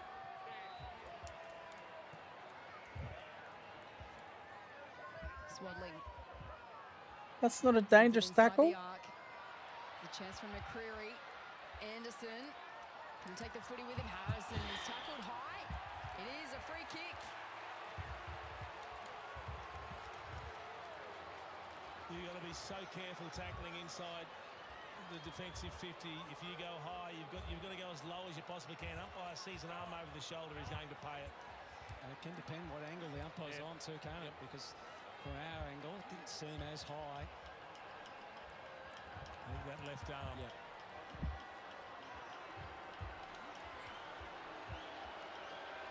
Kicked a goal in the opening quarter. This to give Collingwood a little bit of breathing room. Sends it on its way, but it was always missing. He was lined up a little right of the target. These are all crucial kicks. Oh, fuck off, it's a foul. 7 more scoring shots and you only lead by 7 points. As you see there, as Brownie alluded to, 8-6 to 6-1. Next spring. Patterson creates some highlights. Holman gets involved again. And to go, he was ready for it. So 7 minutes remaining now. 8 lead changes through the first 3 quarters. Collingwood have been applying maximum pressure through the day. Suns have managed to kick the last couple of goals. Get within reach after it blew out to 19 points. Swift hands are good hands for the Pies. Anderson on the end of it, tumbling ball. First to recognise the trajectory. There's Brody Ewland again, just edging the kick across half-back. Nick Dacos is having a rest at the moment. He's not out there. No doubt he'll return very, very shortly. Just more energetic at the moment, the Suns, Hutto. That's the concern for Collingwood. Just feel like the Suns on top of the ground. They've got momentum of the last couple of goals. Jepson belts as far as he can. There's Cameron back there. And then Long prepared to just hug it to the chest as we reset around another ball up with 6.5 minutes remaining. Long, a little handball away. Adamson likewise, but straight to Swaddling, who hands it to Dacos. Thinking he'll kick forward. I think it was dealt with after he kicked it, so we downfield free kick. Not the required distance to Allen, but there's no pressure coming, so he can take all the time he likes. That's also not the required distance. Allen has a bounce as Miller applied the pressure. Handballs into the path of DeGoey. Big contest coming up here, and it's won by the Suns. Anderson to Humphrey.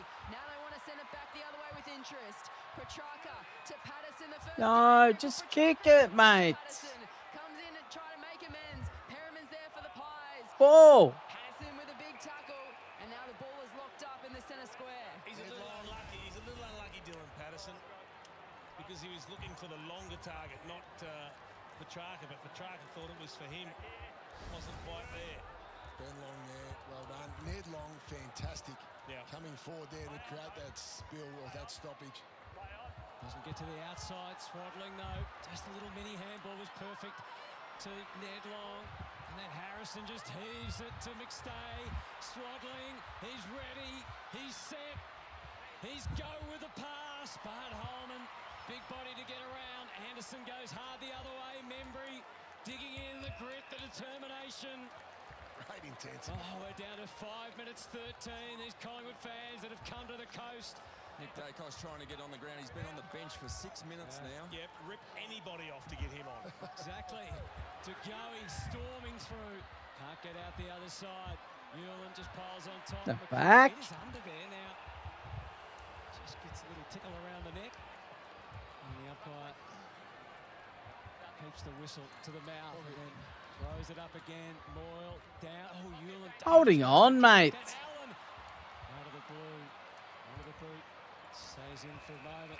Who's got the energy and the gas? We know that when Nick gets back on, he'll have plenty, but that's right. He's still not out there yet. That's probably why Collingwood look like they had not as much running as the Suns. Well, the play is 100 metres from Nick Dacos. They can't get anyone near the bench. Nick Dacos with 29 disposals. Josh with the 24. Oh, the quick kick out of the pack. gone through. That is a huge goal in the Wow. context of the game from Lipinski.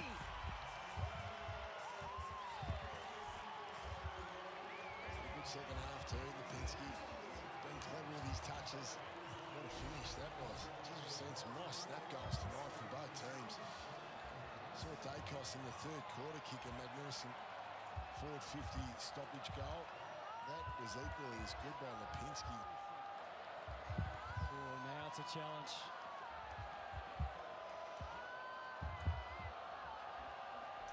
Free kick game for the Suns, 13-point margin. It's been the sort of game we've seen. Little mini momentums of 2 and 3 goals. They're going to need at least 2.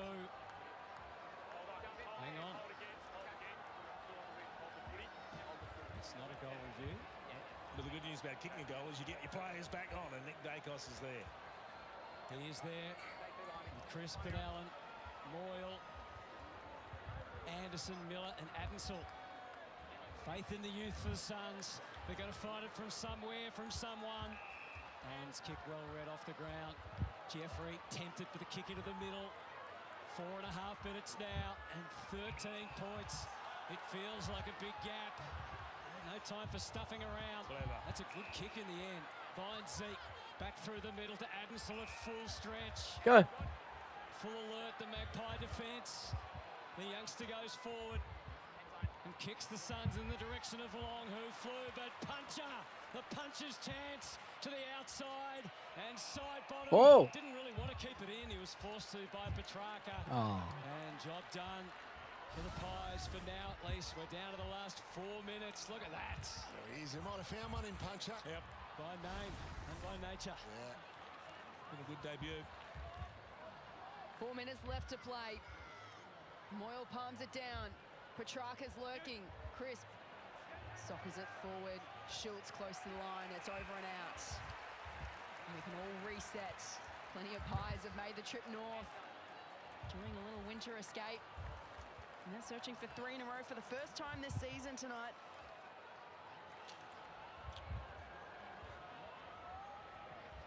Shallow throw in Anderson. Can he have an effect on the game in the last 3.5 minutes? He was caught, just got a handball away. Crisp head over the footy to Maynard. Renews acquaintances with Long.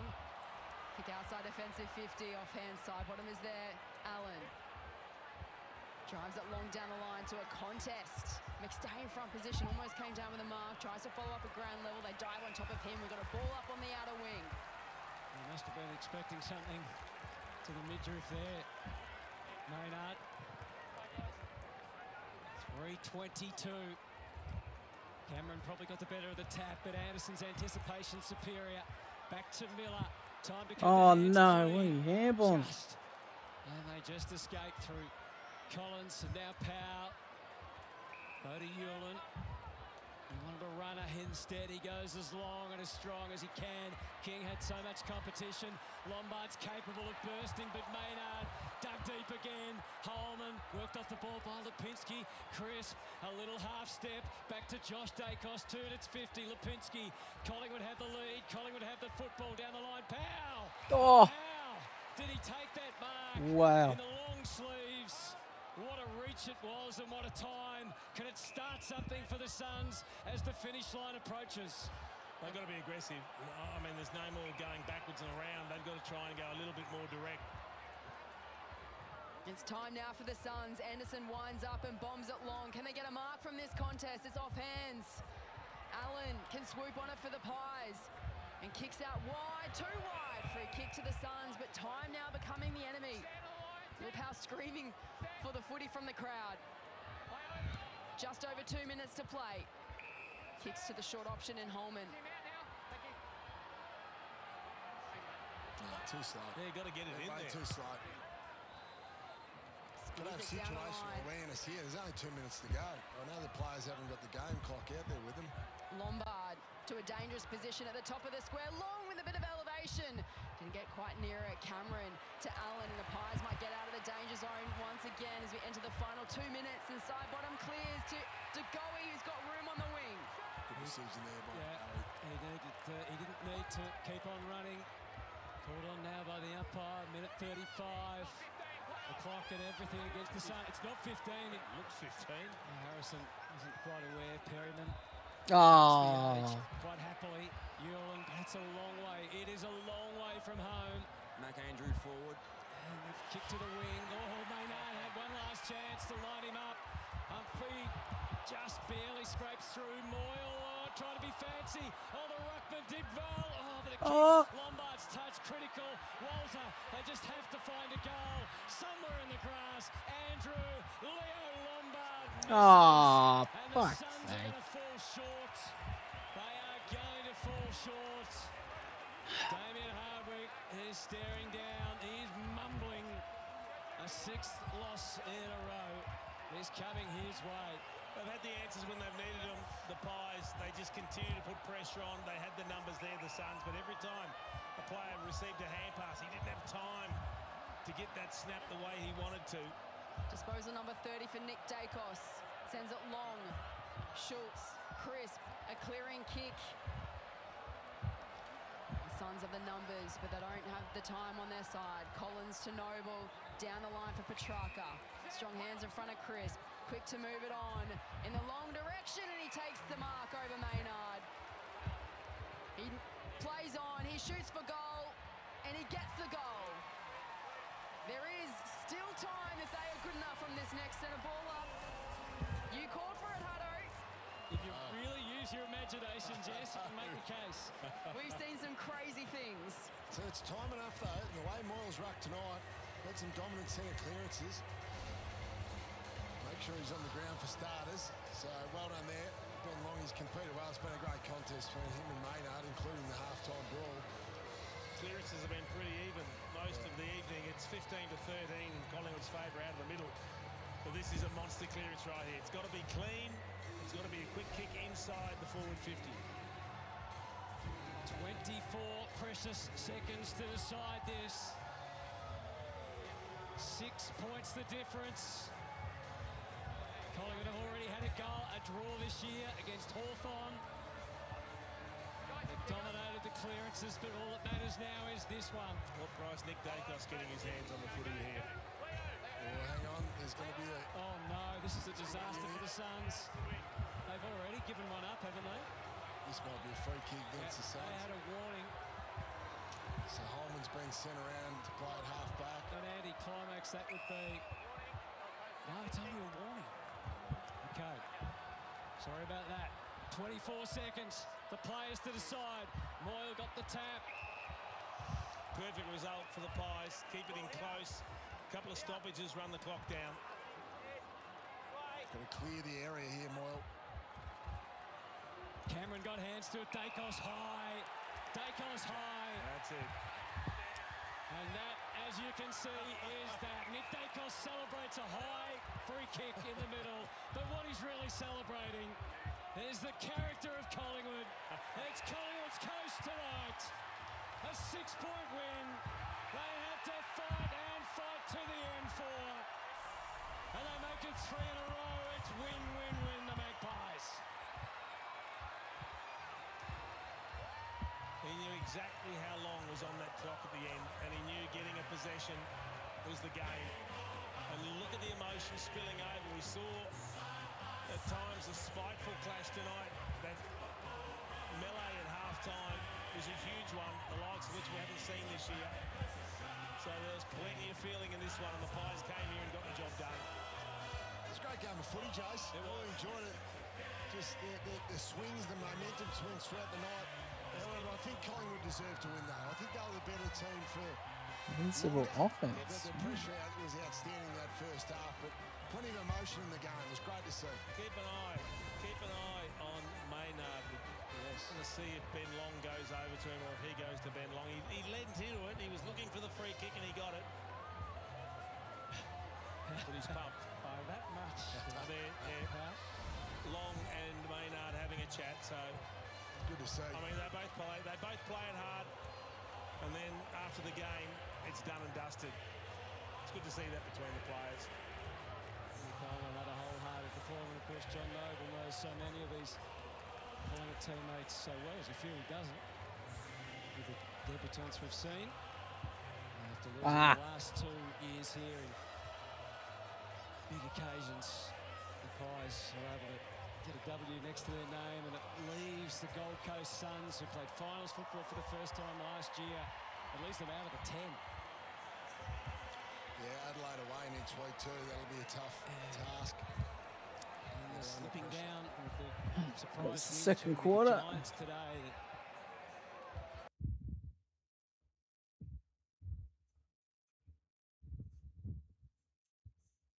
Time's the other game on?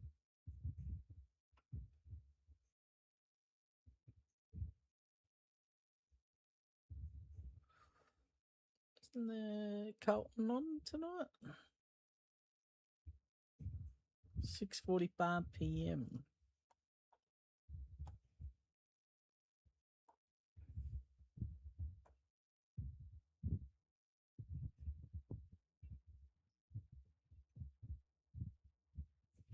$6:45 p.m. Still got a little while for that.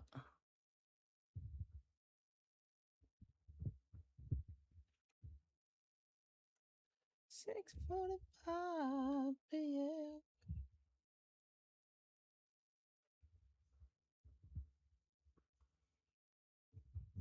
So that game got a little bit close to the end, didn't it? Hey. Hey. Another game of footy on soon. About 10 minutes. Seattle leads by 19. We'll get right back to the action when we return.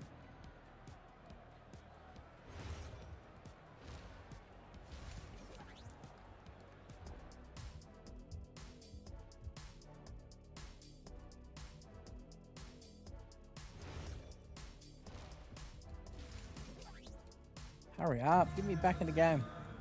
Well, we've got a second half of basketball for you. We think it's going to be pretty good. A big comeback, though, is needed for this game to be competitive, and it probably has to happen quickly.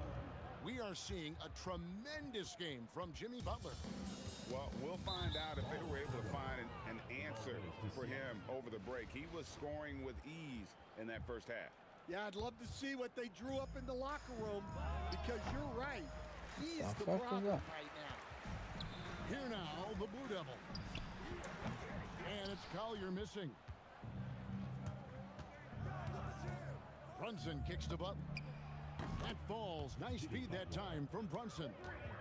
Butler's got two now from beyond the arc in the third for Seattle. Pass to Edie. He gets it in there. Edie's got 9. Cheat. Well, that's what you want. Get him the ball and see if he can close the gap. Butler from outside.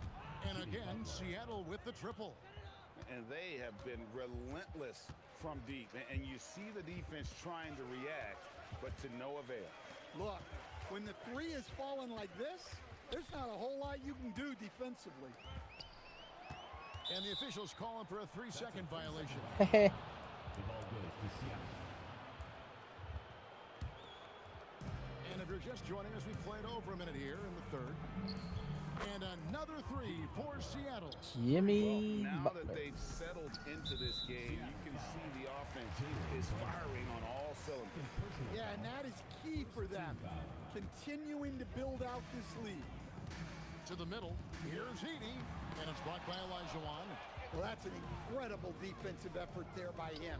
He just erased that shot. And Williamson throws it down. Well, this is how special Williamson can be. And when he's hot like this, just keep getting him the ball. And that one off the back of the rim. Too easy. Brunson's got 24. I love that they're continuing to attack despite being up big. Yeah, they're being absolutely relentless. Building this lead in every Oh, yeah. When your defense is challenged like that, you need guys to rise to How many blocks has he got? the occasion. Wow. Yeah, Butler's getting whatever he wants right now. He knows how to dissect the defense as well as anyone. Here's Collier. Pass to Edie. And what a play, just snatched out of the air. Credit the block. Here's Elijah Wan. Good on the shot. Hey, whatever Give adjustments Elijah they Wan. made at halftime, they are working to perfection. Well, sometimes you just make shots, but they've certainly come out on a tear here in the third quarter. Well, he led him with the pass there, almost like a quarterback timing a route. That was impressive. Wrap. Pass to Collier. Here's Flag, and he's good on the 3-ball. Flag's got 9. Oh, no, he may have gotten injured right there. He's in a lot of pain. And I feel like we see this all too often. Injuries, they play such a big part of the game. Yeah, these kind of things really test your depth. Hopefully it's not too serious. Ever since halftime, they've played precision basketball on the offensive end. Well, the coaching staff made some adjustments for the second half, and they've come out with focus and execution. Pass to Collier. Another 3. What the fuck? Get on your fucking man. For 2. Just a great shooter from deep. Collier responding with their own trifle. And it's Wiggins with the jam. What the fuck is going on? The layup, when you can just jam it home, you gotta love the aggressive finish.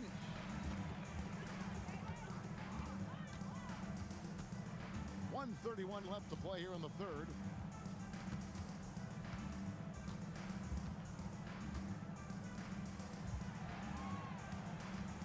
Out to the right wing. Just 4 to shoot. Collier. Oh my god. Listen, Fuck off, 2K. Collier's discipline on offense. Fucking Look cheats. For a shot she wants. From deep, Brunson. The rebound by the Blue Devils. Here's Wiggins. Elijah Wan with the block. Making the close defensive play by staying strong. No panic, no sloppiness. 3-pointer. Butler sinks the 3-pointer. Butler's got 47 points. Not necessarily a staple of Butler's game, but there reminding the defense he can drain it from deep. That's out of bounds. Seattle will retain possession. You love the pressure he's putting on them. Almost had that steal. Yeah, deflections are a stat that a lot of teams try. 50. Disrupting the offense's rhythm and flow. And going with a quick release there so the D doesn't have time to react. Fires the 3. Jordan with the rebound. Jordan's got his 5th rebound right now in the game. And here's Brunson outside. And another 3 for Seattle. A deep shot there by Brunson. You got to admire how confident that young man is. Launches it. Bangs home the trifecta. Brunson's got 30 points. Well, they expect this from him, and he's a big reason they're out in front right now. Oh. 3 quarters of play all in the books, and this one all but over already. Seattle ahead. And it's time to bring up the State Farm assist of the game. And the definition of teamwork right there, guys. I mean, what great communication between them, and what a beautiful feed. Well, it's one of the core parts of the game. Reading the defense and creating an easy bucket for your teammate. That is pretty. And 1 quarter to go in a game that to this point has not been an evenly fought contest. An unselfish wing who continues to evolve as a playmaker. Wiggins shows he's more than just a scorer. Well, this is what you're trying to do. Ah. Yeah, but you Camera was spinning around. We've seen too many wild comebacks in this league. And it's Seattle with the ball. Ah. 3 from Elijah Wan. Wiggins with it. Butler covering. For the 3. And it's Seattle with the rebound. Adebayo's got rebound number 7 for him tonight. And Brunson gets it to go. And Brunson more than comfortable shooting the 3. And boy, is he efficient when he lets it fly. Here's Malowatch. Elijah Wan with the block. What blocks is that? 7. Offense thought it'd be an easy shot, but he proved him wrong there with authority. We're just over a minute into this final quarter of play. Williams kicks to Aldridge. 5 on the clock. Here's Noel. Good D by Elijah.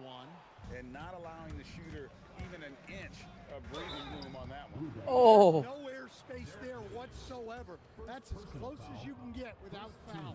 Aldridge out there with Garrett Williams. Then it's Wiggins. And there's Nerlens Noel. And it's Garcia in at the point. And Elijah drops them both. They're having trouble stopping this run. And the more trips they continue to come up empty, the more the pressure builds on them.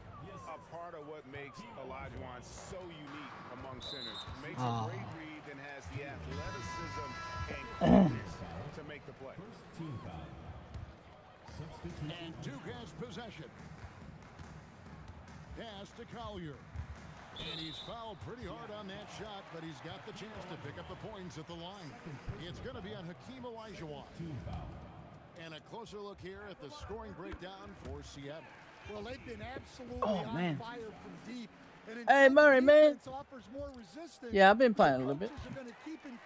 How you been, bro? And you What's also happening? have to applaud how they've been able to create turnovers and then convert those on the offensive end. What? Now flag. What's been happening, brother? Down low. Here's Ah, too far away. Dunk by Edie. That's a really nice pass. This is why they like to get the ball to flag and let him be the decision maker. No one covering. So smooth. Brunson's got 41. We got 40 on in 3 minutes, so From beyond the arc, turn that on a in part 6. of their initiative this entire fourth quarter. Yeah, it's always He's a doing little these risky dom to lean games. this hard on the three-point shot, but when you're knocking him down, you might as well keep riding. Oh, 3-second offensive. Called for the 3-second violation. And over 2.5 minutes in the books here in the fourth. Lets it go from deep. And again, Seattle with the triple. And man, can Brunson get going in a hurry? He's got his fingerprints all over this one. To the paint. Here's Edie. Ah. Dunk by Edie. That's a timely pass, setting her teammate up for success. 2 minutes remaining in the game. Brunson, that's a two-pointer. He hits the 2. back iron and sinks the shot. Brunson's got 46 points. Well, not only is he putting up the numbers, but he's doing it at a very efficient rate, exactly when his team needs it. And again, Seattle with the triple. Well, that pull-up is a tough shot to contest because you have to time it perfectly. Pass to Edie. Basket number 8 for him on 13 tries. That's 62% so far. Well, when Edie gets on a roll, it's hard to stop all 7'4" of 50 for Brunson, 50 for Butler. tonight scoring it. Late reaction defensively. And he's gone. Takes advantage, grows their lead. Yeah, look, the truth is, he doesn't need much space anyway. But that one was too easy. Wiggins in the post. Oh, nice Butler. Well, that's one way to avoid getting posterized. Stand tall and protect the rim. Jordan finds Olajuwon. For 3, Murray. Gets it to go from beyond the arc. Murray's got himself on the board with 3 there. And the action on hold, as it appears there's been an injury. Yep, he's definitely in a bad way out there right now. Tough to see. Well, I mean, you really feel for him. I mean, and the entire team. Just, you got to hope for the best. Yeah, this can bring a team together. Guys can step up and try to pick up the slack for an injured teammate. Some nice passing here by Duke. Good work there as it goes. What a selfish Edie. play from her. Passes like this show she wants to win. Pass the flag. They grab their own miss. And here Oh, no. Jordan. The shot missing. Oh, is he the worst? Yeah, looks like he wants a Golden Globe and a Golden Boot. Is he the worst ever?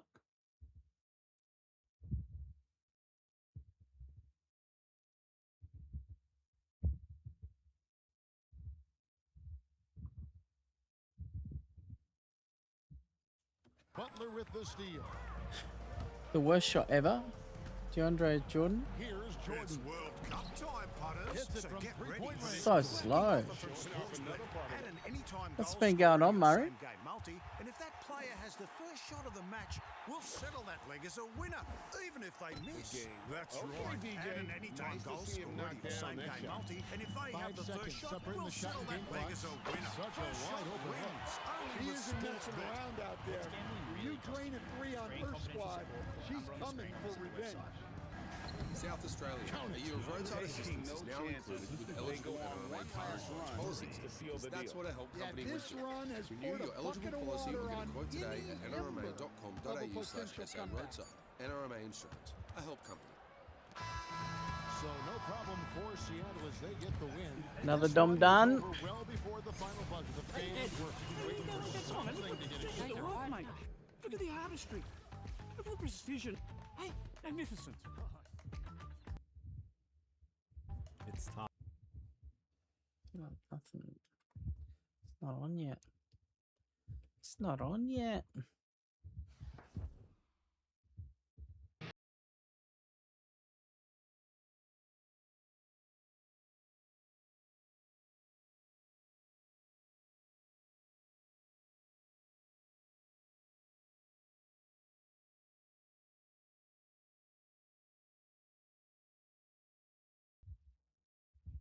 Just one of those days. Don't.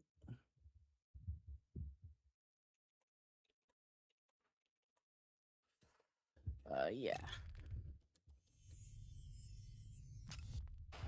I'll just break. Fuck.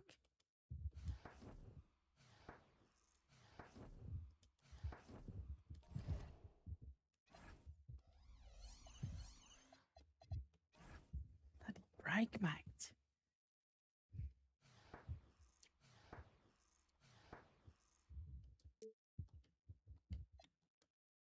Saison. How long we got? What is it? 40? Ban Caro.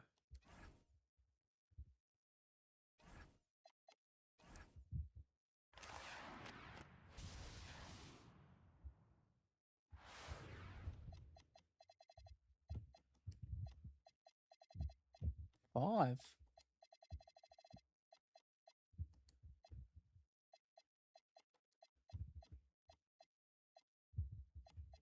On ball minutes. That'll do.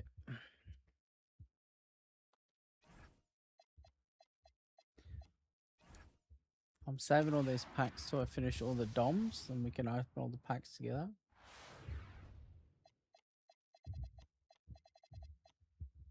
Oh, of course you can't choose Limitless when there's pick one card.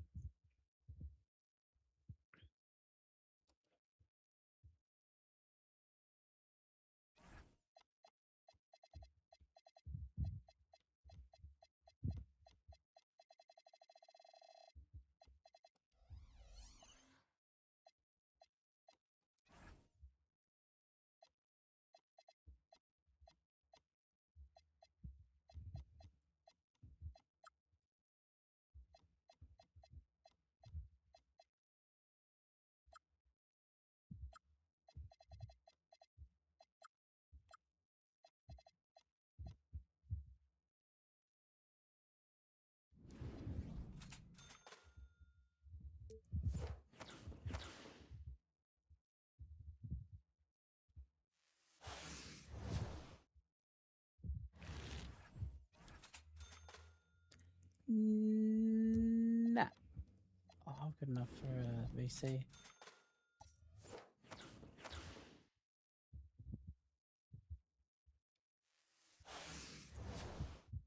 Dupe. Dupe Diamond.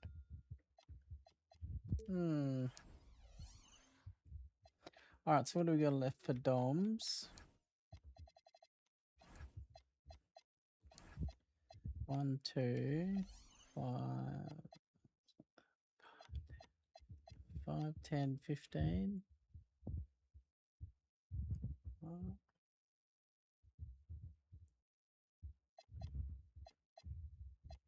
Oh, is it just these two? What's the last one? These last ones are going to be tough because it's going to be all good cards. No, I mean... Play him deep, try and get half a dozen out of him. That bracket in between the midfield, though, is where I reckon Tim Taranto can go to work. Pseudo sort of centre-half forward. Can he get involved? Can he be the link-up and get it long to Lynch deep? There's a fair vibe here at the MCG right now. They've done it really well, as I said. Would they be playing on that incentive, Richmond, of spoiling the party for the Blues tonight, ending this run? Well, why can't this be Richmond's showdown? It's one of the great rivalries, Richmond v Carlton. We saw Port Adelaide versus Adelaide last week and how much that meant to that game. Why can't Richmond spoil this 6-week run for Carlton? Well, let's put it on the table. We've got to see something from Richmond. 100%. They've won 4 individual quarters in the last 6 weeks. 4 quarters, worse than the competition, and they're playing like that. I want to see them break into some speed and some rhythm and some run and gun off half-back, explode from stoppage. We haven't seen them play with any form of dare in the last 6 weeks. And I think Adamuse has a responsibility in this to get them going tonight. The fans continue to turn up. They're incredibly loyal to the yellow sash. Tonight's the night they really have to put it on. Under bright lights, big build-up, they have to deliver tonight. And at least bring the pressure. I mean, their average pressure rating this season is 166. They keep that up and it will be the lowest by any side this season on record. So that is something they can easily address tonight. Let's hear from the Richmond coach who's standing by with Eddie Betts. Yes, I'm down here with Adamuse, mate. A different run out, stealth mode. Jack Riot's upstairs going off his head out there. He loved it. Yeah, it is exciting. It's obviously the first time we've done it and adjusted the sash, and it's really important and an exciting night for our footy club. So big Tiger Army out tonight. Hopefully we can do them proud. And a big in. Tom Lynch comes in today, important part for your side. Yeah, no doubt. When you get a big leader and a big pillar of your forward line, we've got a really young forward line at the moment, so getting Lynchy back in is really important. So we know what he can provide up forward, and hopefully we can test their defence. And the last 6 weeks, Carlton mids, they're starting to get a run on at the moment. Would you run with a Cripper, Welsh, Jager Smith, someone like that? Yeah, well, we've got to look at that. That's obviously their one with their contest and their stoppage craft, and when they get that dominance within their whole game flows behind that. So we understand that. We've got some roles that we're going to play on Cripps within the contest, but at the same time we want to obviously be potent when we get our opportunity and test them the other way. So yeah, it's going to be an amazing contest in there. Well, good luck and wish you all the best. Take it easy. Interesting hearing him and his comments on Patrick Cripps. I mean, he's one of the keys tonight, one of the concerns for the Tigers, Kingy, because he's been in unbelievable form. Yeah, he has. He's had a great year, Patrick Cripps, and you know, he's top 4 in the competition for clearances. He's only got Clayton Oliver in front of him in terms of contested possession week on week. So his consistency's been amazing. Even when they were playing pretty poor football, he was the go-to for the feedback that was often inaccurate. I think he's had a really strong season. And it's no surprise to see this new game plan of Carlton. It's a fraction slower at times, and it allows their midfielders to catch up with the game. Hewitt, Cripps, who are not gun explosive athletes, but when the game stops, there's not many better. The shackles have been taken off for Patrick Cripps, quite simply. He cares so much about this club, he cared so much about Michael Voss, that was the pressure valve that released not only for the club but for this man here, playing excellent footy. Of course, for Carlton tonight, it's not just about the winning What are you thinking? Pass the ball. He celebrates his 200th game, 184 of those with the Sydney Swans, a club which meant so much to him and he to them. Yet he's writing a new chapter for Carlton now, so he has not missed a game since joining the Blues and gets to celebrate his 200th at the mighty MCG. Congratulations to him, and Josh Fraser spoke during the week about what a pickup he's been, not only on field but his leadership off it. Yeah, Will Hayward's been the other one as well. They both came across from the Swans. It was slow getting into, and we've seen Charlie Curnow as well sort of find his way. Oh it's my hard going God, to a wow. new club and fitting in to a new system, and they came into a system that was under pressure. That man there back tonight as well, Ollie Holland. So certainly some big ins for Carlton. That gives them some run off the wing and half back, but yeah, there's plenty to work on. Just wonder if they can bring this freedom every week. You know, when the pressure comes of having to deliver. That's what everyone's waiting for, isn't it? Everyone's sort of sitting back saying, okay, now it's becoming a habit for you. Is it something you can build upon? Here's the Smith tips. go for, Kat? Well, I am going Carlton 28 points, but I am looking out for that. They do play Hawthorn next week as well, so the pressure's going to come for them. You've gone the Blues as well, Piggy. Yeah, I think it'll be a lot closer than the past, but who knows? I'll go the Tigers. I just think this is the one for Richmond. They've got to get themselves up for something against the arch rival here at the MCG on Stealth Night. Why not tonight? He's up and about. Jack Rewald will revisit those tips at the end of the night. Dwayne Russell to call Saturday Night Football live and exclusive on Fox Footy next. The Blues chasing 7 straight wins. The Tigers hunting their 3rd win of season 2026.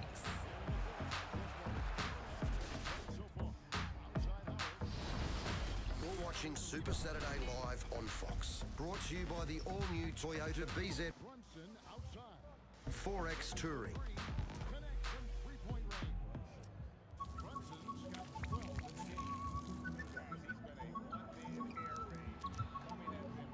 Oh my god.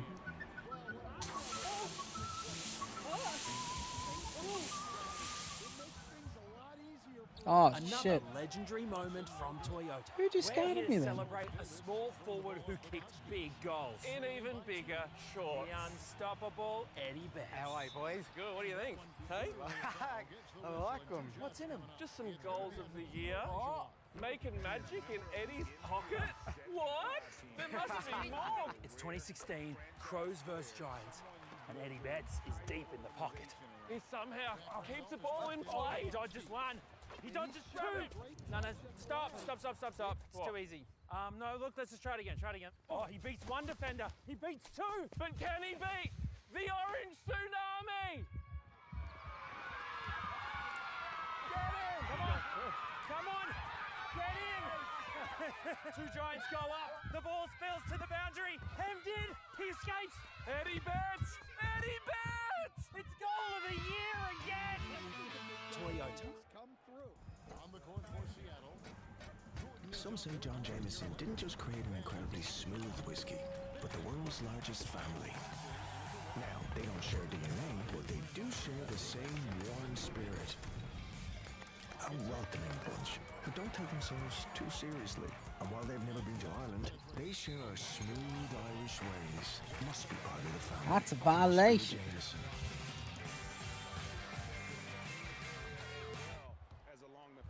What difference does Australian mining make? Well, according to the latest government data, Australian mining paid more tax than any other industry in Australia, helping fund Medicare, hospitals, schools, and the services Australians rely on.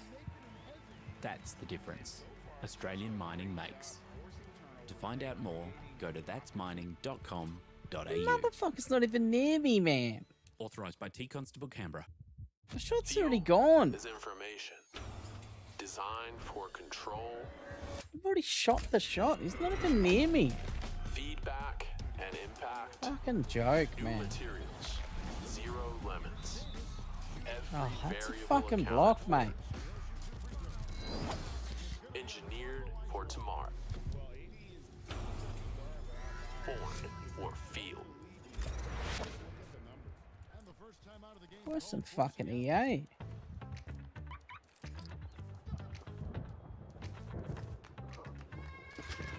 Hurry up, mate. Let's go.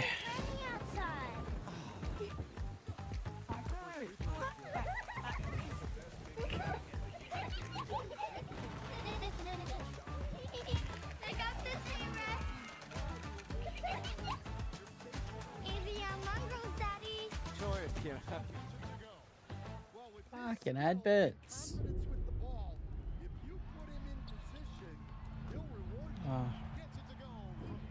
Oh, I'm gonna win by 15. I can't even fucking get ahead of him.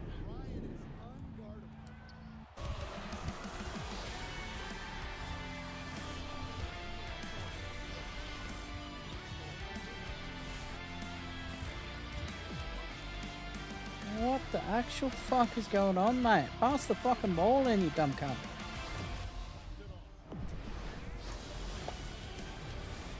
Motherfucker's not even near me and it's getting shot contest. And at the home of football, the MCG, to watch 2 old rivals go at it.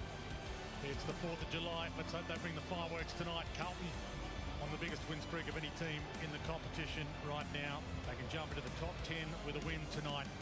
And the Tigers, huge opportunity this to get a little bit of a run going of their own to keep the Wolves from their door. Adam Uze, third season as coach, need to jump up the ladder and some momentum his way. Great to have your company. Great to have the company alongside me of Jack Revolt and David King. And Kingy, we've got a few of the Blues that are bringing the fireworks every week these days, including that man Patrick Cripps.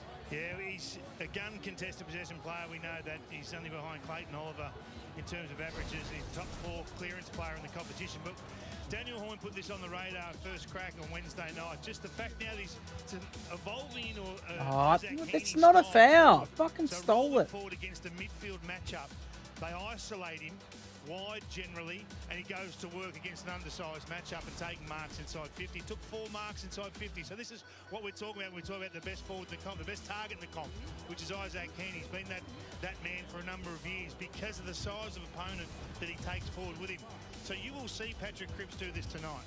It's a much more damaging product, and they know around him to isolate. This is a weapon that Josh Fraser's now brought to this group, and I love it. Fuck It's not only off, Patrick you that's dumb improved cunt. over the last 6 weeks, but you can just see the jumps. Jagger Smith now being trusted back in as a centre bounce player. He's been there 14 times a game over the last month of football. You know, you didn't have to think back to when he was round 7 and 8. He was getting 4 opportunities against Fremantle back in round 7. So that's been a big shift. And Hewitt wasn't even in the team. So you can just see they've improved individually as well as the collective. I love that you mentioned Lockie Cowan there. He is a part of this next sort of baby blues as well, along with Smith, Ison and Wilson. You can chuck Byrne in there as well. But from a Tigers point of view, we know they went to the draft 2 years ago. And that man there, your man, David King, Sam Cumming, he's a star. He's actually starting to get a bit more midfield time. You can throw Taj Houghton there as well. Last week, 7 tackles to Taj Houghton, only 37 for the Tigers. This is the next generation with Sam Lawler. Jasper Alger's another player down there who, without Tom Lynch, has been able to hit the scoreboard and be able to kick packs of goals as well. So this is a really good look. This is a bit of a look to the future for both of these football clubs. Yes, Carlton have won 6 in a row, but these guys here certainly have the young stars. What the fuck is going on? Crowd in for a Saturday night as well. Are you fucking serious? Been bringing their fans back. Oh. Past 6 in a row under Josh Fraser since he replaced Michael Voss. 2 captains walking out into the middle. Oh my fucking god. You cheating motherfuckers. Up there. And the great barrier thief with the coin. Goat Hakeem Olajuwon just gets dunked on. Sure. Squad stars on the world stage. Fucking cheating wankers. Dyson Daniels. Good to have. Can we get a quick photo, please? Good to have you, Snap. Absolute. Do you reckon Dyson asked for that, or the captains? I reckon Dyson would have asked for it. Now for the Nags back. Dead centre of the Amy centre circle as we head downstairs to another one of our stars. Eddie Betts, welcome to you, Eddie. Thanks, guys. And I might have to run over and get a photo with him as well. He's just walking off here. Nah, but it's great. And when you speak about the Carlton midfield and the way that they're playing at the moment, but for me, it's Oh my. Who the fuck is that? Coast. He absolutely dominated last week. He had 28 disposals, 11 score involvements, and played at like that high half forward. Ryan Howard. The last 6 weeks, he's been inside that centre bounce. 100. Speaking of Jordan Russell, the development coach down there, he's going to spend a lot more time in there. I reckon if Dyson Daniels walked up to Eddie Betts, all the kids would be saying, "Who's that guy with Eddie Betts?" No doubt they would. He's had a great start to his career at Carlton, Ben Ainsworth. So Bolter going forward as well. Well, you just talk about the start of the game. I mean, from a Carlton point of view, Richmond are in that unfortunate habit of losing. As I said, they've won 4 quarters, individual quarters in 6 weeks of football. Start fast, go hard, and give them something to think about. Oh no, we're in the same position again. Because if you give Richmond a sniff with the supporter strong base that they've got here, anything can happen. And anything might happen as well. Lynch is back. It's a 4-point game, 1-kick game when these 2 teams met earlier this season. And that guy, Tom Lynch, kicked 2-7 in that. Had he kicked 7-2, Richmond probably would have won. He's back in this week. And again, there's no Wiedering and no Harry Dean. We're underway. Great to have your company on Fox Footy on a Saturday night. Cumming, who was mentioned in the pre-game a bit by Jack. Houghton also mentioned a couple of their young guns. Big Nank weeds his way past a couple. He gave it up. The snap from Houghton didn't quite go to plan. High, goal square. Rouse Smith back into the lineup this week. All the way back to Banks. Put it down to Ross, made it tough for him. The feet over the top is okay. Taranto's been kicking goals. Nearly got that to scream its way over a couple of outstretched hands for a goal, but at least they're getting their hands on the ball early. Great start for Richmond. That first forward foray, very important. Soccering off the ground, just getting it forward. Ollie Florent in game 200. Former Swan star. Milestone for him this afternoon. Get on your fucking man. We talked about it quite a bit in our pre-game, and good to see him out on the big stage tonight to celebrate it. Hope he has a good night at the office. Rouse Smith, like him better with hair, but good to have him back anyway. Bombs it long, Lynch off hands. Good tackle on Walsh. Smith. Byrne. Also been playing a good role as a forward, but comes down to half back to lend a hand. Haynes. Slow down here. It's got Harry as a bailout. Sends it along in that Pinternet Harry direction. Jervis front spot. Is Houghton getting his hands on it again? It's been impressive in such a short space of time. Had a little knee worry last week and put a scare through them. That's a dangerous kick, and Brack made it look okay. Sort of. Campbell, who wound up in a different pair of boots, actually wore a plain pair of boots, but he's got the sparkly ones back on, as he likes to wear. He wants it back here on the move. Not sure the stealth jumper works with those boots, but anyway, he's easy to spot. Lynch, easy to spot, in the right spot. Well, that's what we're talking about, playing fast footy. So from a static position, they take an uncontested mark, and they waited for the handball receive and gave it to the speed machine in Campbell. He's one of the really exciting components of this Richmond midfield. They need to get him up and going. Look at him use his speed across the wing. Gets it quickly through the air. Plain still. One-on-one. Fuck, this guy's a stupid fucking wanker. 499 career goals. Your time is still right, and they call it a foul. Like, what the fuck's the point of playing this game? I hate to remind you, but he did kick 2 goals 7 against Carlton earlier this year in a game that Carlton won by 4 points. It's a big let off there for Carlton. Florent again drives it along to Cripps. Couldn't quite handle it. That's a fucking clean steal, you cheat. Floater, Dirksen got there, crashed it down. Walsh been in good form. Haynes had it, lost it. There's a great contest there. That ball went right up from Tim Taranto. Sam Cumming had to come back with the flight. A couple of Carlton players coming the other way, committed in the air.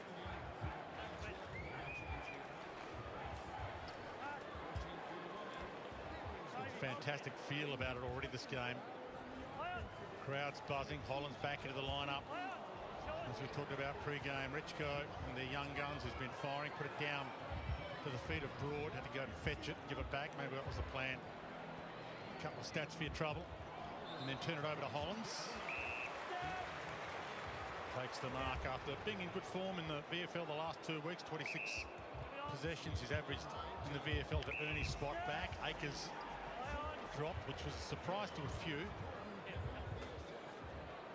Hollands. There's the last one gone. Get some room to roam. Byrne. Oh. Back again. Haynes, more room to roam. Tough ball to mark, but Harry's in the hole. Couldn't take the mark. Knocked down Banks. Rouse Smith. Houghton again. Coming. Rouse Smith. Beautiful move through the middle. And he launches. Got Mansell out the back. He couldn't quite get it to him. Mansell might still pounce. Dirksen, we got him, but he got him a little high. Yeah, a positive error there. Tackle pressure really strong. The speed of Richmond is evident right now, their leg speed, particularly through that midsection of the ground. They're looking to overlap with handball. Enterprising plays working. Tash Houghton's been the one who's been getting their hands on the ball. Excellent handball. In some ways, you want players who think they're better than they are and think they're older than they are to take it on. I know a lot of them, Dwayne. Well, unless they take it on and get caught occasionally. Big Harry comes up to make a contest. Annan didn't quite kill it. Campbell to McGovern was fantastic. His kick in Pitnet's direction. The big Pitnet guy with the reach over Nankervis. Magnificent by Pitto. Pitnet. His work as a forward, McGovern, this year's been really strong. He has his down games, as we all do. But when he gets his kicking right and his aggressive kicking, it just travels through the air so quickly. He really darts that ball to the advantage of his ruckman. Great play. They'll get to game 100 in a few weeks. Mark Pittonet wastes that chance as well. It was a great effort by Harry Mackay. He was the one that came up on the wing and just created that contest. That's the best version of Harry as well. That's why you got to get him into the ruck, get him up the ground. He doesn't have to mark the ball every single time, but he has to create the contest. What the fuck is Parker on for? Banks aggressive down the middle, but Haynes knew exactly what he was doing. Read his eyes, read his mind, and then read that terribly. He kicked it straight to Lynch, who's dumped, but wasn't overzealous. Ball up. Very high, the Carlton defence at the moment, coming up with their Richmond opponents, leaving a lot of space out the back. Calm down. Walsh had 3 to beat. Coming, wrapped him. Play on advantage. McAuliffe heads long. LaFowl. Oh, he made a contest on Cowan.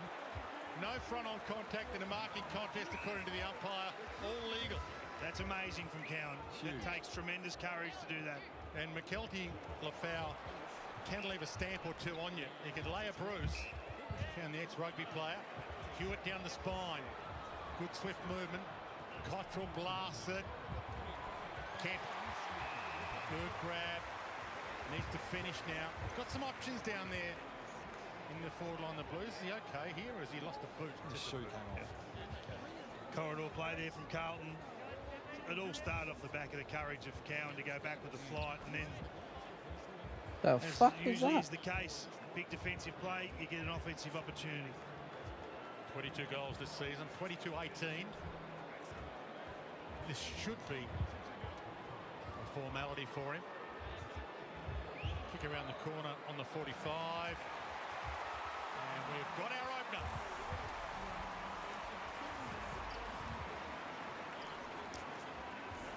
Well, this is an incredible individual effort from Lockie Cowan. Richmond were out, McKelty LaFowl was out. Look at that running back with the flight. Did not hesitate one bit. It wasn't even vertical, it was sort of nearly horizontal when he got there. But this is excellent ball movement from Carlton. This is what they've been able to do under Josh Fraser. You can just see there, Kemp gets out the back, he slips Banks, and then all of a sudden you've just got to come back up at the ball. What a Excellent block. forward craft with some really good movement up the field. Since Fraser's taken over, Lockie Cowan is top 10 in the competition for intercept marks.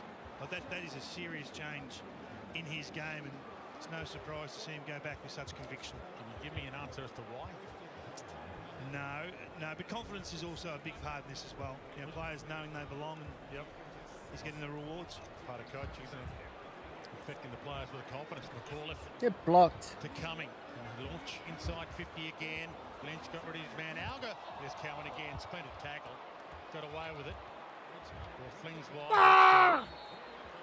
Campbell, who likes to let fly and does let fly. Flip it. Flies across the face. We're back. This is where Richmond, the pressure was 150 last week. They must keep Carlton locked in their forward half. How's that for a dainty little kick down the middle? So no Wiedering. Young back in the team in defence. Fucking hell, man. Hayward to Harry. A lot of uncontested marks here. Brought the Tigers unstuck last week. Carlton looking for Pick it up and up and kicks. walk around and say. Not there, the bailout's on. Pittonet there knocks it to Vlosten, who was caught and just got it away in time. Banks, handball smothered, ball in. That's another thing Carlton want to do. They don't want to kick that long ball down the line. They try to find those little short ones and try and move the ball with speed. He bets on the boundary line for us, the two coaches, Josh Fraser and Adam Uze. Adam Uze in season 3.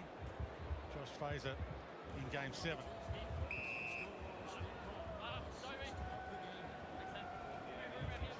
Technically season 3 for Adam Uze, but of course he coached one game for one win for Melbourne as well. This was the first game he coached in the AFL. Walsh It's 9 wins of his last 60, and Josh is 6 from 6. That's a very good point you make.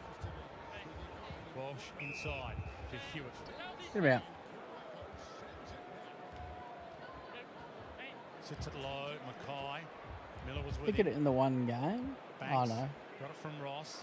Invincible Started well, the defense. Tigers, just not translating that to a score at the moment. Invincible A offense. foul. Good contest again. Dirksen with him. Oh, a hard tackle. And it didn't drift high according to the umpire. Does it? She's a little high from here. He again leaves a stamp or two, does McKelty. I've got the feeling you like him, Dwayne. Well, I'd like him to go a little lower than that, but his coach likes the way he plays because he hits. Asking him to front up. Had a club-imposed suspension earlier this year, but it's been a Oh my God, managed to limit Linko. so far. You will do. Cannon in there. Ah! Good Come opportunity on. for Cannon in game 4. That was sick. Former Geelong VFL player taken in the mid-season draft, and he seems to have fitted in perfectly. Looks like he's got what it takes. McAuliffe, slick-handed, coming again. Not your run and carry guy, Big Nank, so maybe saw the jumper and not the guy.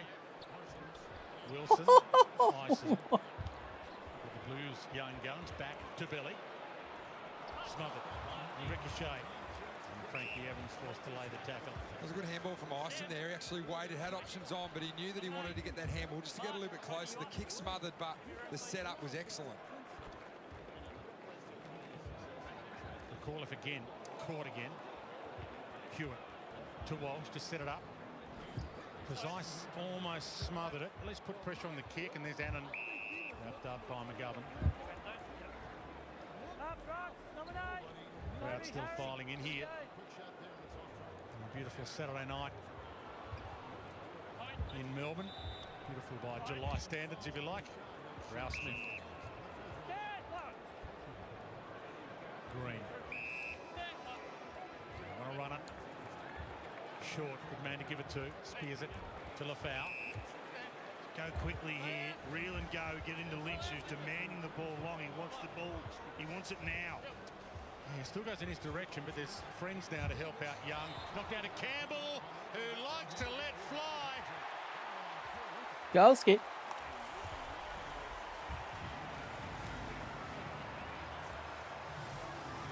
Well, you're right, King. They needed to let the ball go early to Tom Lynch, but he's still able to create the contest there. And Seth Campbell is the quickest player on Richmond's list, and he's one of the best players in the competition at getting into that forward crumbing position.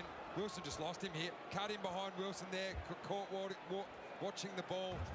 The young blue. It was an excellent goal. This is the one they need to do. Well, they know where it's going to go, the Richmond Smalls. Now, earlier when Lynch was targeted, they all flew past too quickly and wide. They've got to get to the front.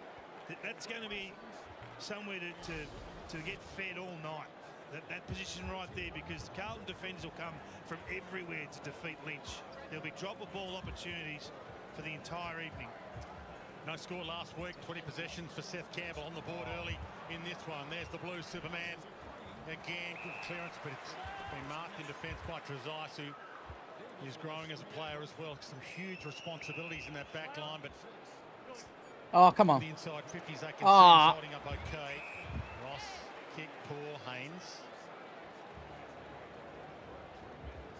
You mentioned they want to kick mark a little bit. The Blues all go down the line if there's nothing on. And there's Brown, who likes to float in. And likes to back himself in. Punched away by Hollins. Smith. Walsh. Told to go was Hayward.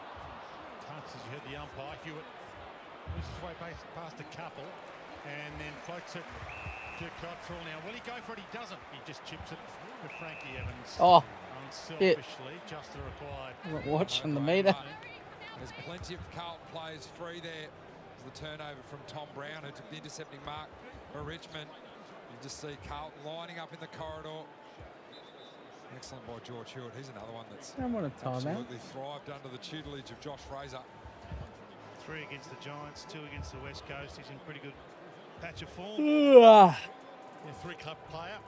7 games Geelong, 27 Port Adelaide. Francis Evans. Right, he kicks goals. That's what they pay him for. Split the middle there.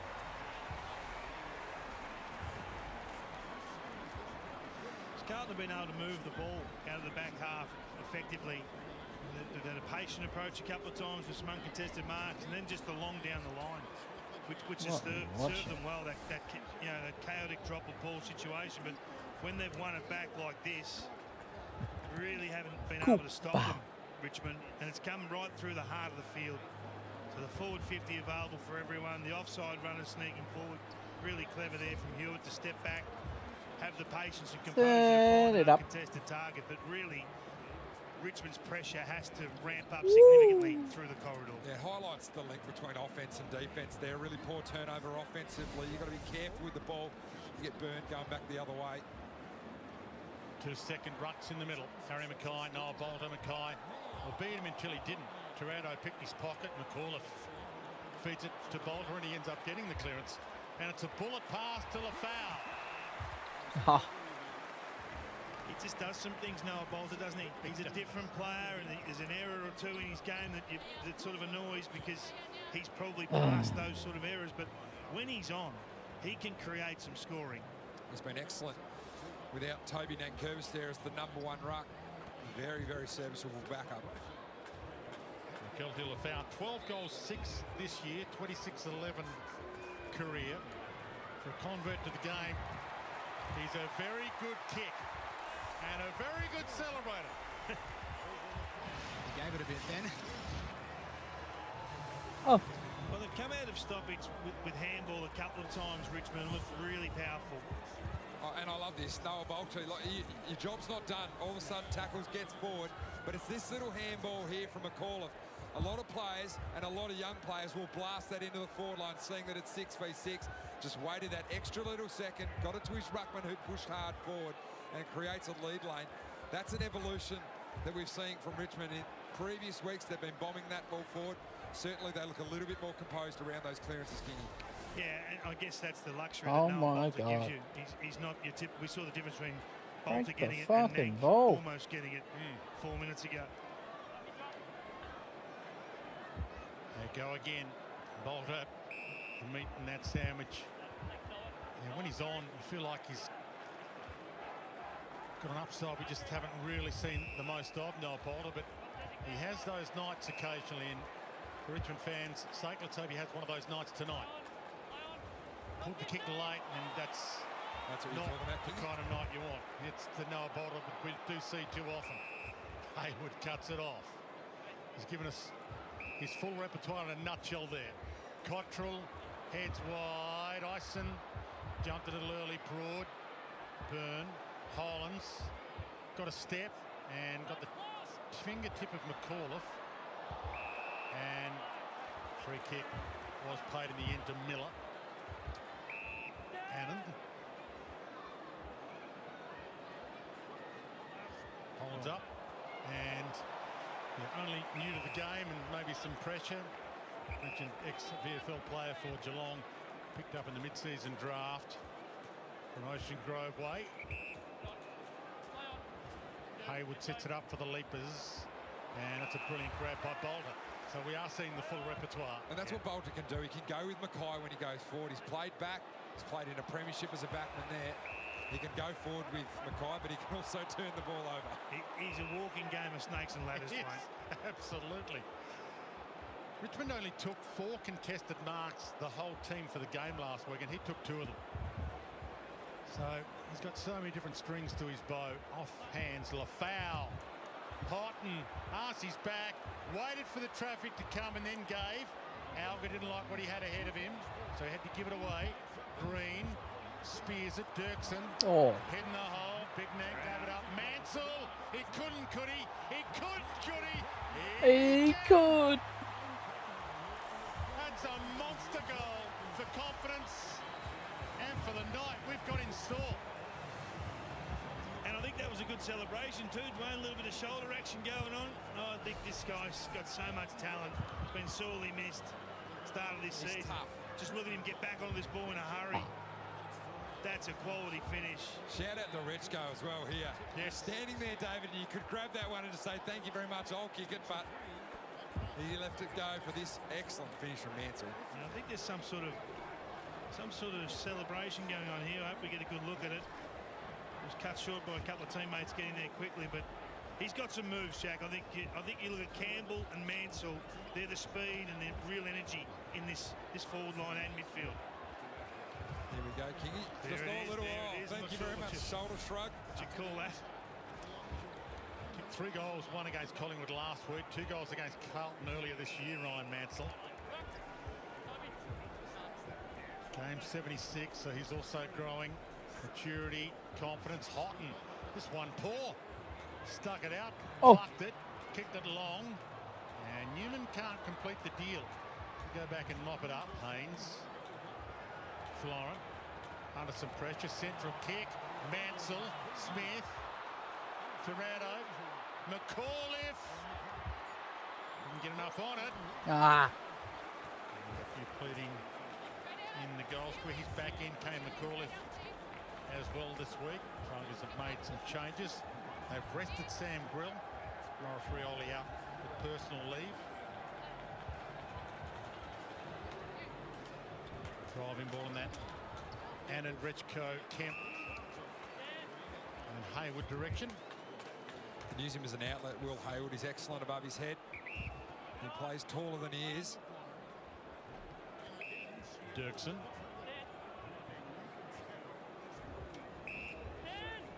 Kemp. Cripps has been largely uncertain. Finding clearance, but just that's his only disposal so far. Jagger Smith being hunted down by Green, pressure on the kick, and then Curvis gets back in the hole. Precise caught him back nicely as well. Big yank down the spine aggressively. Broad calls out Brown. Last season with the Tigers. A fantastic. The fuck did I not get that rebound? Broad. Banks. We've done that a few times. Really spread the ground here. Richmond making Carlton defend a big space. You got links down the line. Let's go. Taranto. It's been in fantastic form. Let him cook. Tim Taranto.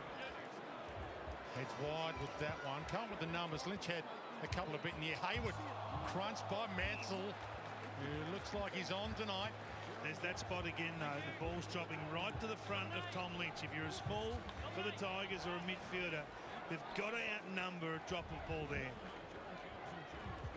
Slap down. Hewitt read it beautifully. Florent delayed it until the foul hit him and then kicked it on the hit. That's a bad policy, I reckon, Dwayne. Hollins. Yeah, some players do it deliberately to try and get a 50-metre or a downfield free, but you've got to kick it while you're open to get it.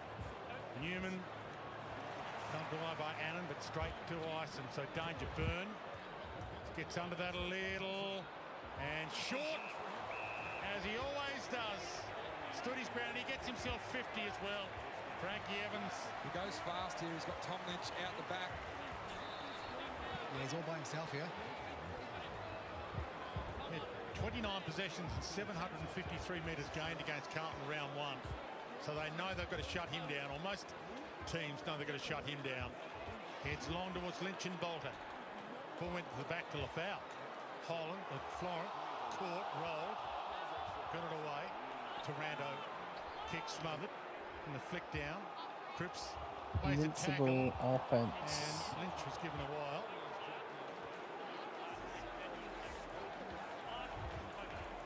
Haven't won many quarters in recent times, the Tigers. They're on track to win one here to start this contest against a team that they've got a pretty good record against recently. The Blues with a few out. And it's a throwaway free against Pitternet. It was a delayed decision. Bolter given it in the end. Not sure what the umpire was considering there in the second or two that elapsed, but in the end it's Noah Bolter's ball. 14 possessions, 1 goal last week against Collingwood.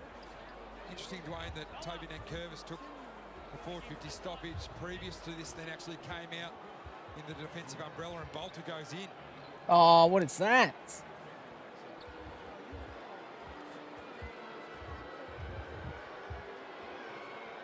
Big opportunity for the Tigers tonight under the Saturday night lights.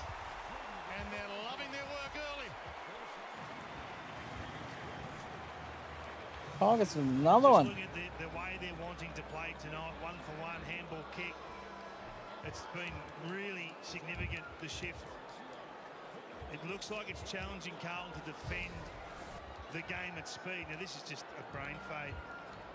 He knows he can't really grab and twist like that.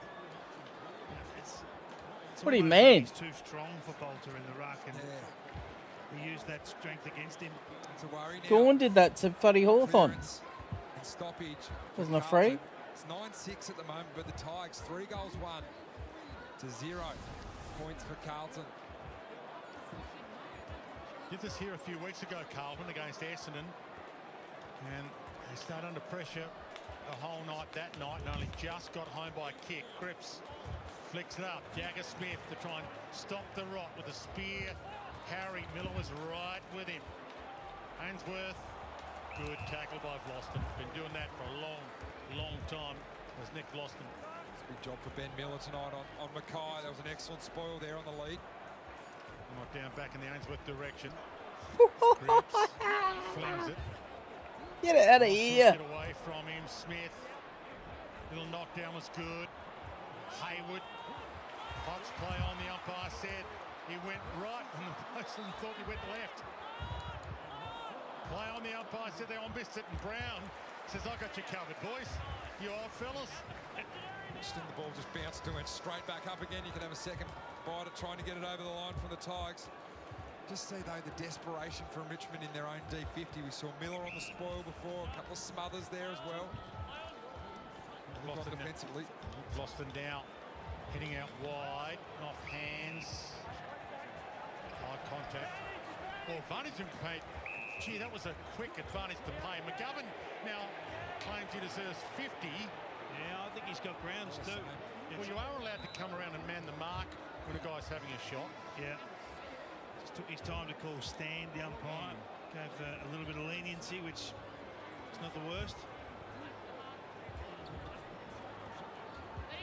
Tigers have kicked the last 3 goals of this game. McGovern winds up. And it'll stay out there. It'll come back a little bit. Nowhere near enough. And in the end, just cleared the line. So Richmond's only won 2 first quarters this year, and they've won both those games against the West Coast at Optus, and they won by 11, and Essendon here at the MCG, and they won by 18 points, the Tigers. Out wide, who's going to go? Lafau's out there, good hands.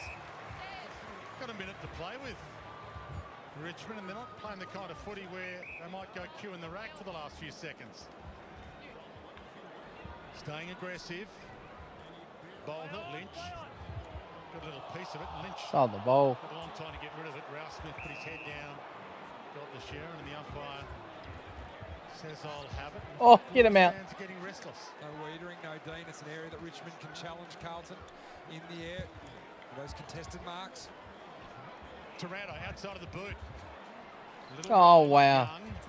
Up against the boundary. Dunk it, mate. Fucking hell. Helped him across the line. We speak about the centre bounces, Jack.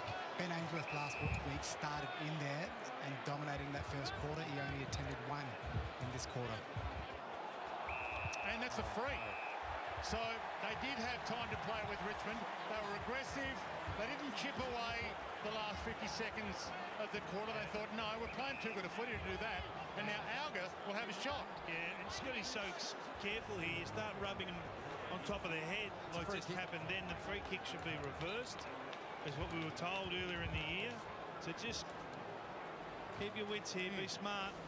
Got a shot at goal. 2 goals against Collingwood last week, Jasper Alga.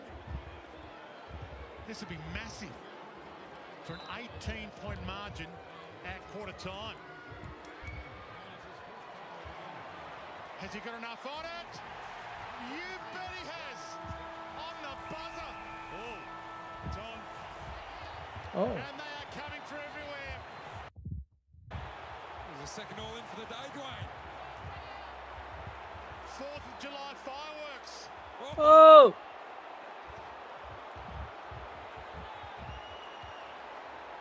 I've seen jumpers ripped before, but I reckon Seth Campbell's shorts have been ripped.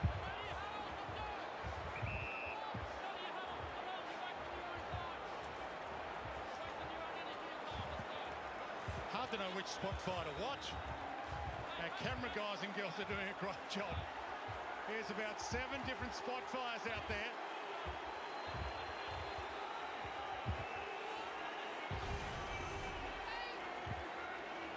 Oh, there you go. That's the hit from Walsh. There's the free kick to Auger, which resulted in the goal just before the siren. Rubs their head. That's a free kick. Reversed. The rubbing of their head. Free kick. The AFL don't want the taunting rule.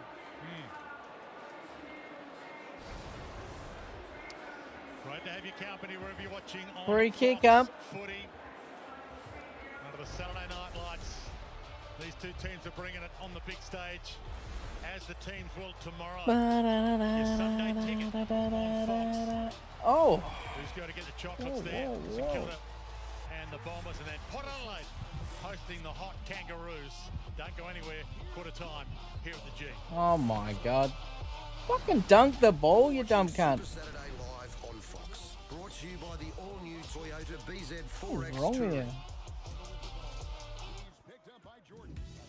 Get Macca's delivered for just Yeah, 99 yeah. cents, whether Yeah. you're staying up late or making a day of it.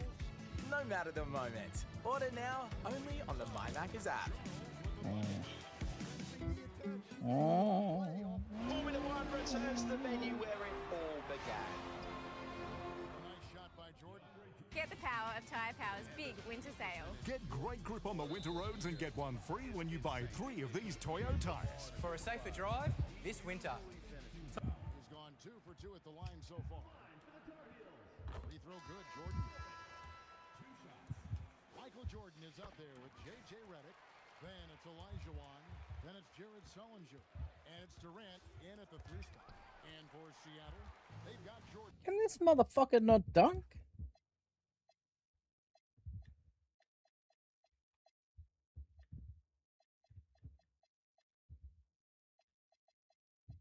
Can 99 dunk, 99 standing dunk. Why can you not dunk?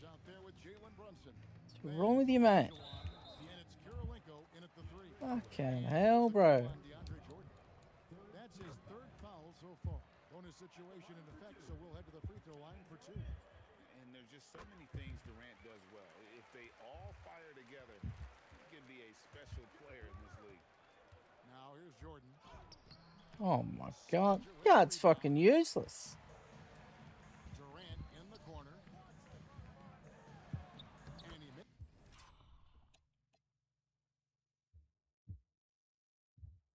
Hey, Team AI, you want to actually fucking jump and try and block? Fucking hell, mate. Just working his way inside there. Durant so good at just finding his shot all over the court. And that one's Talk about fucking cheating. What a half he's had. He has completely warped the shape of this game with his hot shooting. Here's Sullinger. Again, the Tar Heels score. And we mentioned Durant's scoring ability often, but they're showing how good of a passer he can be. Again, the Tar Heels score. What the fuck is actually going on? On the defensive end. Well, as a coach, you're always telling your guys to play hard. That's what we need. Looking to make plays for others. We've seen this from him all night. Yeah, when there's been an open man, he's found him. And you love to see a guy dishing it like this. Jimmy Butler has been on display for Seattle. He ends up dropping in 2 from distance, making a difference from long range in this one. We'll return shortly.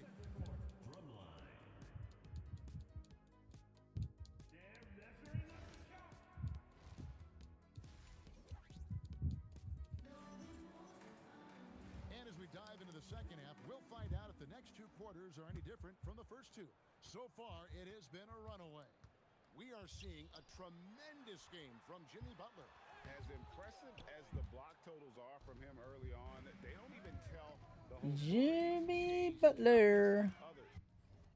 It's on 34 or 50. He's established that defensive presence. Guys think twice before challenging him. On the court for Seattle, we've got Butler. Andre Kirilenko is out there with Jordan. Oh, Then God. Jalen Brunson. And it's Olajuwon in at the 5 spot. Really like how Durant is playing tonight. Going for his. This guy is just so unreal. Out to Kirilenko. Good, and it's Jordan picking up the assist. Jordan's got his 9th assist in the game now. Outside Durant. Pass to Sullinger. In the floater. What do you mean? Sullinger's got his 2nd bucket of the game to go. Set it up. Oh, fuck off, Durant. You fucking snake. That bucket in no time at all. Assisted buckets. Every team wants them. They show you're running effective team offense. A shot by Sullinger. Open. And Sullinger missing. And so Jordan will bring it up for Seattle. That one goes. Count it. Well, to be a legit Count it. For his goal too. Yeah, and if you just watch his pattern here, and Kenny's been talking about it, you've got to get to the front of Lynchy. He's not going to get out marked. He's going to bring the ball to the front. You've got to hold that distance. So just watch him. He gets up here, gets around, the ball gets kicked in. Lynchy brings it to ground right. He'll create the contest. He crumbs out and goals. Dwayne Russell. Thanks, guys. It's exciting stuff at the moment. If you're a Tiger fan, you haven't seen this for a while. And Blues fans, you've seen this a bit. And you're shell-shocked a little. Alga breaks free. Bolter breaks free. Unselfish. Could have gone for it. Oh. Could Steely Green. Lynch fumbled it. Ross could have gone for it as well. Gave it away. And Bolter in the end lets it fly, and they waste a huge opportunity. And speaking of being shell-shocked, Carlton dodged a bullet there. Unselfish there, the Tigers running into open goal. 3 of them could have had a shot. That space opened up that we just saw with Eddie Betts. It was Noah Bolter this time that created the contest. Billy Wilson runs and drives it in the McGovern-Annan direction. Annan without the experience, but with the mature body at least. Smith wide touch. Haynes, not sure if he heard it or not, or just made out he didn't hear it, but that's okay as a result. So Richmond have been averaging 13 ground ball gets in their forward 50 this year. They've had 8 already. This is what the predictability of Lynch brings. Smith works his way to the Sharon, flings it out. Tackle made by Francis Evans. Not sure that Jaden Short was going nowhere. I think a big tick for Richmond. The pressure in the last 10 minutes of that first quarter, 1-9-2. You think back only a week ago against Collingwood. Not bad. 150 for the game. Krebs gets his hands on it again. Vlosten front spot. Sofen right spot.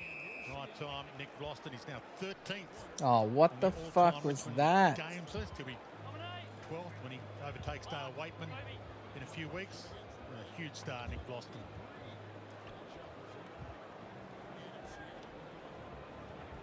Hit a net.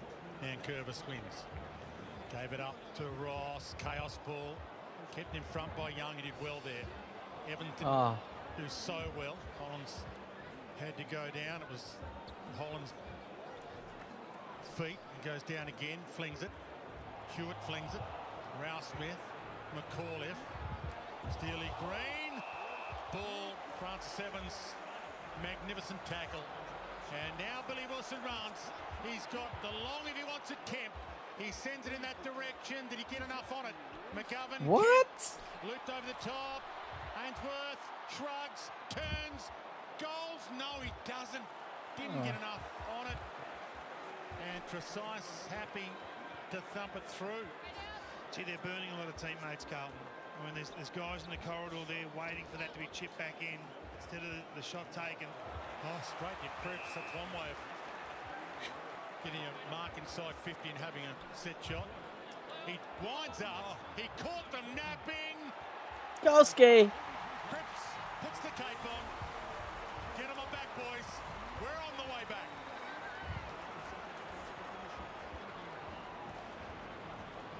It's just a great moment for the captain to have. They're on the rack here, in real trouble.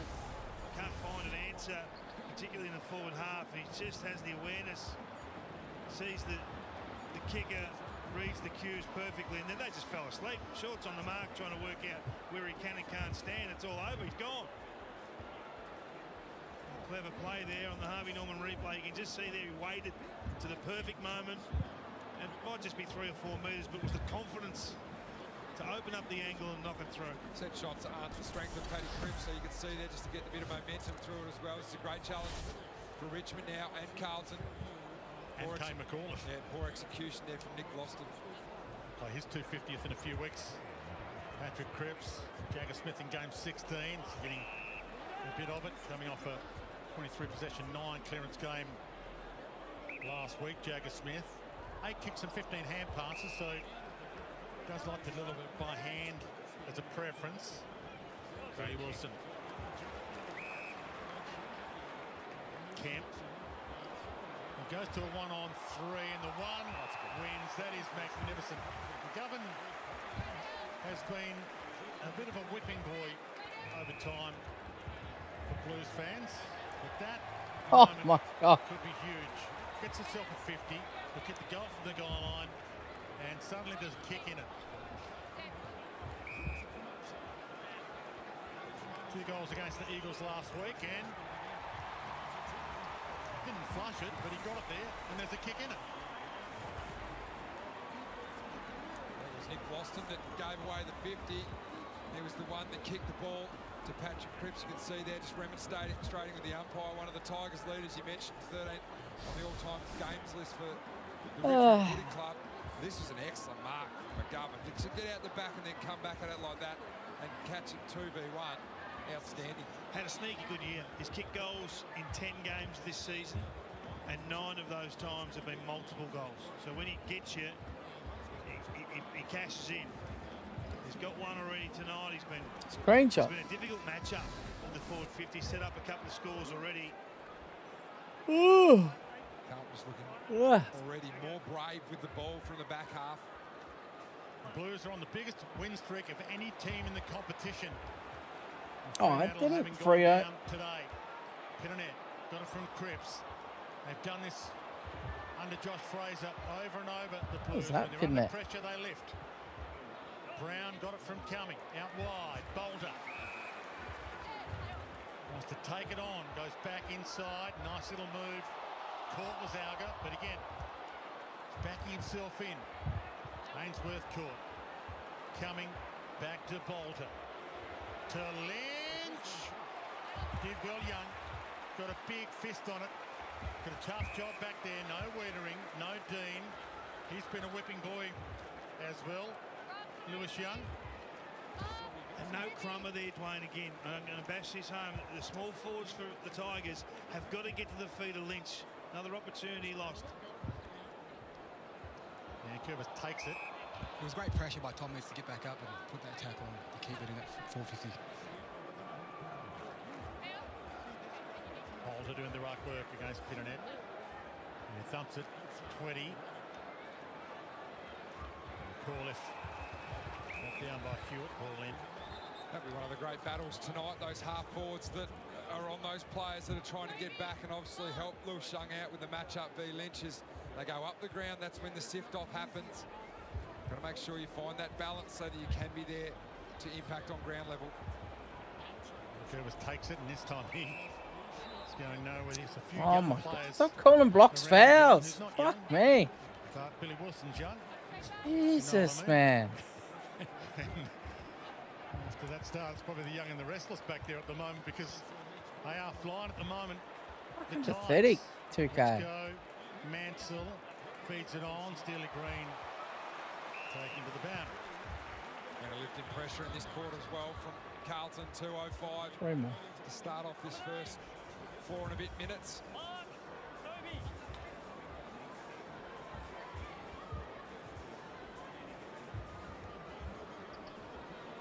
Down again, Cumming had the handball up.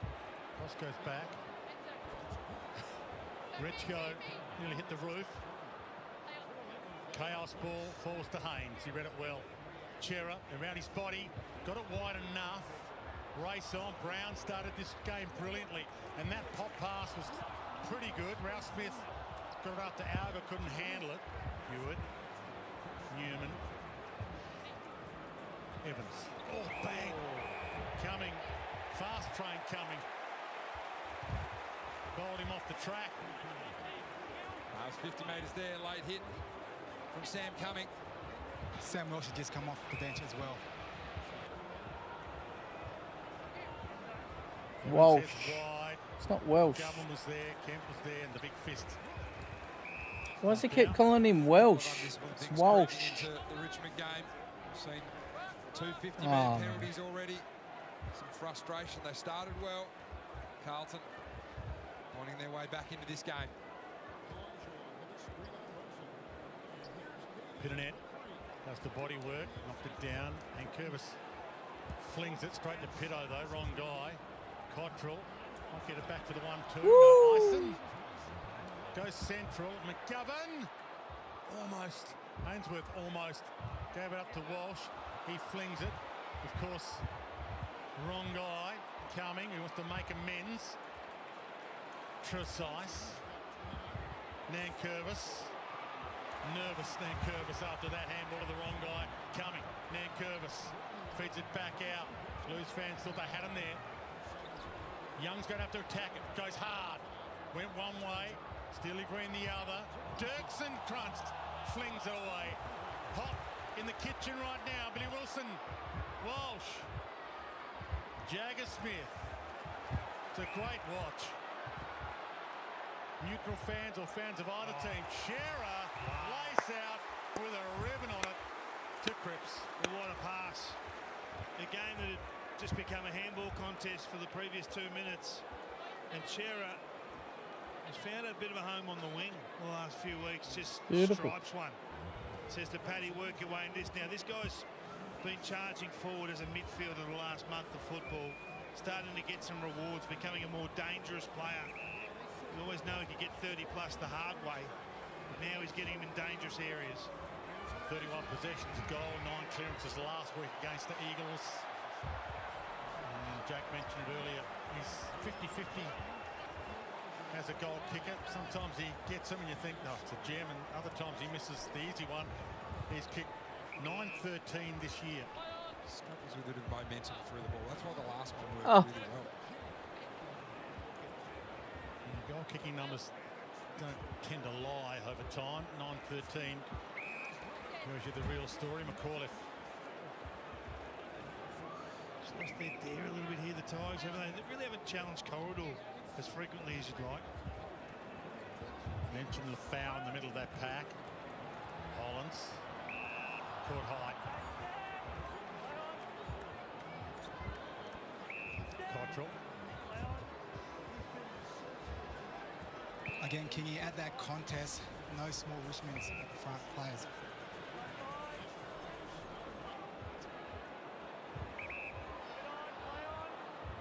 Crowd bubbling. Great atmosphere on a Saturday night at the MCG. Dirksen. Haynes. Richmond have just retreated back here. Every player behind the line of the kicker. Haynes pulls his kick late into that space, and that's a good grab for Kemp. He read that well through the air. He knew where the bodies around him were.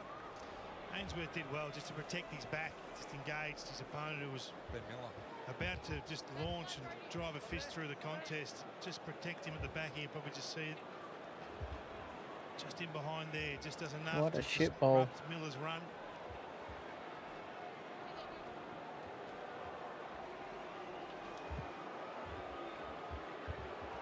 To the punt road end.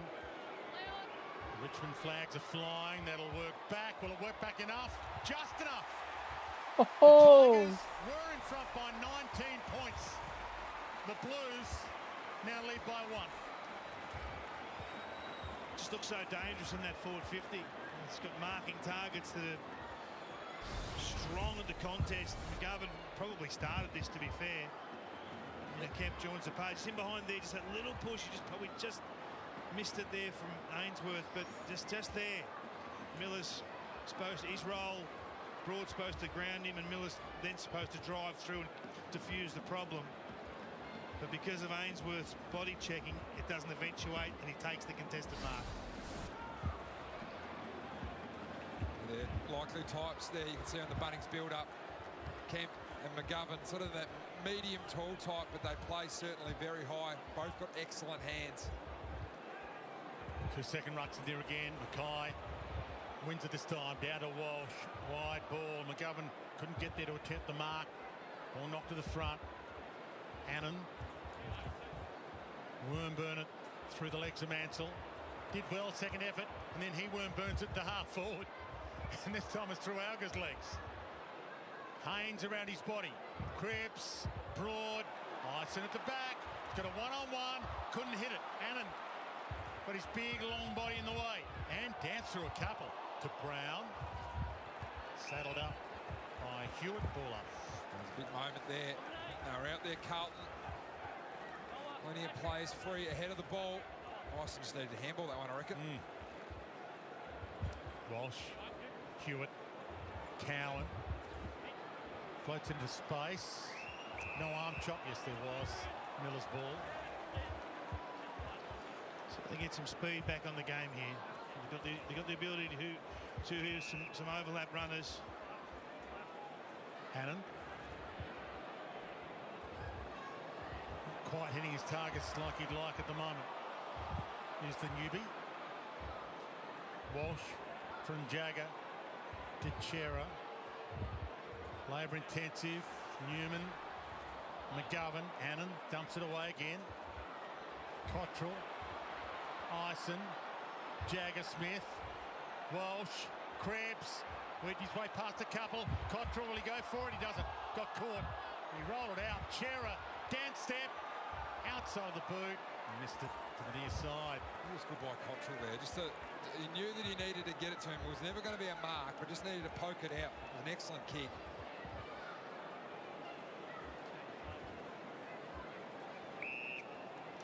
It's gone to their shell, haven't they, the Tigers? Some easy targets to hit and some overlap. Here we go. No, he doesn't quite give that. These are tough games, man. Very static, very slow. Broad, who had 2, 3, 4, 88% 5. disposal efficiency last week. 15 more games to go. Into his hands because of that. Aye. Bolter and Mackay. Bolter beats him. Beat both Young and Mackay to Mansell out wide to Wobbler. Lynch 1-on-2 and he can't beat the 2. The mark taken by Newman. Who's the Ascension?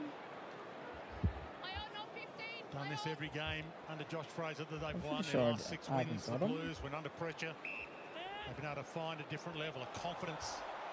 Cut off this time by Ross. Walsh tries to make amends because he stood there and didn't really attack it when it was kicked to him. Ison flings to Hewitt. Chera up against the boundary. McGovern turns. Heads in the Kemp direction. Had Mackay as an option as well. He spears toward the goal square and Mansell takes the mark. Haynes dizzy so far up in the forward line. Leading for that one. Coming. Uh-oh. Gone. Dare I say he zigged when he should have zagged. And Jagger got him cold. The pressure's been terrific in the second term for the Blues. And Smith was on for that last passage down the other side. He was clear in the middle for about 60 seconds, but he didn't drop his head and complain. He stayed with the task at hand. For 4 goals in a row for the Blues. It's sailing. Not enough. Stayed in play and towed through by Miller. Just lost sync with their offense here, Richmond. You could just see there the handball game. Oh, Light that's rain in. falling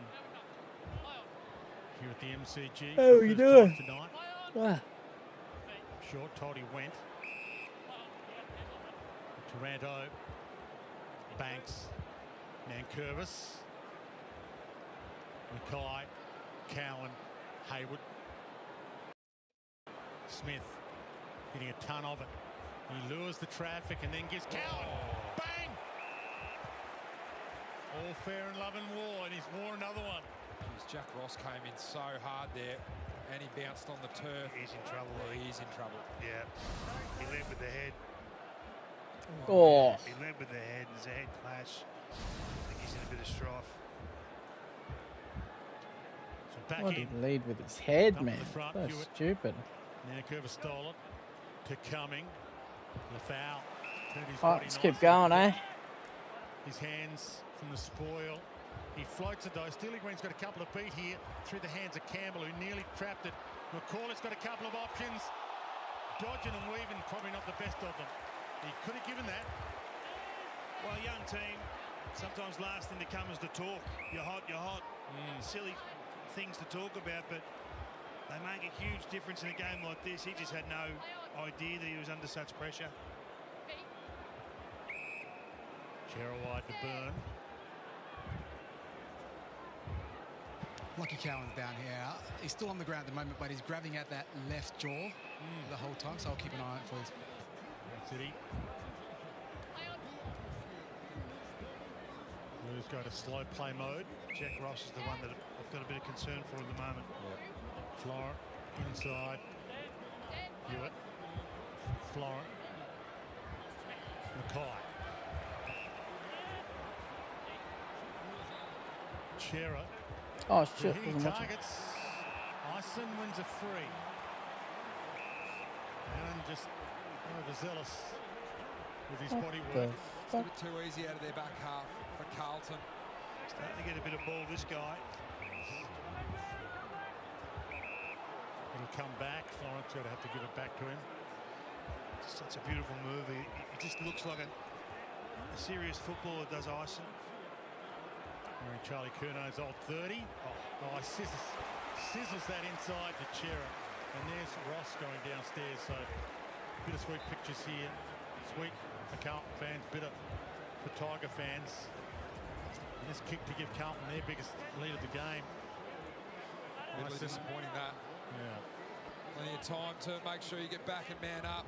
It's a great kick, though. It is an excellent kick, but he wasn't the only one free. Chera's kicked 41-43 career coming in, 2-2 this year, so also been a 50-50 goal kicker.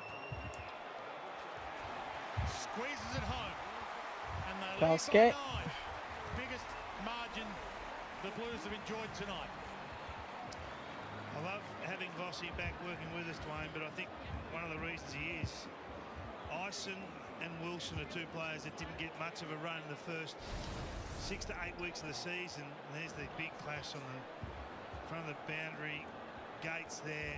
I hope that Ross is okay. Look worse for wear. Taking him downstairs for a HIA. Just a few weeks already this year. Jack Ross with an HIA, so. But that kick there, I mean, there's not many players in the competition that bite that kick off and hit it like Ison just did. So I think those two, their injection into this team and their impact's been profound. Wilson is exactly what they've been craving, a half-back that runs with dare. That's fucked. Flying in the air with the drizzle continuing to fall. Tavrado off the carpet. Hot and little handball out. Flung in the Mansell direction. He had plenty of time and wasted it. That's what pressure does as well.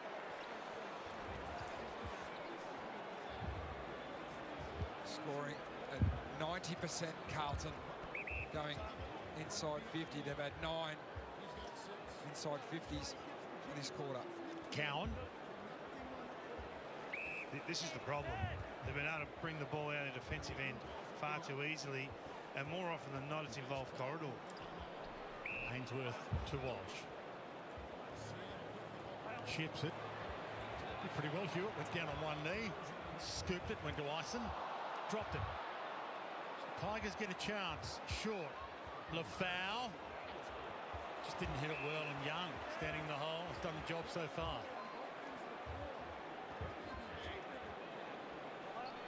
Cowan wants it. Cowan gets it. Out wide, Ison, little flicker. Evans. Easy. Dainty little kick. Oh no, fucking pass it earlier. What was taking you so long? Big fists come. Knocked down to Burn though. Turns. Inside kick delightful. You just pass it in. Don't give it to Elijah one. And this is the Blues. Hey, man. Game after game after game under Josh Fraser. That's outstanding from Taylor Byrne. Fucking hell, mate. Just trying to make his way, put the team first there. We've seen, I reckon, 3 or 4 occasions so far in this game where the Carlton players taken the opportunity to have the shot. But this is just team football. A couple of options. In the end, picked out Ainsworth. So that injury to Banks now causing a delay.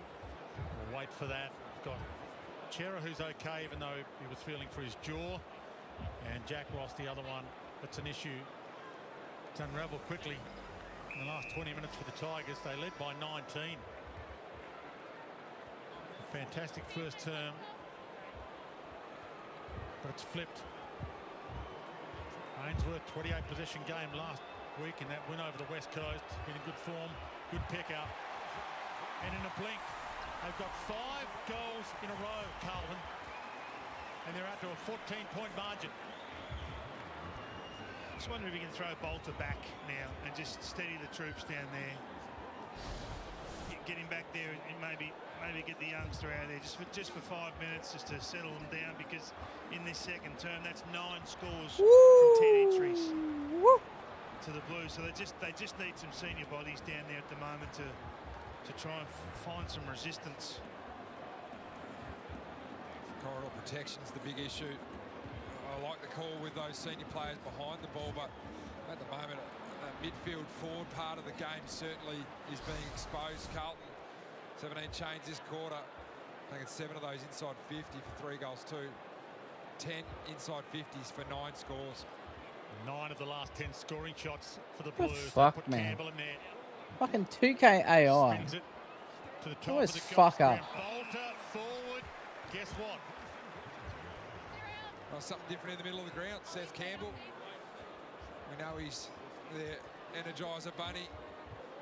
A lot of his work at half forward, but they've been throwing him at centre bounce this year. They see that as a difference maker. Certainly was a difference there. He was going to have to kick goals, because if he was down back, he would be help saving them, and they're bleeding heavily down there. So these sorts of opportunities must be taken. An emergency break glass. He had to, Adam Merzade, try to make this game change back in Richmond's favour, and Noah Bolter delivers. Breaks a run of 5 Carlton goals in a row.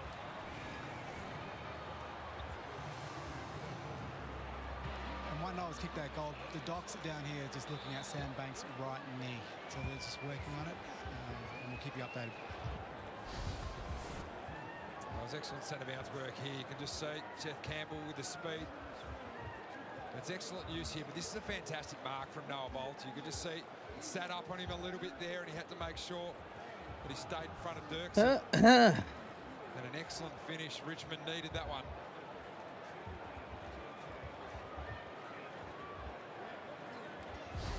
Just a player of such quality, Campbell. I'd just love to see him get a long stint as a midfielder.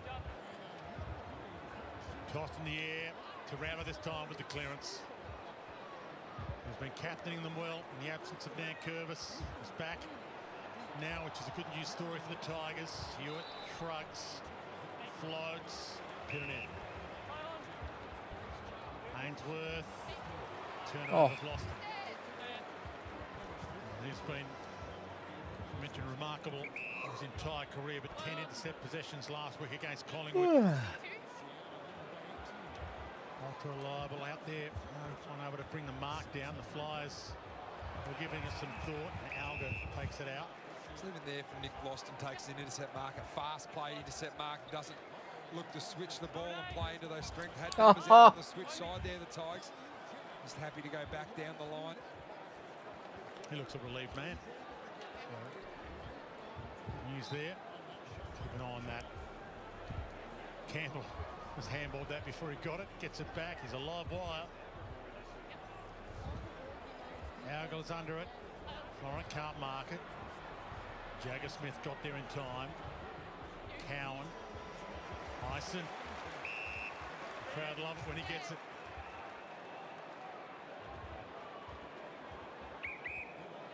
white strip. It's great with the long sleeves as well. Now Curvis and Pinanet. Pinanet out-reached him. Now Curvis looked at a better position. Back to Ison. He just dunked on me, man. Got a little bit too excited maybe with his skill set coming. Hannon.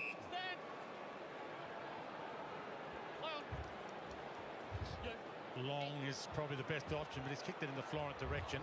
No arm chop. Yeah, it was a delayed decision. It wasn't arm chop free. So Florent to take, as I mentioned, game 200 for Ollie Florent. His father Andrew, one of Australia's great doubles players, passed away 2 months before he was drafted. Never got to see his son play at the highest level. Short to Rouse Smith. Touch play on. Bolter got there and dumped away. Dirkson's playing in game 7. They've also got the young players, the Blues. Talk about Jagger Smith and Jack Ison. Young of games, Taylor Byrne, game 11. Wade Dirkson, game 7 as well. Back into play, Houghton. Campbell. Florent over him. The umpire says, I'll have it. Seconds here, enough for something crazy, maybe. Thump down, McAuliffe. Cowan goes. Now going to hit the deck hard, but hopefully he's okay. So half-time, this game's flipped. The Blues, they'll jump into the top 10 tonight if they win this. If they win a 7th game in a row under their new coach, Josh Fraser, missed 100%. They'll be in the top 10. Big half to come as we head downstairs to Eddie Betts. And Brownie with Sammy Welsh, mate, they jumped out of the blocks, but you seem to find your feet in that second quarter. Yeah, their pressure was really good early, and we were probably under the pump a bit there. I think at speeds we could drive forward a bit more and be a bit more secure with our ball handling, but we were also getting our looks too in that first quarter, but we've got to keep on working back hard and then we'll get looks the other way. It looks like you're trying to move the ball quick with hands and go through the corridor. Is that the plan? Yeah, we want to come through the corridor. I think it gives us good looks going inside 50. It opens up the whole 50. As you know, as a forward, mate, plenty of space is good if you go quick. So, but then there's other times we have to be controlled. I thought some of our backs efforts there, and then we want to go open side and just give teams different looks. Good luck in the second half. Thanks, mate. Will the Blues try and keep rolling? Tigers led by 19 points early. Now the Blues by 8. 6-5, 41 to 7-7, 49. A full wrap of this first half and the massive day on Super Saturday on Fox Footy coming your way during halftime. Don't go anywhere. Great to have your company. Halftime. Saturday night.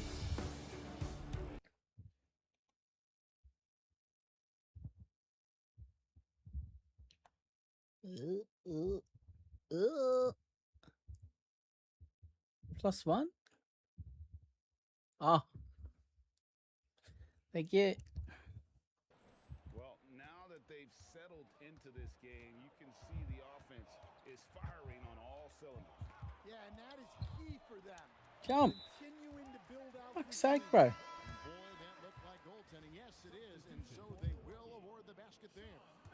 That's a very close call. I'm sure he thinks it's a clean block, but looks like it was on the way down.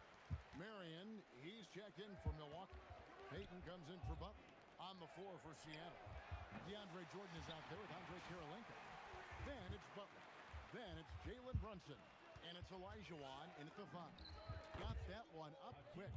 And that's the rub. I mean, as good as Olajuwon is on the blocks, he can be equally as effective from mid-range. Oh, and the jam by Butler. And you have to be more careful or else he will pick your pocket. And then it's off to the races. Harden gets the bucket. Well, that's one Fuck way, off, Harden. but far from the only way he gets it done. He's got all kinds of tricks up his sleeve. It's Butler that time on the assist from Brunson. Butler's got 17 now. Well, he's been resourceful tonight, not wasting opportunities. And through one half, it hasn't even been close. Seattle ahead. It's only half time. We'll see you back here after the break for third quarter basketball. It's only half time.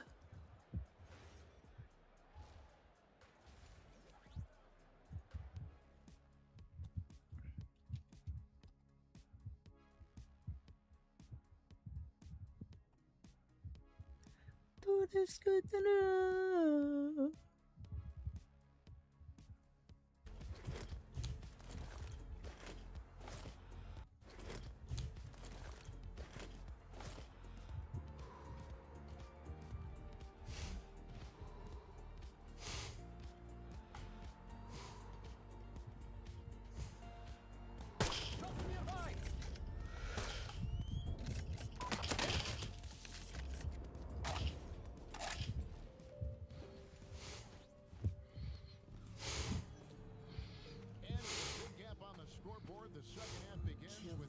What they did.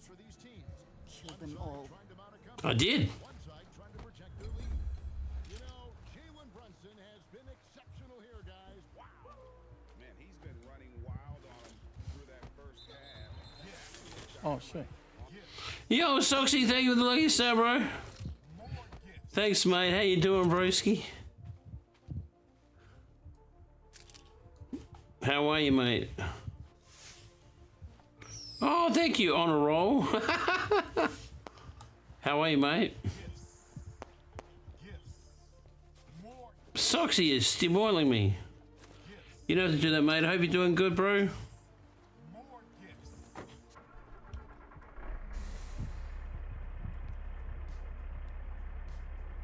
How are you, mate?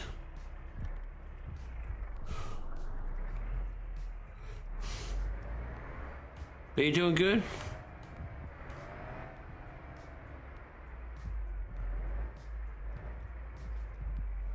Are you alright? Yeah.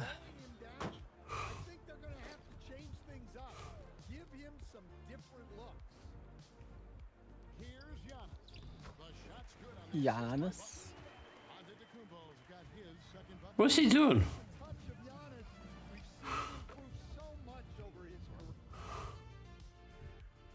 I don't know what he's fixing. What's he fixing? Does he need a hand?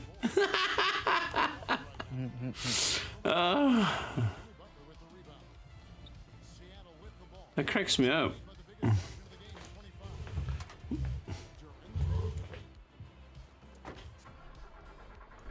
Thank you for the gift, Soxy. Sweet little man.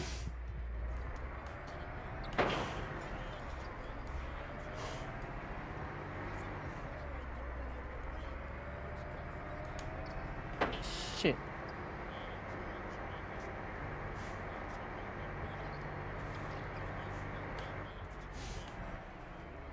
Oh, there's a car here. Something bad happened. Block it. Did I just block? Did I just block that?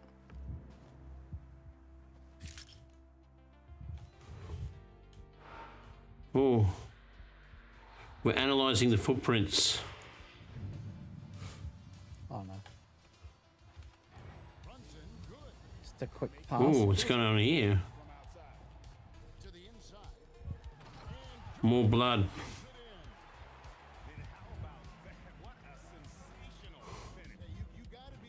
We're gonna find a body. And they have been relentless from deep. And you see the defense trying to react, but to no avail. Yeah. Oh shit.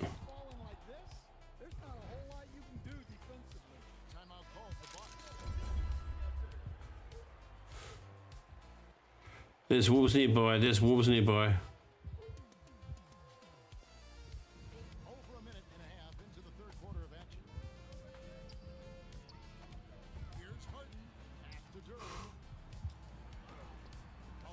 Get him out.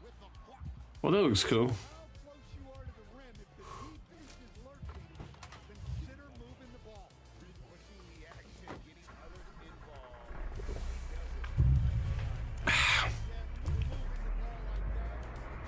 Spider is wide open, mate. Fucking hell.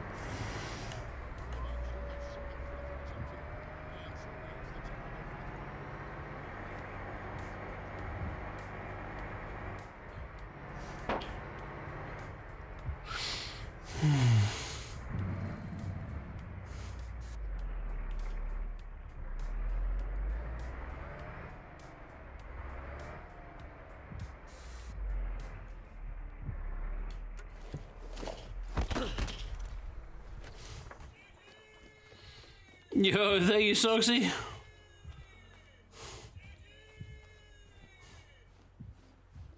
Thanks, bro.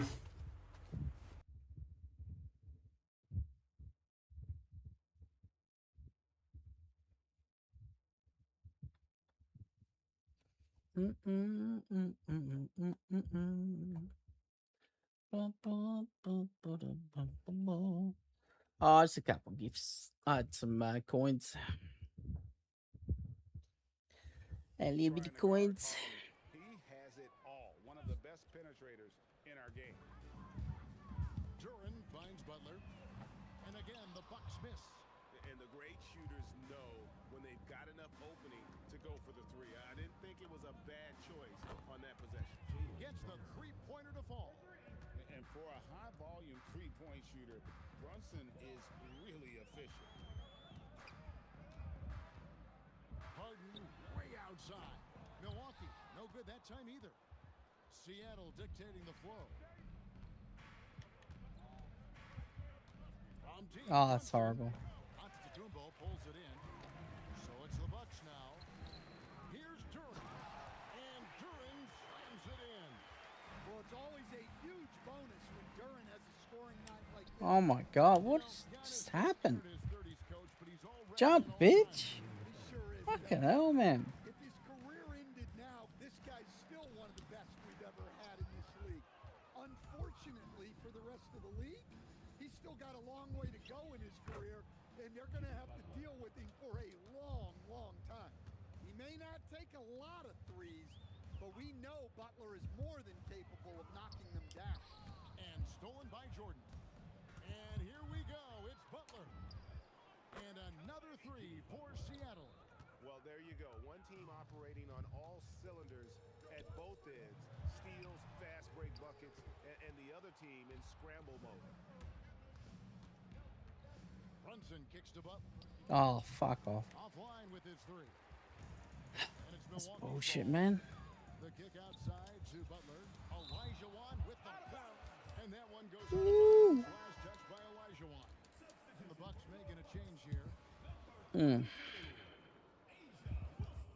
Asia Wilson. It's Asia or Aisha? Isn't it AJA? Is she the one that's going out with Bam?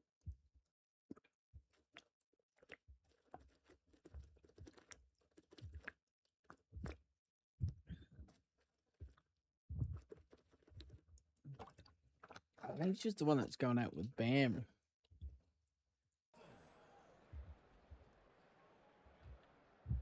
And stolen by Butler. And here's the fast break. Trying to find Brunson. Gets it to him. Not there. And Jordan sends it back.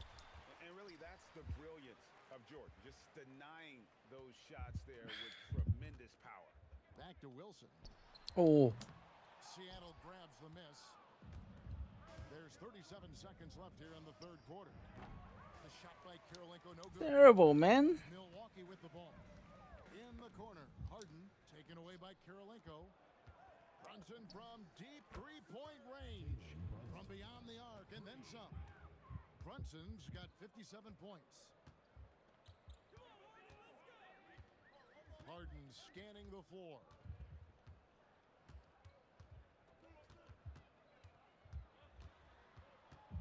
To end the run, and it's blocked by Karolinko. No good on that. Oh, imagine. And at the end of the third quarter, a huge lead in this one may already have been decided. Seattle ahead, running away with this one. And we're just moments. Whole quarter to go, And a man. moment now as we take a look at our State Farm assists of the game. And he sliced the D wide open with this speed. They had no chance to prevent that basket. Now that is an elite level dig. What a great pass. And we reach the fourth quarter in a game that may be already out of hand. The numbers are talking. Harden with a huge night, showing great versatility. And a breakdown here, guys. The hustle stats for Seattle. Well, I love how connected they've been defensively.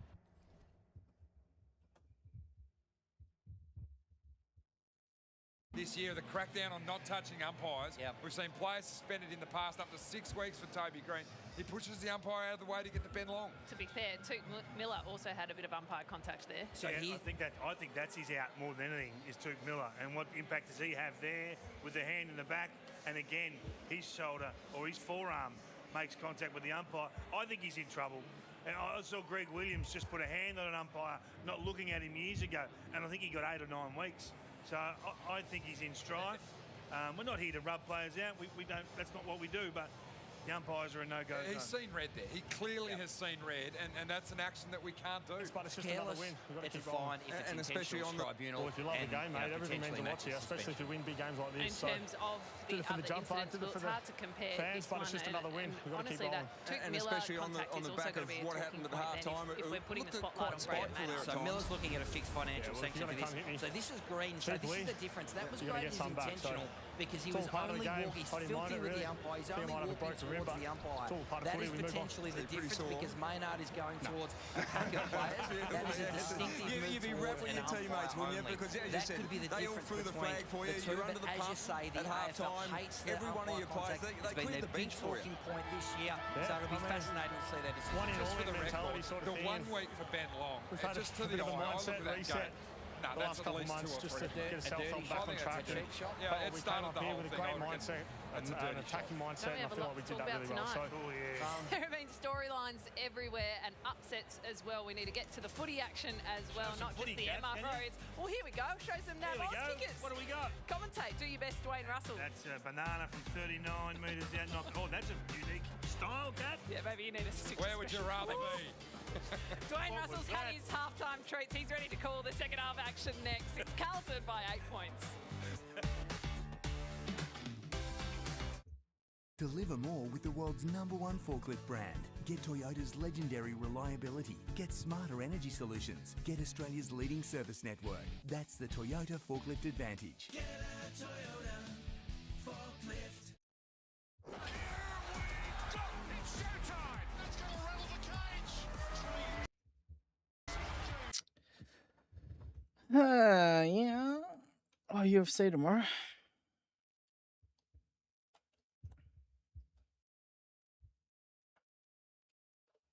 Rebounded by the Bucks.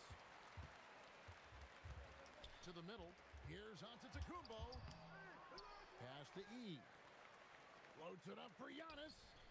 Nice ball movement by Milwaukee. And that one. Fucking get a rebound, boys. Fuck. Why is Harden guarding me right now? It's not the point guard, is he? Good on the three-point shot. Brunson's got 5 points now in the quarter. And Brunson more than comfortable shooting the three. Oh, how does that go in?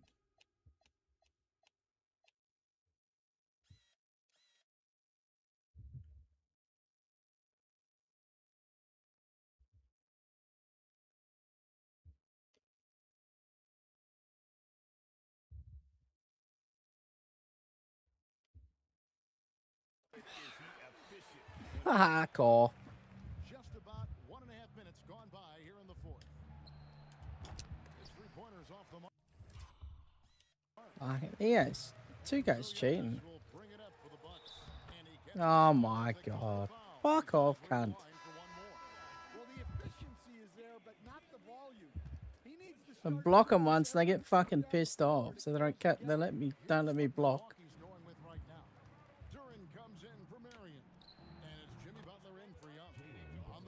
Christ, man. What the fuck happened there?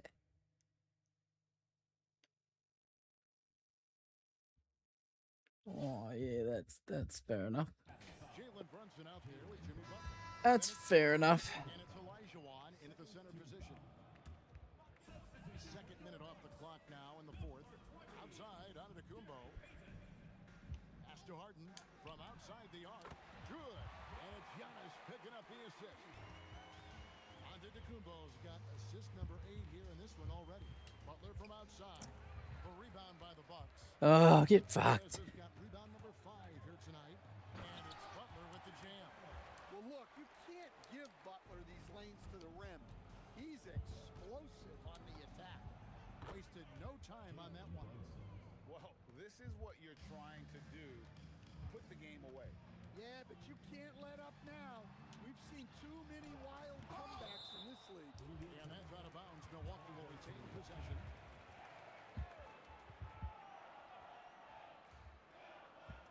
For those just joining us, fourth quarter here. We're just over 2.5 minutes into it. Seattle dictating the flow. Butler in the corner. Stolen by Harden. And goaltending is going to be Oh, fuck off. They get the basket there anyway. Fucking block.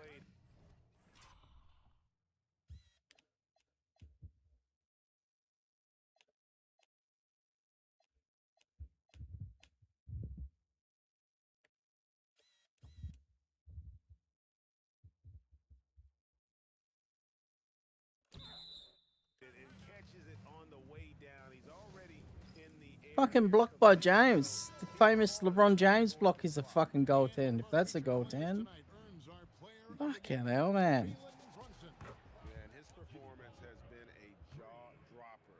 He must have been feeling great coming into the building tonight, because once he hit the court, it was all working for him. He was in a zone. And as the star of this team, he knows he's going to be the object of the crowd's anger. Pass to Duran, just 5 to shoot. Fuck off. Looking for creativity midair. You're in the right place. Duran with the flourish. Brunson kicks to Kirilenko.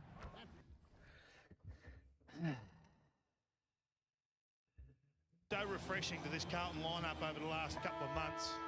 Could take them anywhere. Bad news for Richmond fans. Jack Ross ruled out with concussion. Second half underway. Walsh gets an early toe poke, got it to half forward. Brown pounced to Vlosten with some poise, hits his target. Houghton, speaking of young guns, winds up, heads wide. Well, a foul won't get there, and in the end it was Auger who had to go. And Auger did well. Cowan had a good first half, and he held him off. Spears it to the pocket to Lynch. Little nudge, big grab, and this is huge to start the second half with some momentum.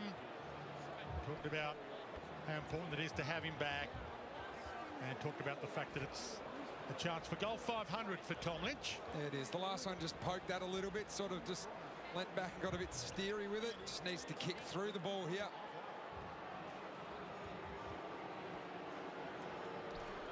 131 games, 254 goals for the Gold Coast, and he can't seem to find that 500th. In fact, he can't seem to find the score at all.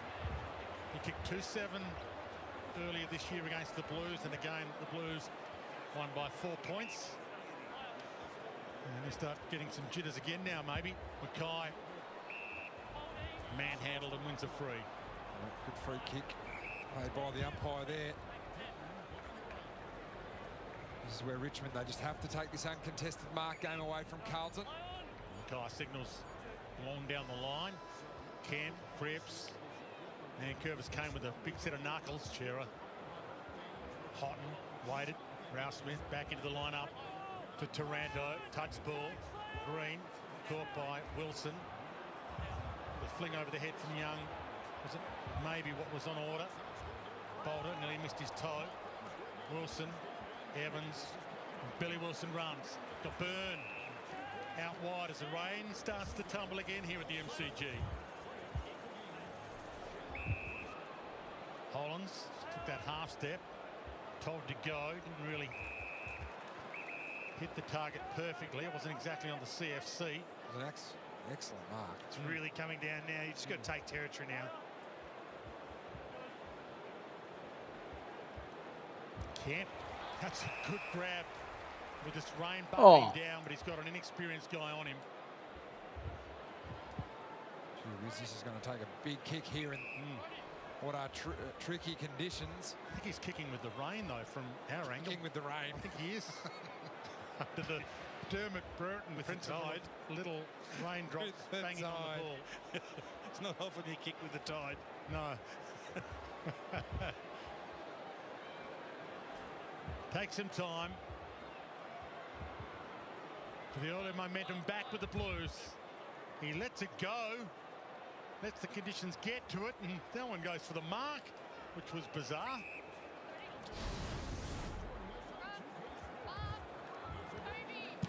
While that's all happening, Lewis Young has just come to the bench, now in hands with the doctor. Thanks, Eddie. And it's raining really hard down here. Well, thanks for that info. Eddie Pitnet went for it, little knockdown from the crazy scramble. Hey, it was nice of you, Eddie, to bring a heater for Kath, though. We understand you've brought a heater and a warm jacket for Kath, Eddie? Yeah, I had a little heater down here, but it's raining, so I had to tuck it away and put it away, so it's not working at the moment. Right. Just make sure you share it. Taranto hole. Sounds flat, Ed, doesn't it? Usually electricity and water don't go too well together. No, that's why I put it away, Jack. Not sure that passes the AFL sanctions. Keep an eye on that. Houghton over his head, couldn't get there. Haynes went and attacked it. Walsh was attacked. Cripps flings.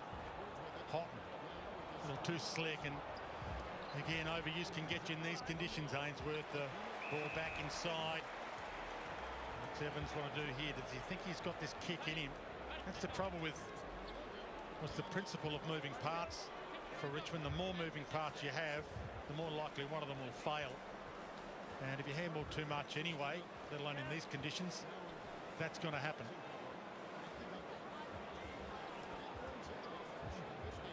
Francis Evans originally committed to play for Carlton's VFL team a couple of summers ago, but added him to the senior list, and it's been a gun. Across the face a little. No, he played at the power. Good fly at it. That was a good fly. Still wonder whether they could use Bolter as a backman just to get Anand out of there for a while, settle things down. They're under a fair bit of pressure down there. They do look one senior core player short.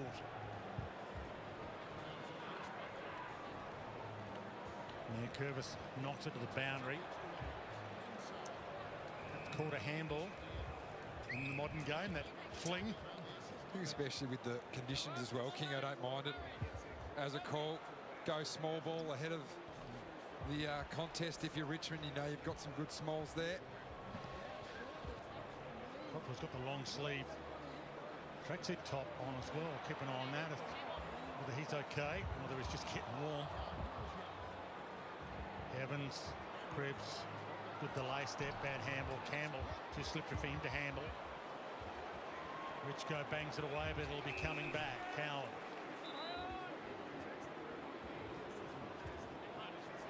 Mackay, Kemp out the back, Broad with the fist, knocks it down. Brown, some poise, and hits his target Green, although just moved on him in the air a bit. Big given shot by McKelty. He's got a few victims tonight. Newman outside of the boot. Brown stalks it, goes and gets it. He's just putting that McKelty-Lafau stamp on a few tonight. Gee whiz. Out wide to Rechko. Ton of time left in this. Have they got any inspiration left? The Tigers. Rechko's going to have to mop that little mess up. Tough one. Kemp goes in. Evans ducked into Rechko's tackle. Hollands from Kemp. All the way back to Haynes. That's fucking 30 metres, mate. Mackay moves the ball. Big Harry. Came from a poor turnover from Rechko. Richmond were out. Kicked it into the man on the mark. If you're repeatedly putting your defence under pressure, they'll get good looks.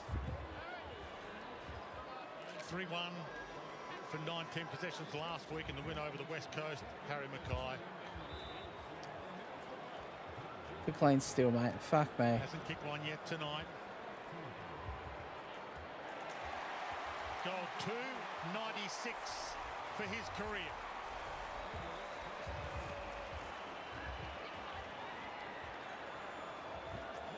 I think all of this is coming off the back of the early work, the groundwork laid by Carlton with their pressure game. So what looks easy and on often isn't the case. That's terrific work there from Oh, Taylor fuck Byrne off. to come forward and create the smother, the turnover. And you're right, Jack. You get a deep look, you get a mismatch, you give Harry a chance. It's still a pretty good contested mark in the end in these conditions. And a really good finish for a player who's had his goal-kicking woes as well. Just an update on McKellar, the fouls tonight, 6 disposals, 3 scoring involvements, a goal and 4 broken ribs. None of them his own. None of them his own. Lou Shang is getting the HIA down the race with the doctors, so he'll be getting assessed. Thanks, Eddie. Have the Tigers got anything left? Toronto. Wobbles it to the top, almost to Alga. To Houghton, breaks free. Campbell's the man. Outside of the boot to give them life. Can't. This Tash Houghton's a very good handballer at such a young age. Just puts players in better positions. The man who wore number 10 before that was a very similar player. Shane Edwards. That's it. Thank you for that. Just need the clarification for a sec, Jack. And for those playing at home. Smith. He got dealt with late. Jagger Smith. And the big fist of Annan knocks it out. Richmond have taken control of the clearances. They've won 7 of the last 8 clearances. So if they can just tidy up those small mistakes around the edges, they'll work themselves back into this game. Conditions like this, comes back to a contest, comes back to the clearance game. Just got to stay diligent. Ainsworth and the little pressurised kick forces the on the full. So it might be time to bring Lynch up the ground a bit now. See if he can do a bit of work on the wings and be a contested marking option for them, given Carlton's lack of size. McKelty gets up there, in, touched the ball, Pitted went and got it, they got him. The foul fumbles it to Campbell, who got it eventually. Toronto. Loops it to McAuliffe, go get that, son. Jagger Smith collects, clean-handed. Cottrell is on now after warming up with the jacket and floated it to Cowan. It's on their terms at the moment. Got a massive lead, but the game on their terms. Byrne floats in. Evans, Byrne, Evans, little possession fest. He slipped on the kick. Oh, Byrne went straight through the middle of them. Couldn't break free. Cottrell flings it, got it over his head to Kemp. Didn't want to go. Smith didn't want to go. Florent with a dance step in his milestone game. Can't get himself a little reward. Sandy Dragons, Bo Morris, Mentone Grammar. Victorian, 184 games for the Swans in game 200 tonight. Ollie Florent. Tigers kind of hanging in there. Short, out wide. They need Bolter to do more of that. Again, only took 4 contested marks for the game, Richmond, last week. Bolter took 2 of them. They need Lynch to fire. Gets there through his hands. Florent doing it at both ends. Find some room where there wasn't a lot. Ainsworth might have jumped on the right tram to play finals. Left the Gold Coast, come to Carlton. Gloston drops it. Hands it over just in time. Annan, little 1-2. Well, Precise was dealt with late, so is it 50 or downfield or? I think we're going to have to look at this because a lot of players are getting levelled after they've handballed the ball away. If you grab and retard them from running further and getting involved, again, it's a 50-metre penalty. So it's downfield, but it only went downfield by 1 metre because his handball went 1 metre forward. I think you saw one last night, paid 50 metres. Yeah, I thought it was whatever's the greater penalty. Lynch got there late, and then Curvis with him. Campbell is trying to lift them. What? McAuliffe, little fumble. Precise through the traffic. Noah Bolter. Can he be the hero? It looks the more likely type, closer to goal. Obviously, Lynch spending a lot of time down there, coming off an 8-week hiatus out of the team. But this man here, he spoke about his contested marking last week, Dwayne. Well, he's been able to do it again tonight. It's an excellent mark on the undersized Wilson.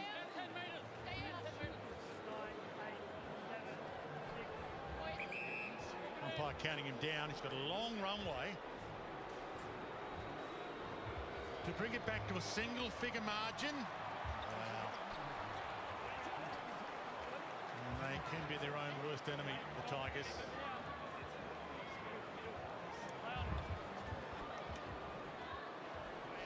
heads out wide. Rechko got up there, landed like a cat, and then caught by the ear. No, umpire said it was a legal tackle. Look, there was an arm over his shoulder there from here. More importantly, it didn't look like it from there. No Richmond ruck. So Bolter not allowed to go at it, even though he'd arrived at the scene of the crime. Ainsworth, the up and under, and Miller, not quite. Didn't control. The scoop up was nice, clean-handed. Coming. Cannon. What the fuck happened there? Bolter and Jagger Smith. Fucking cheats. Billy Wilson on the run. And he launches to Mackay, who's in position A, Harry. No arm chop free, or was there? No. So everybody stopped thinking it was an arm chop. Kemp thought it was an arm chop. And now Kemp doesn't get done for holding the ball. So Kemp had prior. He got tackled. So it should have been either a free kick to Harry or holding the ball. In the meantime, Hewitt kicks the goal. Okay, work all that out at home. If you're new to the game, we're as confused as you are. I'm as confused as you, Dwayne. I'm not sure what happened there because I think it was a free kick to Harry. It was accepted by about 12 players that was Harry's free kick. In the under-9s, when you umpire yourself, yes, get together enough of you believe it's a free, it's a free. It's the big kid with number 10's free kick. And they all conceded that was going to be a free kick, and Kemp stopped. And then when he was tackled, with prior, just dropped the ball. Speaking of dropping the ball, who was on? George Hewitt. He's had a good patch the last month or so, George. Back in really good form. That's his 20th disposal. He leads all comers tonight. Yeah. Speaking of drop, he was dropped by Michael Voss. 26 possessions last week and 2 goals.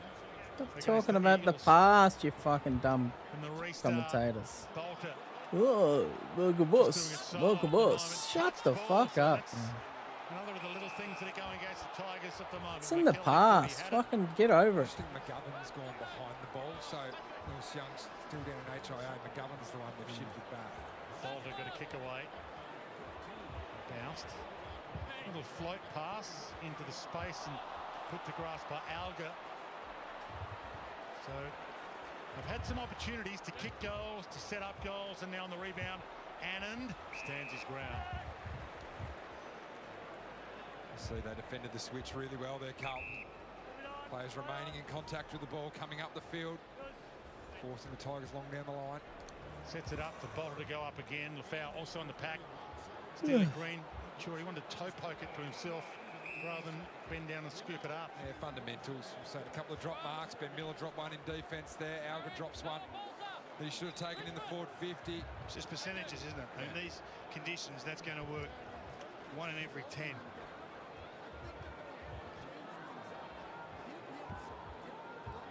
Bolter, hot and clean-handed, clean-heeled, and a magnificent delivery to the middle to Mansell. And now it opens up again for the Tigers to eat into this margin and keep this game alive. And it's all coming off the back of the stoppage work. They've taken control at contest. They've just got to think their way through things with a bit more clarity in the forward half. Just his 3rd game of the season, Ryan Mansell. And he delivers on cue. Jazzy. Game alive.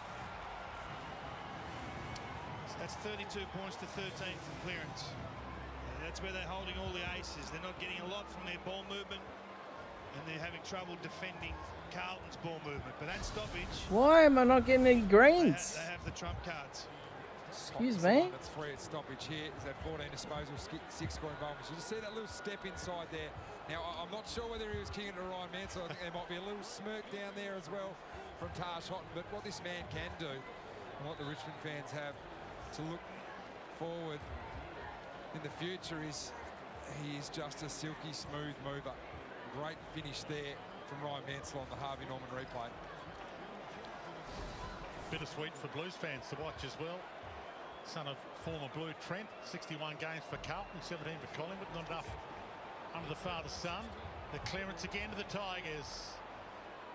Good attack from Florent. And a great delivery to Evans. Every time they've been challenged, they've responded. In this one so far, the Blues. Walsh. When Bolter's in the ruck, they're far more aggressive than when Nankervis is in the ruck. Most of their scores are coming from when the second ruckman's in. Smith, DeHanes, Long. A few sets of hands on it. Precise call, but he didn't get a handball away. Evans slides it to the pocket. Brown under pressure. Kemp under pressure. Cripps clean-handed under pressure. Hayward touch, so that'll be a ball in. Woo.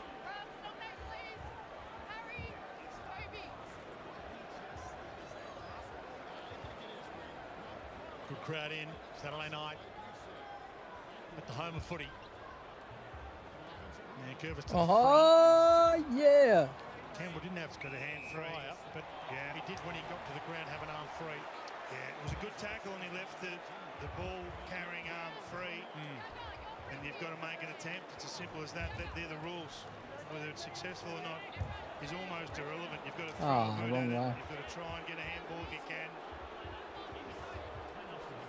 You might not like the rule, but that is the rule. If you've got an arm free, then you've got to make an attempt. And whether they change it in time, who knows? But that's the rule, and correct decision. And Jagger Smith. Richmond fans think the footy gods had a roll. Oh, jeez. I love switching player and then the guy just jumps without me even pressing jump. I love it. Contender for the rising star, Jagger Smith.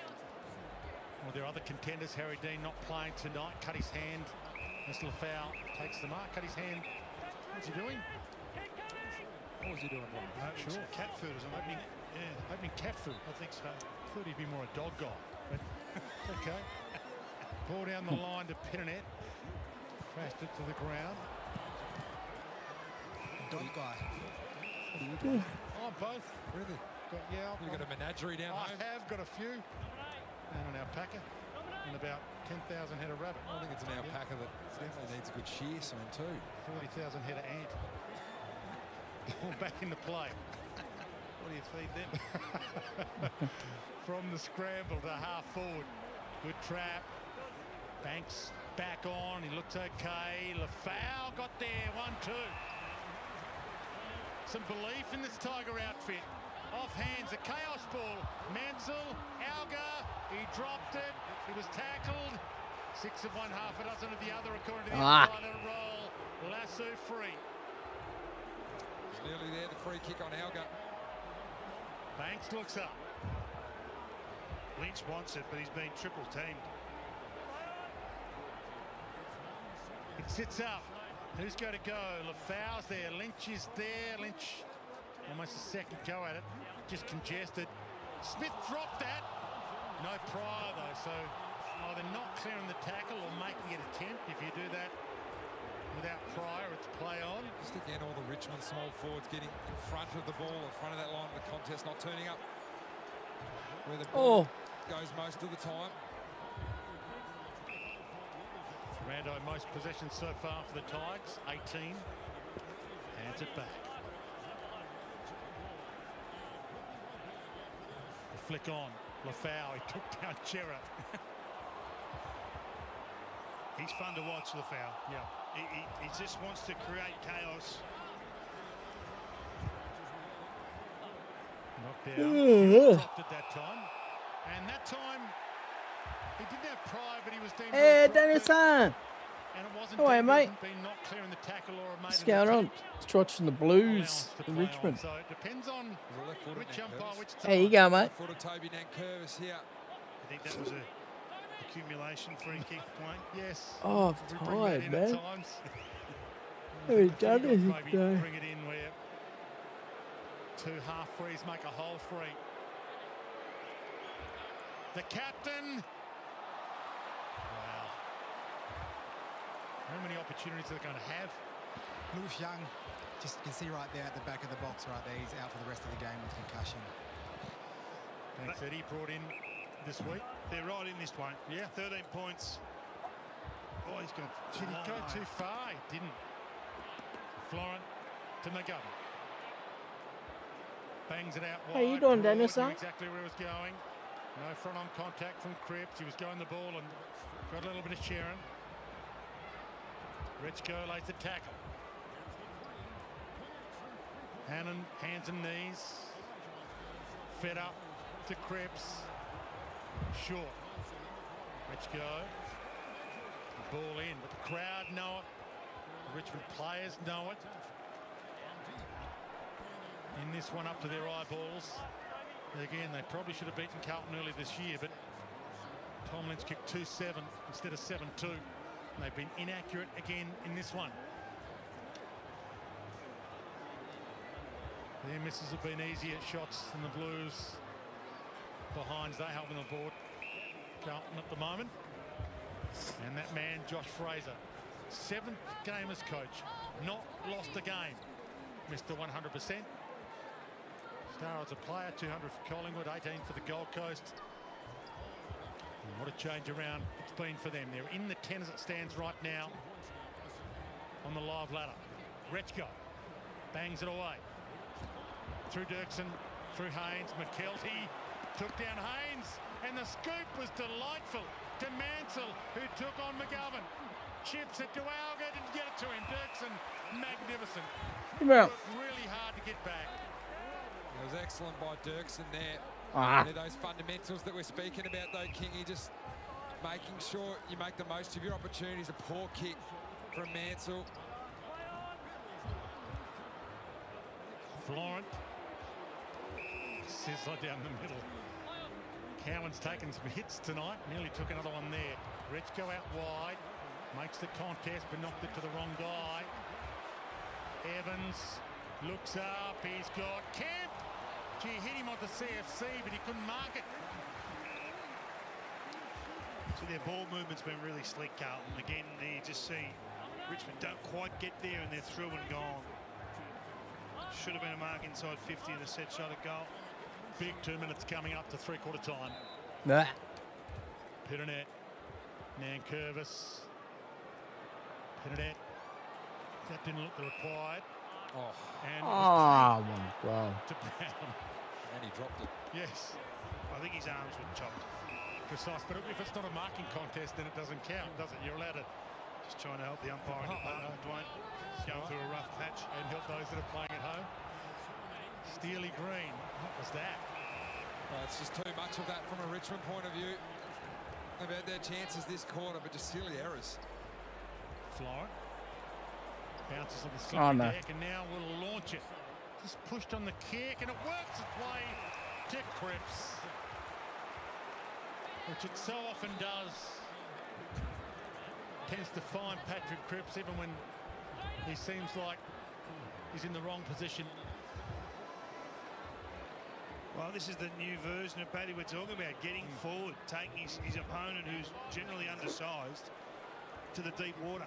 This has been a problem of conversion, but first point, hands on the ball, big tick. It's a big momentum here. Hell. Across the face. Fucking block, in mate. Play. Mansell bangs it away, and it's going to be a throw in. So, an important miss for the closest of the game with 45 seconds left from What a Cripps. fucking block, man. Still a chance for a late score here for the Blues. Pickner likes to grab it out of the ruck. About a month ago, Poor stance. right It's a onto clean this. block. Just got to be careful Fucking with your shades. Curvis. Players are darting left, right and centre. Ball flicks down to Cripps. He got it, and he got a little bit of Houghton on the way through. Seeing a bit more of that too in the last few weeks. The pack setting up goal side and rushing out.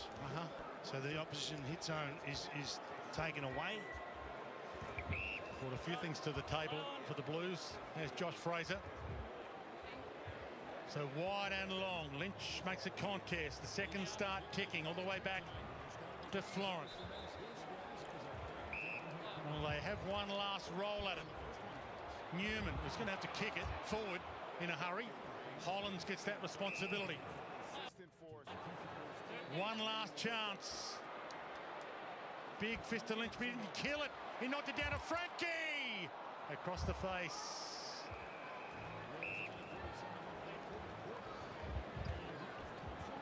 Almost the impossible shot from there. Take a free kick from this ruck contest to create a chance here. Oh.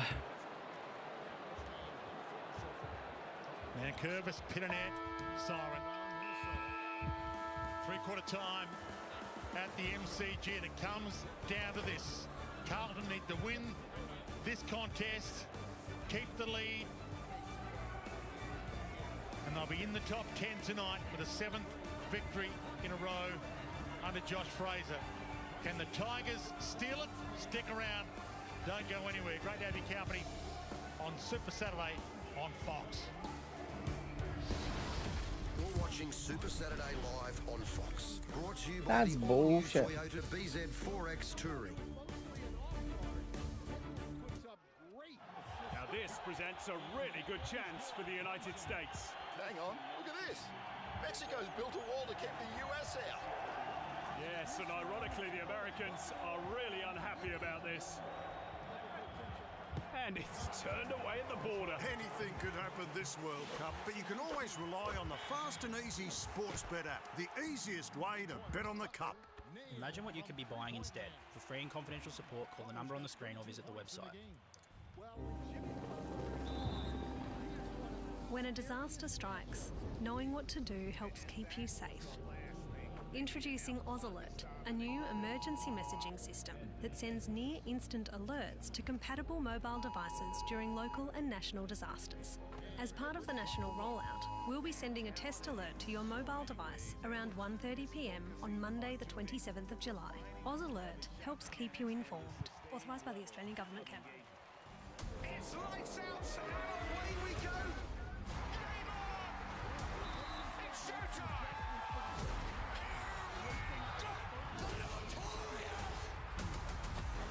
Gregor Fox tomorrow.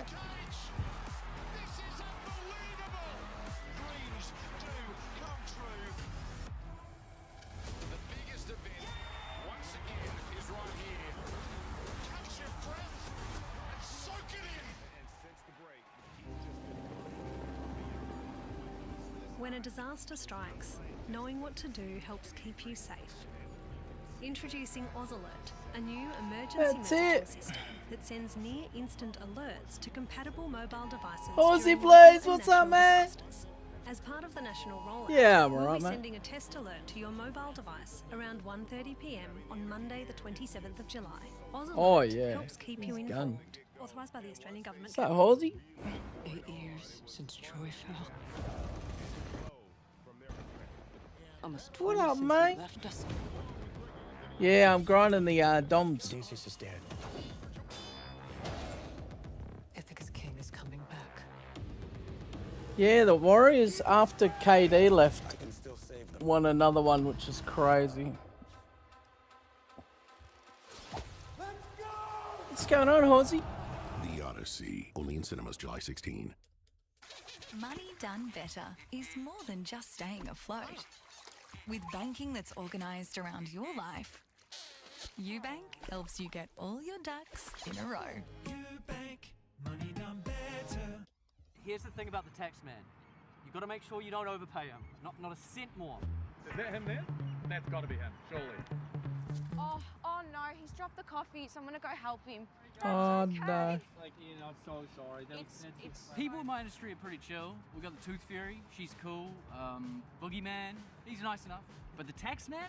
Ugh, that guy. Oh, there If it we could is. just bring it back to Henry. 10. How do they help? Oh, Henry are the key to it all. They help me pay less tax.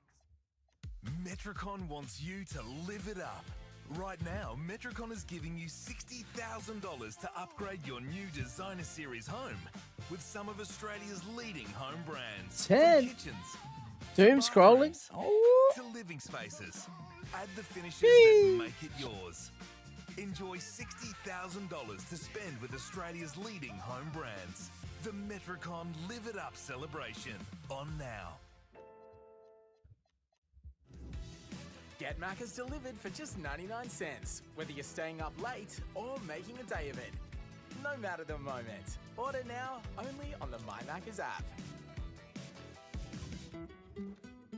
You're watching Super Saturday Live on Fox. Super Saturday. Forex Touring. Well, it is a wet winter's night in Melbourne, and the stage is set for the final quarter of Saturday night football. Richmond are proving Las to be Vegas, up a for beast. the fight. They trail Carlton by 14 points. I have Harry stuff to do, Kyle yeah. probably deserved a free there, but it didn't matter in the end. The Blues kicking a goal through George. I'm gonna do a video. We're gonna do all of these tonight, packs 21 disposals and a goal. once we finish all the Eddie dumps. Betts, Richmond, though, they are up for the fight. They are right in this with a quarter to play, but they need to take their chances. Yeah, they are. And they had opportunities in that quarter to score goals. Right in front, 2 easy goals, and they missed them. And Tom Mintz last time, he kicked 2 goals, 7. It wasn't easy. Bought some here. This is some of these shots that he's had tonight. Tomorrow's He's only problem? got 1 point. Ah, yeah. But these are easy shots that you should be kicking. This one here, out of bounds on the full. So, and then the captain, Nankervis, had a shot in front as well and missed. So, if they can kick straight, maybe they can get this win. A little bit of rust on return from that throat injury. Jack Riewoldt, David King, what are your thoughts with the quarter to play? Well, I'm looking at Noah Bolter as the ruckman. When he's gone in, the energy changes in this midfield. Appreciate you guys He's coming only in for a been watch. for 9 If you want to support the contests, journey, hit and they've that scored join. really easily from them. 3 goals from his $1.49 9. on the Now, YouTube, guys. Nankervis Pretty is their cheap. first pick. I just Cheap wonder if they option. can flip them and have Bolter do the lion's share and maybe have Pitnet come on. Chip, Sorry, chip. maybe have Nankervis come on, not necessarily against Pitnet, and go against the second. Just ruckman. got to get about 5,000 and then we can do it full Those time. numbers are That'd be ridiculous. amazing. What do you think, Jack? Yeah, well, he's going forward here. I like it. He gave them a different look for the 5 or 6 weeks that Nankervis, even a bit longer that Nankervis was out, and he really evolved into that jumping ruckman as well, which I think we got a 100 somebody piece also before. gives them a follow-up around. It's going to be a fantastic last quarter here. Tigers led this game earlier on by 19 points. Blues have owned it since then. What dark Massive those. last quarter coming up. McAuliffe to Houghton. Banks. Early momentum is going to be huge. Tresice got it eventually. Alga, he steps into a jam. He's done that a few I times thought we tonight. had a Yeah, 100 just being piece. caught with the ball. They've got Lynch and Bolter down there. They obviously haven't had Lynch for a while now, but that one's got to be the dump kick forward. Forward footy put on pressure. Billy Wilson down Maybe. the line. Didn't get its way to camp, but Burn caught there. Wow. So how's the umpire going to see that advantage? Paid anyway. Mackay gets it. Miller was hot on his hammer. Annan flings it out. Kemp can't control it. Jeez. Replay's going to be interesting. This is dangerous. This is really dangerous. Yeah. Oh. Holy shit.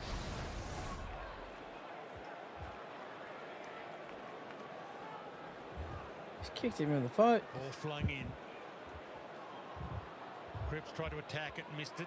Hewitt, Oh, yeah. number 1 possession, get it. Your energy levels are a lot better when Collide, you're Collins at the full ball. time. Torado, number 1 possession getter for the Tigers to Rechko. I've only just had my injection for my neck, so hopefully I'm feeling good in a couple of weeks. Lynch for goal 500. Mance on the line, still can't get it. Had 3 players running inside 50. They could have just connected and ran almost to the goal line. Had them outnumbered heavily, did the Tigers. Lynch wanted the goal. Short. Gets in the way. Banks. Both, yeah. Chips to the 50. So some precision ball used to Torado. It's mixed. So he backpedals. He's captained the team so well in the absence of Nankervis. He's led from the front. 29 possessions when he nearly got Richmond over the line round 1 against Carlton with 7 clearances. 26 and 4 goals last week against Collingwood, and he dances around the mark and can't quite deliver. Oh, he got put on his backside. Hayward as well. Didn't mind it. Didn't know he had that in him. Right. Would have been a big momentum shift. There were two Carlton players holding short as well, making sure they didn't get that handball received. Haynes gets and goes. Heads out wide. Mackay manhandled a little by Miller. Oh, yeah. Enough for free to be given away. Ball rolls its way tantalisingly along the line and then out.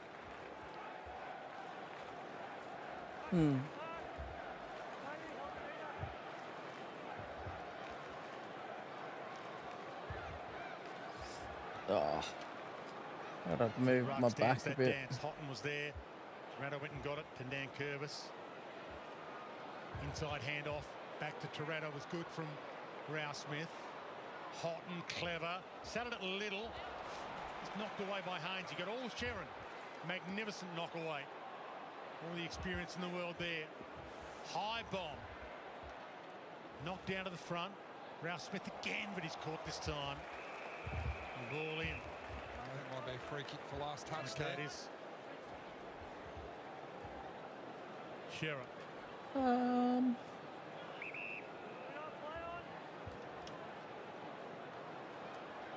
Cripps couldn't mark it, but he might get on the end of the handle.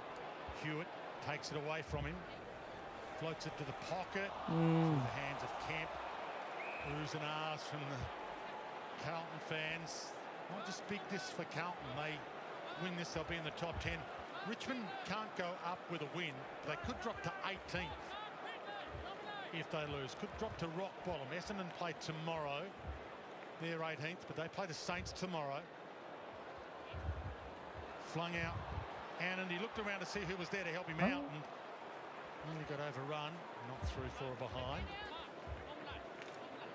Tigers, yeah, be handy to get an early draft pick, but you don't want to finish last. Third season as coach for Adam Uze. 17th in 2025, 18th in 2024. Looks like one of those two spots this year as well. Lynch. And they turn around their fortunes. All right, what do we got 16 left? and a half minutes. The Tigers. Oh, Bolter on down the line if he wants him. Get some short 1, targets. 2, 3. 8.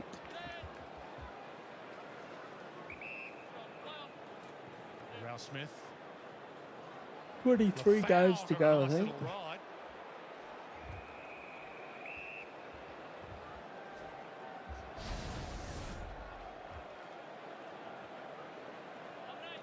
Unrealistic. Blues began the round 12th. 7 wins, 8 losses. Back into play. It's theirs. If they can finish off their work. Roll to the boundary line and more seconds tick down. I'd like to see some players come with speed here. Houghton Oh, looking better out, stretch. Campbell trying to create something from I'll get some more 450 water. stoppies. They need a moment or two from one of their spark players. We're just standing behind a contest here by himself, Campbell. And Curvis. Taranto was there for him. He just Oh, lost diving at the legs. it. Shearer. Floats it broad. Got in a good spot. Hayward. Nice compete. Twisted it out. Gets a pat on his head for his trouble. Will Hayward, who'll play his 200th game next week against the Hawks here at the MCG. Will Hayward. Ollie Florent. His old Sydney teammate playing his 200th tonight. And the palm down. Toronto, a little stalemate here. As the clock ticks down, though, forces Richmond into a faster style of game, which we saw in that first quarter. It's probably the best we've seen them tonight. McAuliffe got a bit on that, Torp. It's going. It's going. Oh, what a grab. Outstretched fingertips just got there. Just. What a grab. All right, I'll be back. Shearer. Camera. Ainsworth. Thank you. Oh. Cripps is that sort of three-quarter option down the line if they want to use it. Pulls the kick late to Kemp. And here is Cripps. Couple of beat though.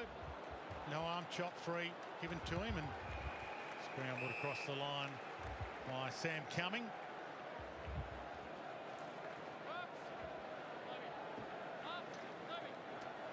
3 kicks and 11 handballs for Cumming. We'd love to see him just start to use his feet, dance, get out of traffic. You hear the crowd bubbling here. It's a pensive crowd at the moment. Free kick for a hole and everything is big now. Little things are big things at the moment. 15 minutes left. Ralph Smith spending a lot of time on Cripps of late. Cripps to Jagger Smith.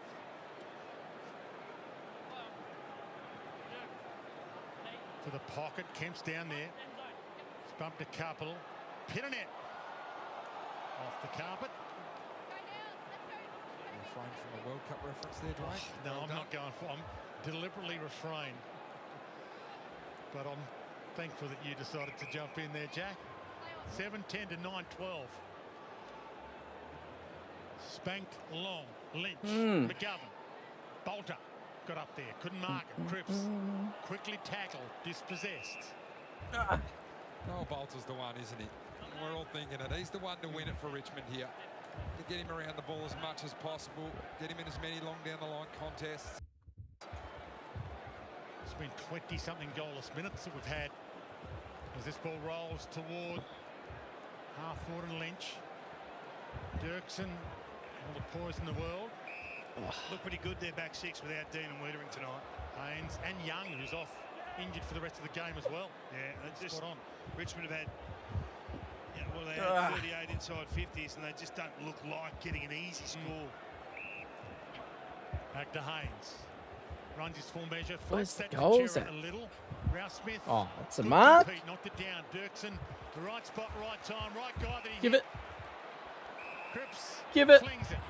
Give it. Ainsworth runs a little fishtail, floats it out to Burn. Give it. Just floated it to him like he was tossing a marshmallow to him to catch in his mouth. That was a beautifully measured, well-weighted kick. He would have seen the traffic coming out of the corner of his eye, Burn, and he was brave enough to continue his lead. Still coming the other way quickly, just couldn't quite get there. It was Tresize. These are going to get harder and harder. Just look at these cards. Oh Three my straight God. last week against the West Coast. They're doing their best to keep Richmond in with a chance. Carlton. Close the door at the moment. Here comes Bolter. Oh, he slides in. That was magnificent. Rouse Smith. Here's the run. Steely Green. Hammer smothered. Chera broke through one, dropped it as he was tackled by another.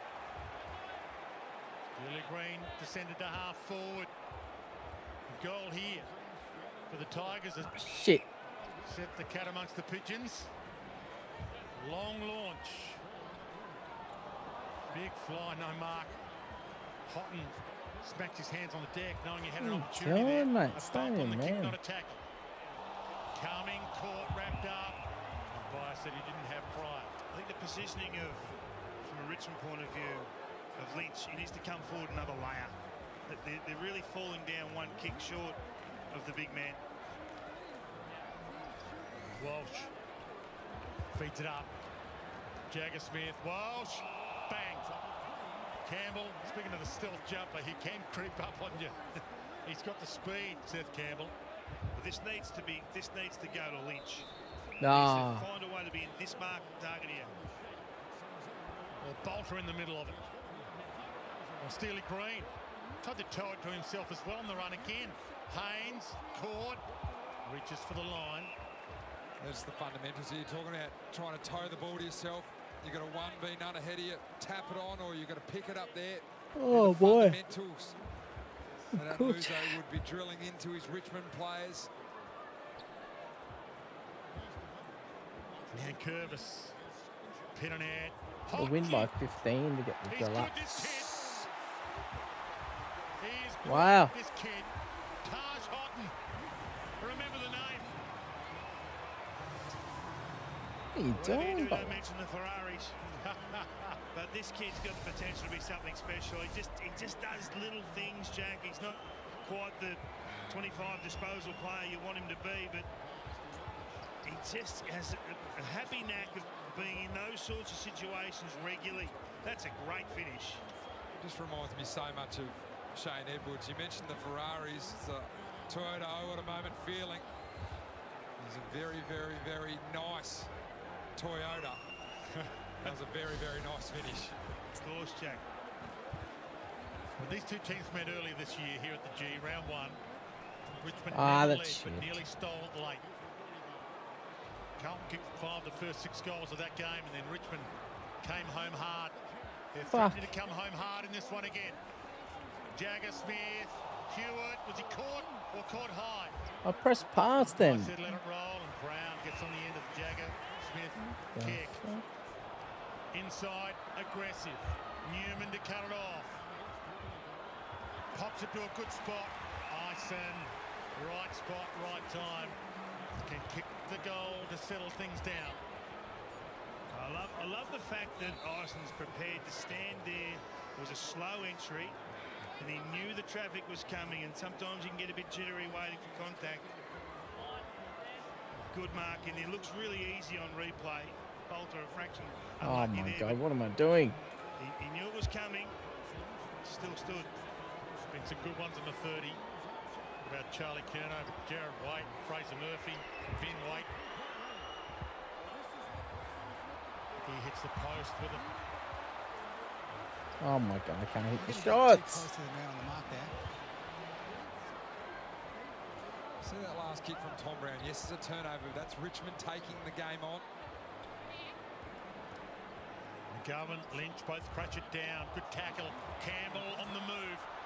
Something seems to happen when he gets near it. He gets it long. He gets it to Mansell. Alga, Mansell takes him on. Back to Mansell. Toe poke. Cowan there. Good battle.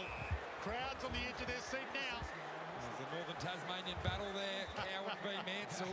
You're barracking from a Richmond supporter point of view or for a Tasmanian? We'll get them home. Supporter point of view, Jack. You've got to go again here. If you're Campbell or you're Houghton, you've got to go again. You've got to swoop. Houghton's on the bench at the moment. It's got to be Campbell. Or Taranto around his body. Missed it. From a Richmond point of view, I'd be tempted to throw that guy to full forward. To get coaches' votes last week, he was dominant in the loss. Rich go.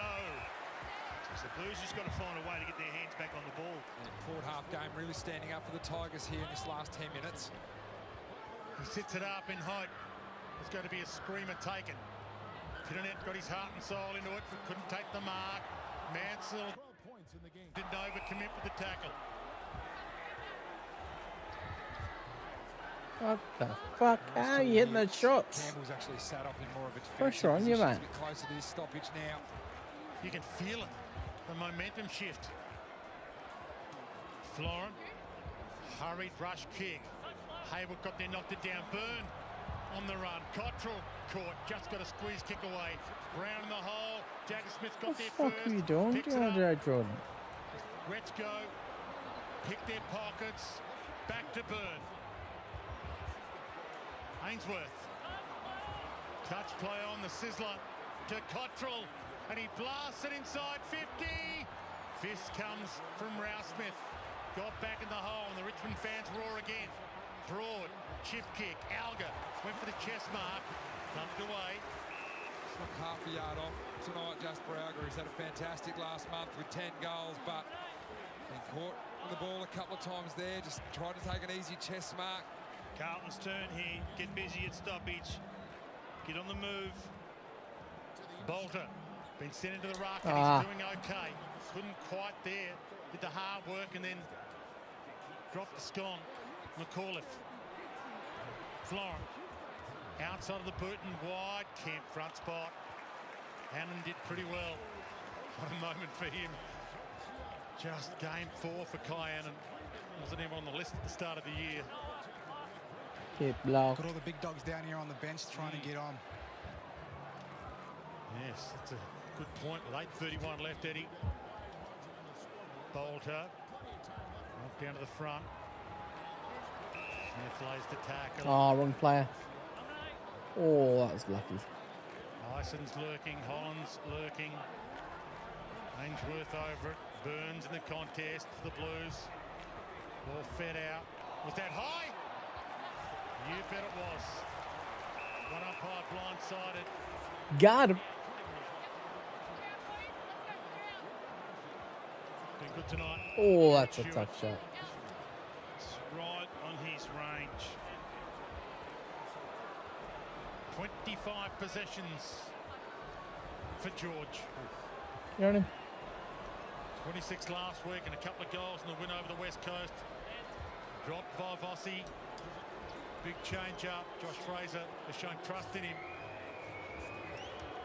This is huge. For a nerve settler for the Blues. It's going. Huey!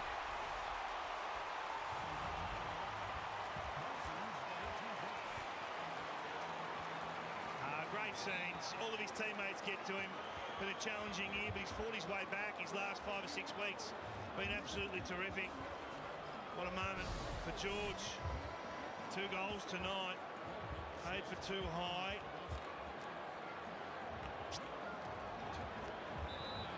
It's an excellent finish. Yeah, probably there, the free kick. Not sure why this is a play on there. You can just see at the last second, it's sort of, when the AFL's been onto that line of goal, but this man here, what a bounce back it has been. I mean, he won a BNF last year. He's been dropped by Michael Voss. And then he's put in a performance like that and kicks an incredible goal. The highest rated player on the ground tonight. What a way to bounce back. George Hewitt. Ton of time left in this. Griff squeezed it out. Coming, flicks. Ralph Smith beaten by Chera. Cottrell spins out of a jam, but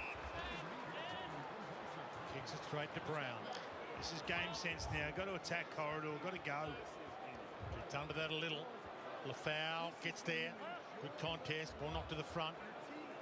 Fed out a little too wide, but Short made it work. Lynch couldn't get there. Just didn't have the chance. Haynes had the wherewithal to be in the right spot. Because they can guard one side of the field. They can guard down the line because Richmond are not switching, they're not attacking corridors. So the back 6, whilst they're undermanned for Carlton, they've got predictability. They know where it's going. 3-pointer. Ethan, what's up, mate? How are ya? Mackay, Pitternet. Doing heaps of threes, man. Not to the front of Cripps. He's back on and back into it. You are the coolest man. Kick smothered.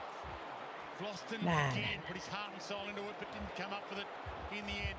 Evans long and high to Kemp. Broad.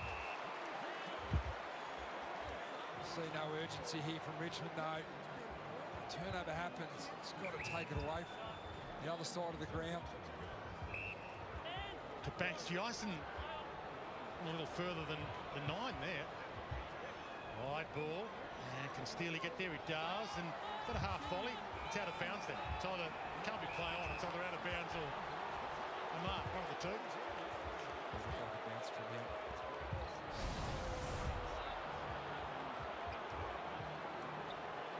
Yeah, the umpire here yelling play on, play on.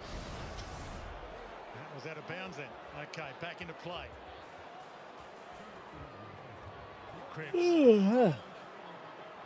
Oh my God, I can't get in front of him. McAuliffe, Campbell, Green. A little extra nail on it from Newman. Oh, that's terrible.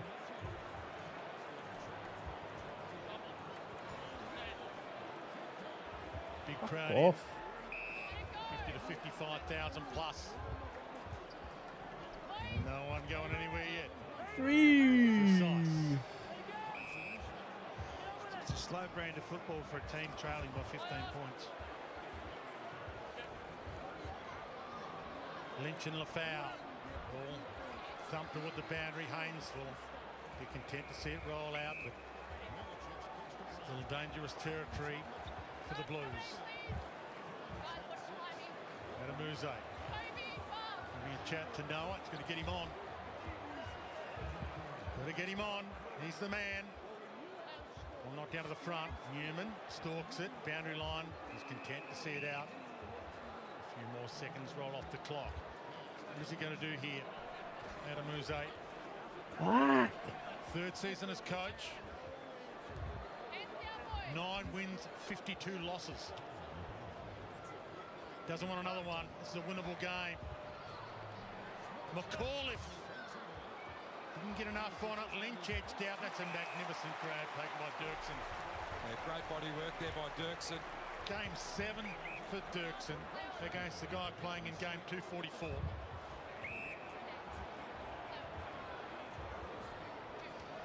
Back line without Wiedering, without Dean, without Young, who's out for the game. Houghton. Oh, he span into the wrong guy. Ison wrapped him, cooked him.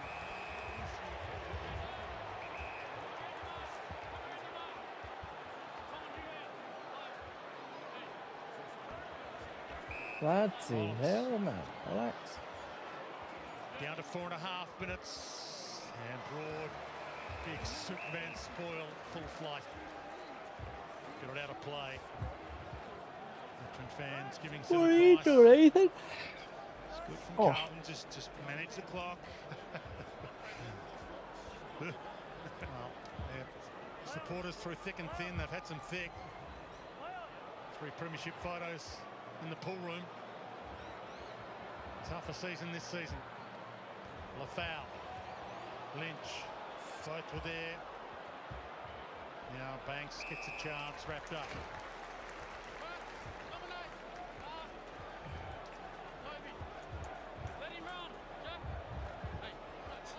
Four minutes, 3 goals. That's the equation.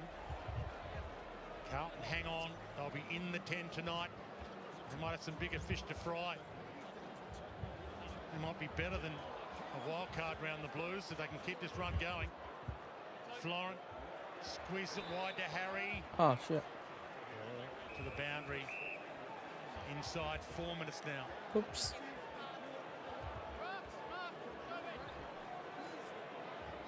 It's going to be a nice and wide here, Carlton. When do you put your hand up for the job, Dwayne? Is 7 the threshold in a row? You keep saying I don't want it, I don't want it, I don't want it, and then when you win your prelim final, then you put your hand up. That's the pass mark, isn't it? Yeah, well, no, it's not the pass mark, but if you're not putting your hand up for, you don't get an interview after a prelim final when you got to wonder what's going on. Good grab by Dirksen again. No, Lynch. Oh yeah, Lynch, man in front. What's he got on him here? Tom in full flight with the wind up, but he gets under that a little. Lafau got up there, Mansell's the back, and it's not through for a behind. So in the end, he's going to be held goalless, Lynch. What an amazing performance by the Carlton crew down back. Dirksen mainly responsible. Yeah, the sides were there early, took that big mark in that first quarter, but it's been excellent by Dirksen. He's probably their 4th stringer down there. 47's becoming a trendy number. Cooper Trembath, Anthony Caminiti, Milan Murdoch. Looks good on him. As this Blues jumper does. Wade Dirksen in game 7. Still a chance here with Ralph Smith, ball in hand. Can they find a hero? Is it going to be Lynch? Is it going to be Lynch? He will keep them alive if he can kick goal 500. Well, he can't take his full 30 here. He has to get a wriggle on. 2 minutes 45 on the clock. All valuable seconds ticking away. Aye. I'd still rather he kicked it and only left 2 on the clock than miss it and leave 2:20. They can't miss it now. Tom Lynch blows his line again, and he doesn't even score. He does not even score. Tom Lynch. He kicked 2 goals 7 when the 2 teams met earlier this year, and the Tigers lost by 4 points. And that is hard to believe that he's missed that shot and almost hands this That's game terrible. to the Blues now. 2 out on the falls and a behind for his night. Precise. Heads back. Lynch. Up and Haynes. Clever enough to drag that through. Oh, God. There's a twist in the tail. Well, he wants to go to the replay. I think he's right. Yeah, he stood there with the mark ball, didn't he? And he just walked it through. I think it's a good call.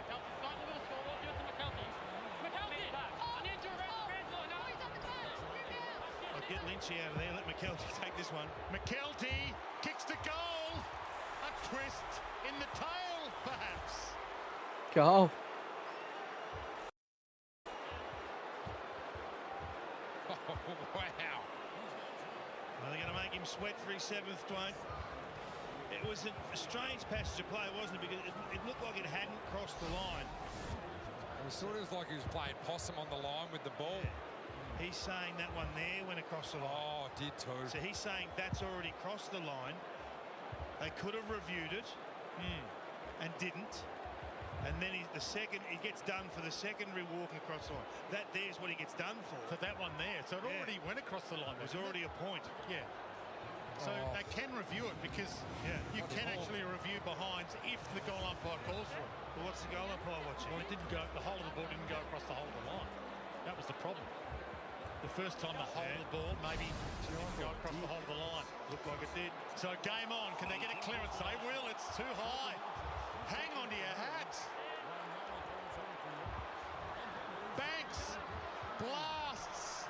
Lynch got hands on it. Campbell from it. Is that high? It's high. Got to go quick. Campbell.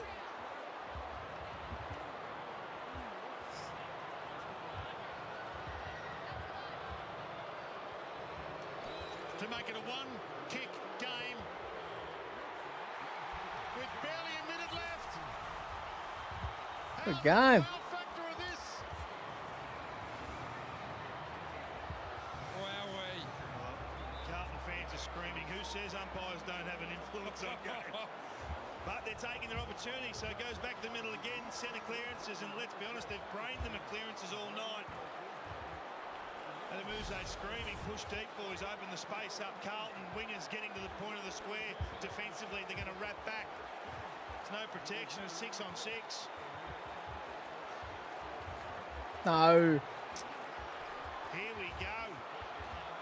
And the roar is deafening. Richmond home game, stealth night. And maybe on stealth night, they're about to creep up behind Carlton and steal it.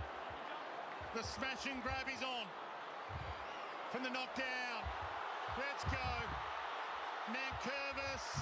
Campbell kept it in front. Hewitt there. Chera ran into a jam. So if you're Carlton, you're trying to keep it in close. Richmond have to get it out and get it in the expanses. Broad goes forward now. Good tackle late by Houghton. Smart. If you're Richmond and you're tackling, it's one player to tackle, everyone else off. Even just don't tackle. Nathan Broad run forward as well. Now Curver stumps into space. Walsh cut down. My ball. Good work. Carlton just got to hang on to the footy. Don't mind the ruckman trying to grab it out of the ruck, kill some clock.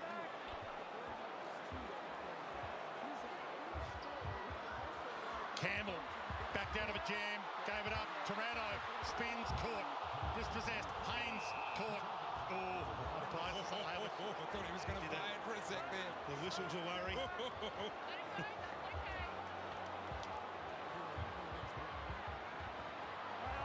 Umpire says play on again, and I'll have it. Gee, it's a hot whistle there from the umpire. Yep. 17 seconds left. Some nervous blues around. Went into a tackle, Ainsworth. Didn't have Pryor, down to 10. Wow. This is one of the wildest finishes we've seen. And it might be about to get wilder. Knocked into space.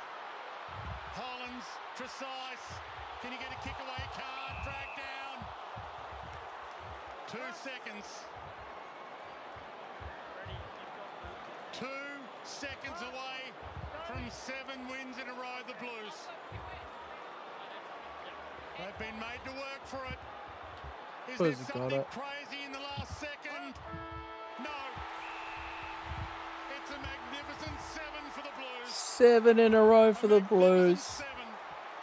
Wow. Under their new coach, Josh Fraser. Their to 100% has lifted them from the cellar into the top 10.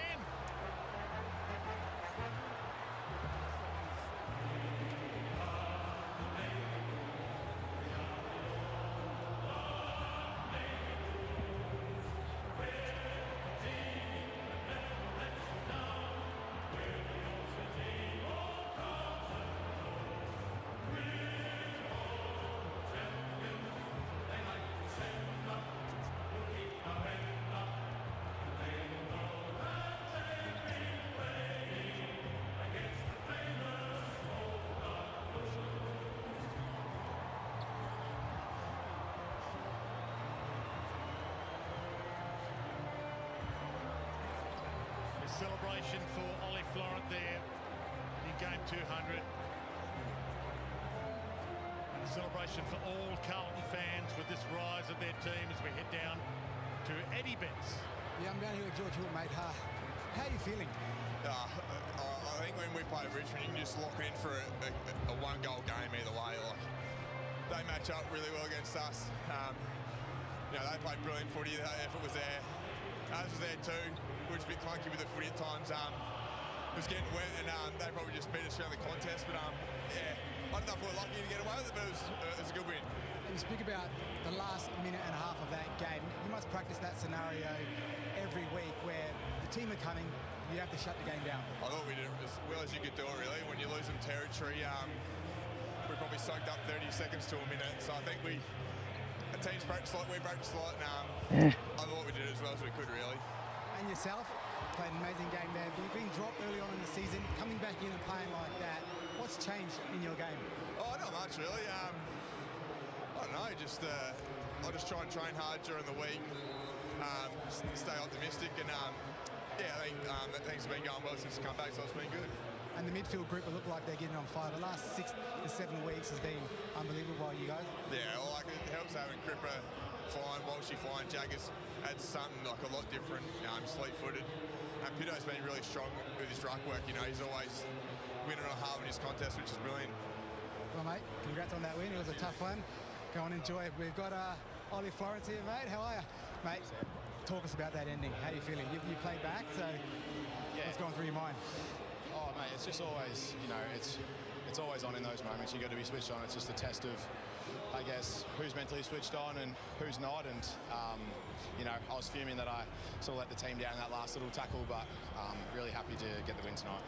What's been the difference the last 7 weeks? Has anything changed dramatically, or you just kept everything same? I think we're just really clear. We've been building on sort of from when Vossi was here to now. Fraser's come in with a really clear mindset that we want to, I guess, win the spirit battle. We want to be a team that, when you look at the TV, you want to play for that team. So I think that's all just the little things that doesn't control, doesn't take any talent. So it's just celebration, getting around your teammates, lifting them up off the ground. So we want to be that team that you want to play for. 200th game tonight. Pretty special, amazing achievement. Family here today? Yeah, got a few family and friends that have come today. It's very special. I've done a little bit of reflecting this week, and it's an honour to play for this footy club and have my 200th. Yeah. Well, mate, I think you might be getting carried off in a minute. You get carried off for 200? You get carried off 200? I don't want to do it, but no way. Nah. It's just not for me, I don't think. I'll give a few claps to the crowd.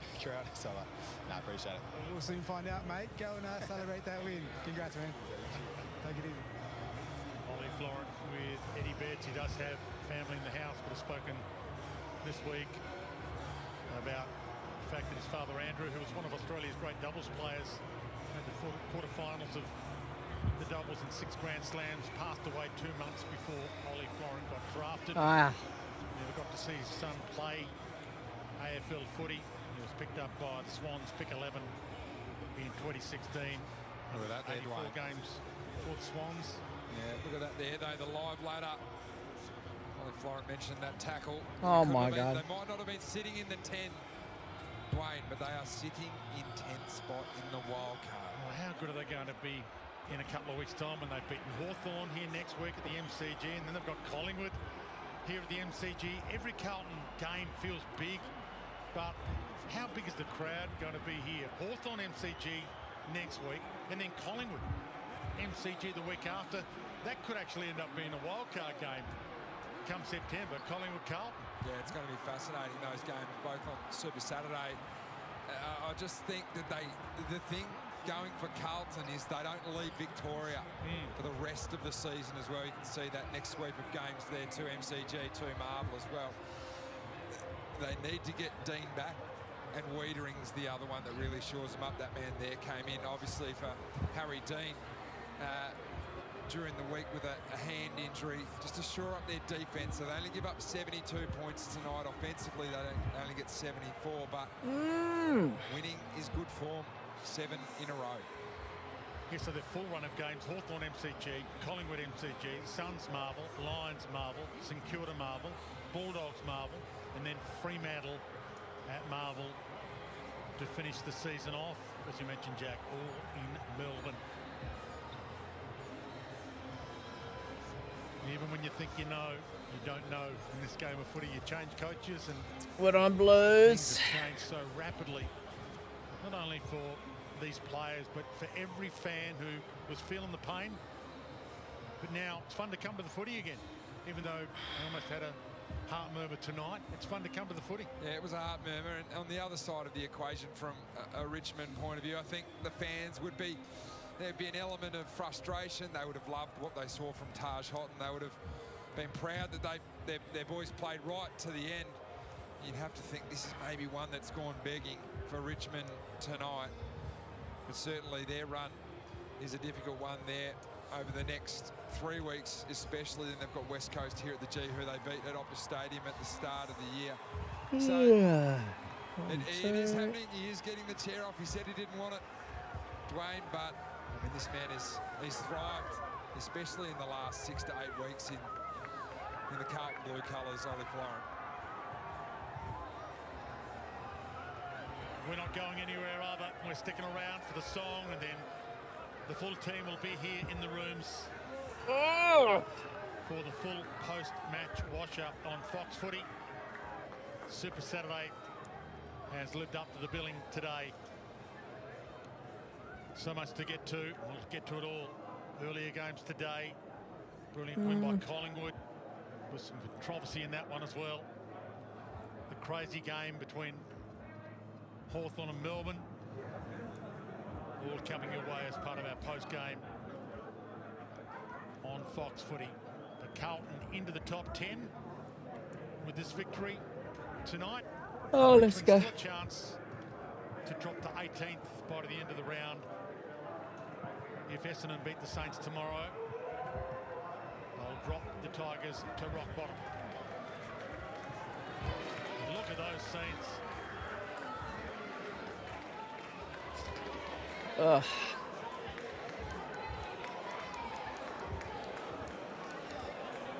It's amazing what 7 rings in a row can do, Dwayne. Oh, And that. Victorian club. Looking forward to getting down there and getting amongst it all. I wonder if he's got the mouth organ Matthew Cottrell. They left it at home last week. I think it was at 1 off. Oh, but it is 9 o'clock. A one-hit wonder. It is 9 o'clock on a Saturday, Jack. Somewhere. South Australia, maybe? No piano man tonight. Just ducked it up for that.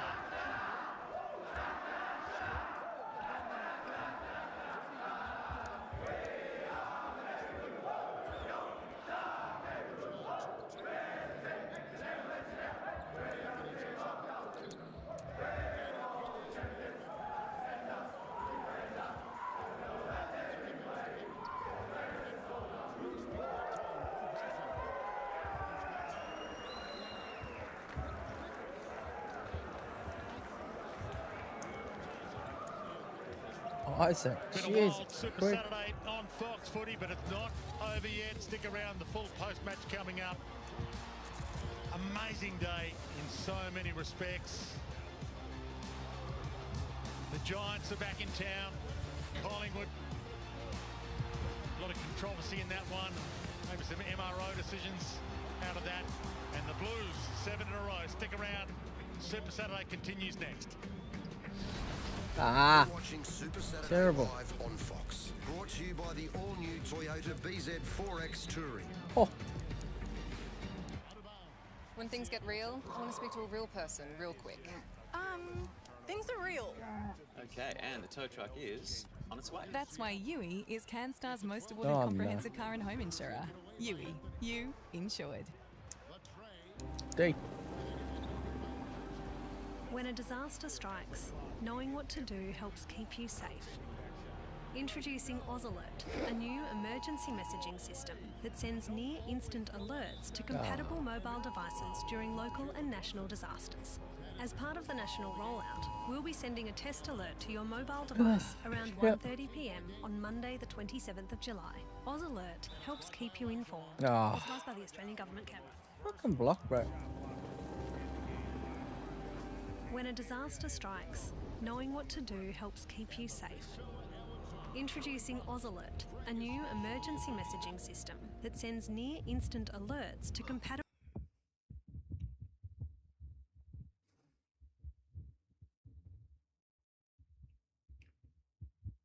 Oh, man. Eyes. Oh, my eyes.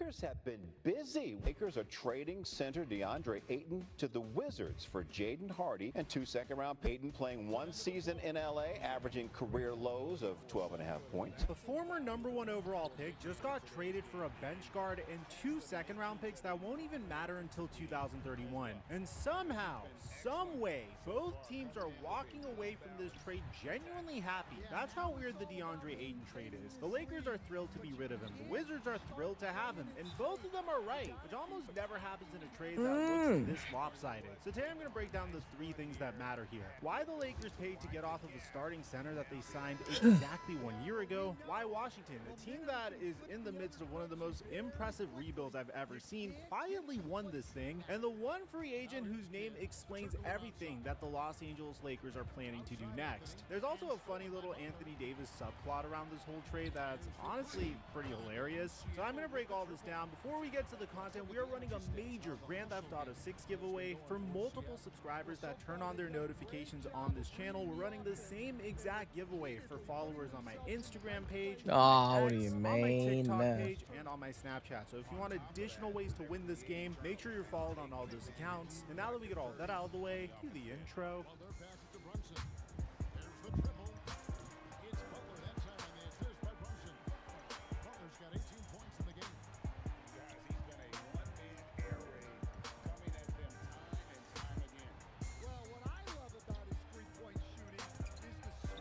Get him out.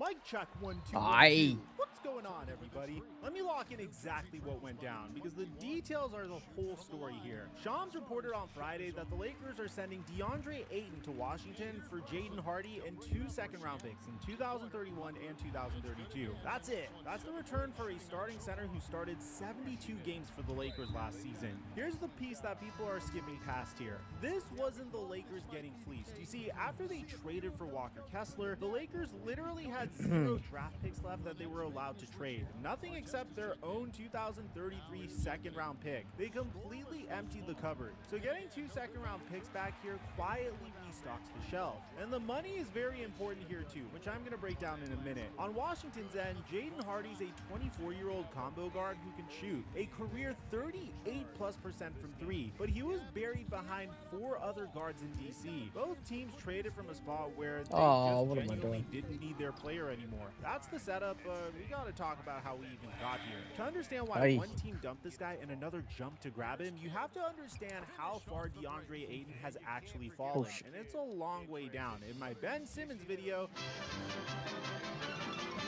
I literally said DeAndre Ayton was on a similar path. If you go all the way back to 2018, Ayton goes #1 overall. This man got drafted ahead of the likes of Luka Doncic and Trae Young, which is kind of funny because he eventually became teammates with Luka Doncic and now he's teammates with Trae Young. And at the time, it wasn't seen as a bad pick.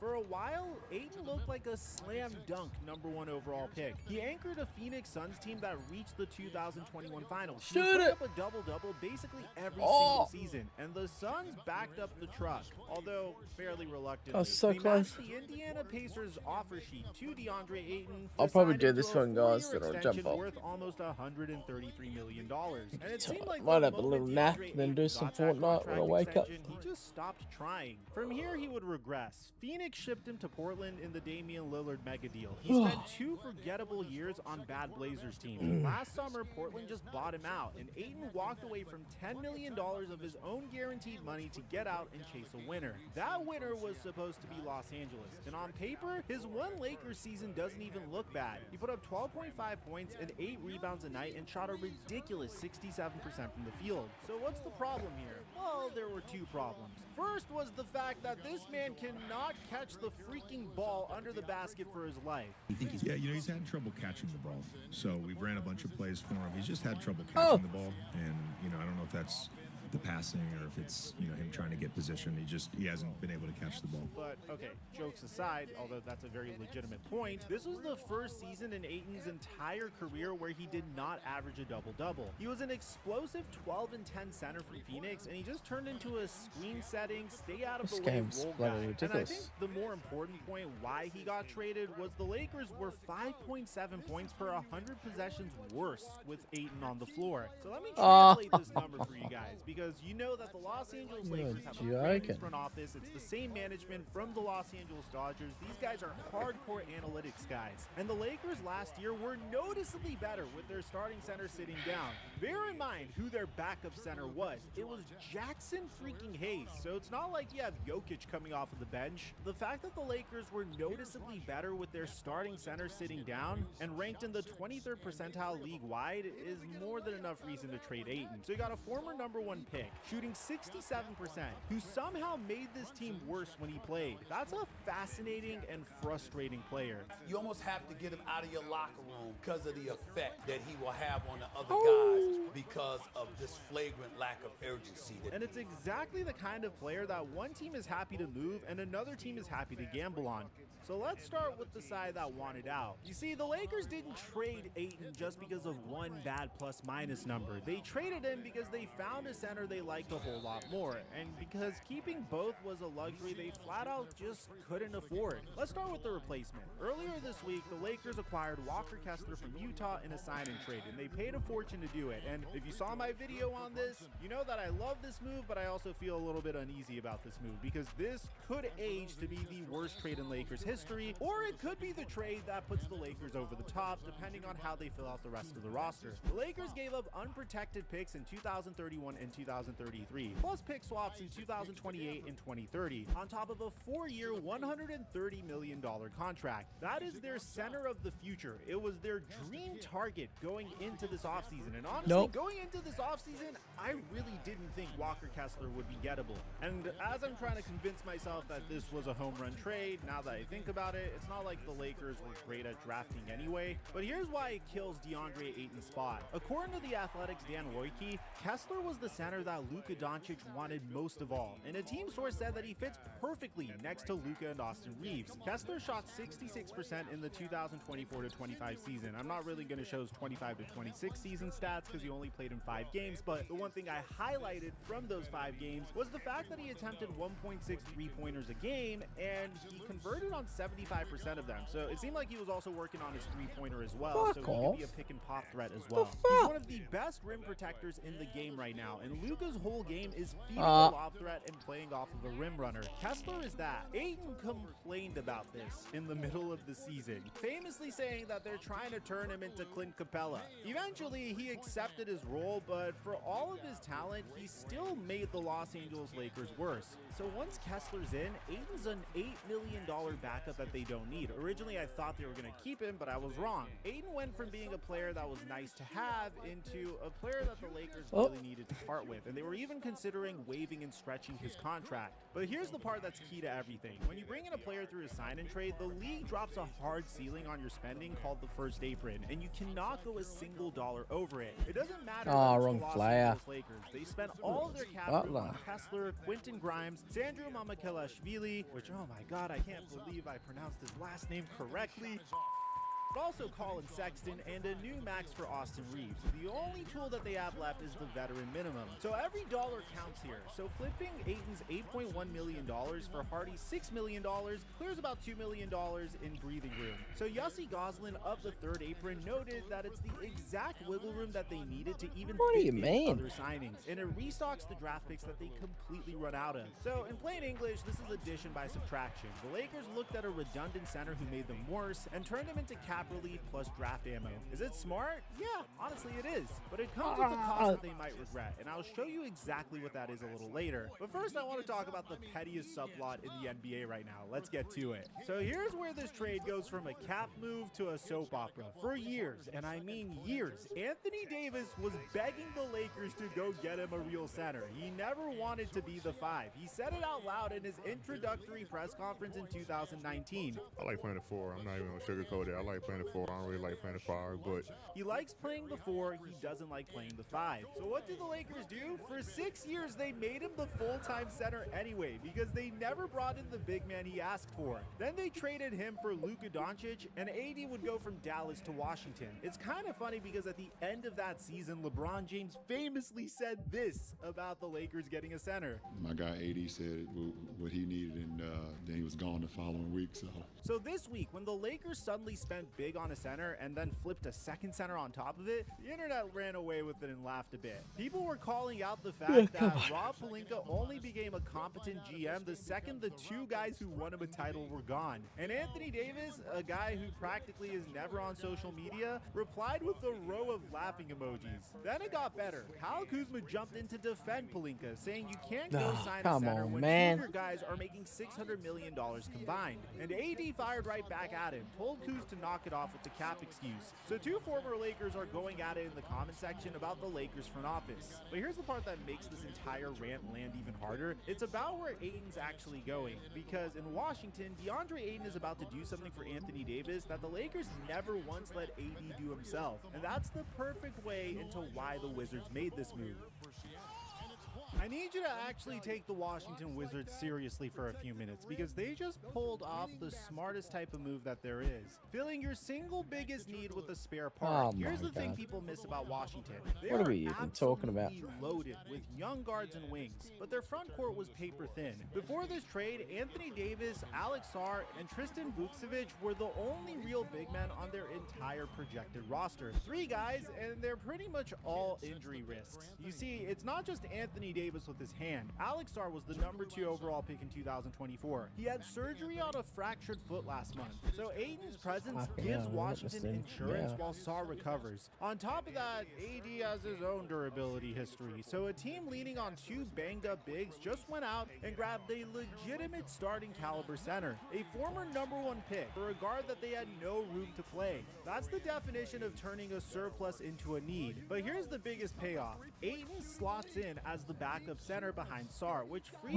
Anthony Davis to spend most of his time at power forward. This is the exact position AD spent 6 years in Los Angeles begging to play, but he never got it there. He gets it in Washington, thanks to a center that the Lakers gift-wrapped and shipped to him. Another cute story here is the Washington Wizards have an assistant coach, Cody Toppard, who already worked with Ayton back when they were both in Phoenix, so maybe they can get some of the same production out of him, because Ayton is also on a contract year, so you may see him be a little bit more motivated this year. But here's the cherry on top. The Washington Wizards can absorb Ayton's salary into a $13.4 million trade exception that was left over from the Kelly Olynyk deal. So for those of you guys that don't know, a trade exception is basically a store credit a team earns when it trades a player away without taking equal money back. And you can spend it later to take on a contract without sending salary out. So the Wizards barely gave up anything real here. A buried guard, 2 second-rounders, and a coupon they already had lying around for a starting caliber center. So step back and look at what this young team is building. Trae Young is fresh fresh off of a 4-year, $212 million extension, and he's running the offense. They have the #1 overall pick in A.J. Devonta, who led all of college basketball in scoring at 25 a game. You have Anthony Davis, and then hopefully Alexandre Sarr is going to take a leap this year. Then you have Bilal Coulibaly, Kaishan George, and Trey Johnson. This team is young, deep, and now rounded out at basically every position. And they built this team by just taking most of these players for pennies on the dollar at the deadline. Anthony Davis was traded for Chris Middleton's expiring deal in picks. This front office keeps feasting on other teams' cap problems. Now, I'm not going to sit here and tell you that the Washington Wizards are definitively winning a championship. Some of the fan posts online are getting way ahead of themselves. This is still a young team that has to learn how to win first. But as a piece of roster building, grabbing DeAndre Ayton for a spare guard and a coupon is a clean, low-risk, smart win. So both teams got exactly what they wanted. The difference is only one of them has a giant question mark hanging over them for the rest of the summer. You see, trading DeAndre Ayton doesn't finish the Lakers offseason. It opened 2 brand new holes, and how they patch them decides whether this whole plan works or it's going to blow up in their face. Mark Stein laid out their 2-item to-do list. 1 is find a backup center behind Kessler, and 2 is find a wing defender who can play next to Luka and Reeves. The backup center is the simpler fix. The Lakers are reportedly looking at Kevon Looney and Jonas Valanciunas, all veterans that they can grab on the cheap. Fine, that spot gets filled. It's the second hole that's the whole story, and it's got a name, Jonathan Kuminga. So for those of you guys that don't know, the Atlanta Hawks declined Jonathan Kuminga's $24 million team option, which made him an unrestricted free agent. So dumping Ayton could potentially help the Lakers clear the room to go and make him a real offer. But here's the catch that makes it hard. The Lakers only have the veteran minimum to offer, and a guy who is making $24 million is not going to sign with you for the minimum. So to pay him actual money, you'd have to work out a sign and trade with Atlanta, which locks Kuminga into at least a 3-year deal, or clear a big chunk of salary first by waiving and stretching Jared Vanderbilt's contract to open up around $7 million. That's going to be it, guys. Either path is a headache. And what the Lakers are trying to do here is they would essentially want to turn Jonathan Kuminga into what Golden State turned Andrew Wiggins into, taking a frustrating young athlete and turning him into a 2-way rotation piece next to their stars. I'm If still that to fall doesn't asleep work out, the on Lakers could use some of that same cleared salary to bring back Rui Hachimura instead. So the Ayton money isn't earmarked for one guy. It's flexibility for whichever wing they can actually land. And don't skip past the cost of all of this maneuvering. The Lakers took a starting caliber center and turned their front court depth into a minimum contract question mark. They're currently hard capped. They're thin on the wing. They're now thin behind Kessler. Every one of these moves is a bet that the next one is going to land.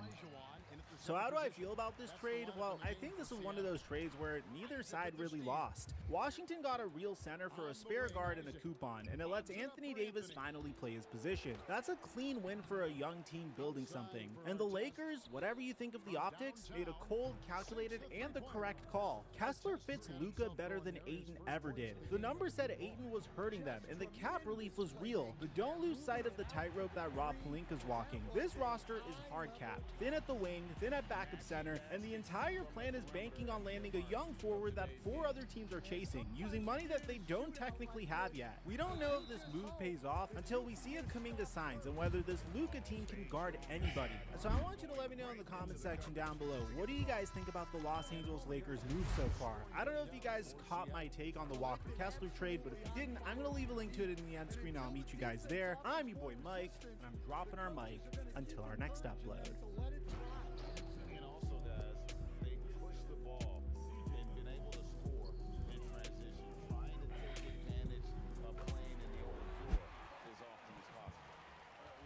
Hey guys, it's Nate, aka The Foot Accountant. Welcome back to the channel. Glory Hunters Team 2 dropped with a bang yesterday, as once again it was a very busy and full Friday of content. But what I wasn't expecting was our pack method to really impact the market. I really hope a lot of you guys profited off of our 600k pack method that we talked about yesterday heading into Team 2 of the Glory Hunters promo. I basically broke even packing this Julian Alvarez and selling him for 550,000 coins, but with the amount of supply that I saw on the market and the prices of these cards being so low when they were first in packs, it looked like a lot of people were trying this method. Of course, we got to talk about all that content that happened elsewhere in the game yesterday other than the store. We have the quickest way to get Maradona done as a part of the video today, as the first 5 PlayStop Plus card is now in some people's Ultimate Team squads already. We have another pricey Evo, but a decent upgrade, and a very good value Joshua Kimmich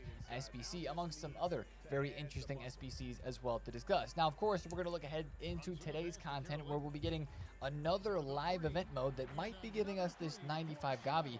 It's nowhere to be found in the game, but showing here in the menus, and maybe another surprise tradable pack SBC like we got last week. Let's talk about it all. If you're excited for it, drop a thumbs up to the video, hype the video, and subscribe if you are new. Now let's start covering all of yesterday's content, where it started first in game with the PTG upgrades. They upgraded the cards pretty early yesterday on Friday, which was nice, and 2 of our favorite SBCs of PTG got Playstyle Plus boost. We got a Tech Plus boost on Pedro Neto, which is one that a lot of people liked, but one that some didn't still. And we also got Tech Plus on Ferran Torres. Now, these cards are on a collision course in their next match in the round of 16, meaning one of these is going to continue to get upgraded and the other one isn't. So pick a side, or maybe just be happy to have both in your club. Depending on what happens in the round of 16, there will only be one of these that'll be getting upgraded. Of course, the rest of the Portuguese and Spanish cards got updated yesterday as well, and you got some nice boosts like this Laporte getting Intercept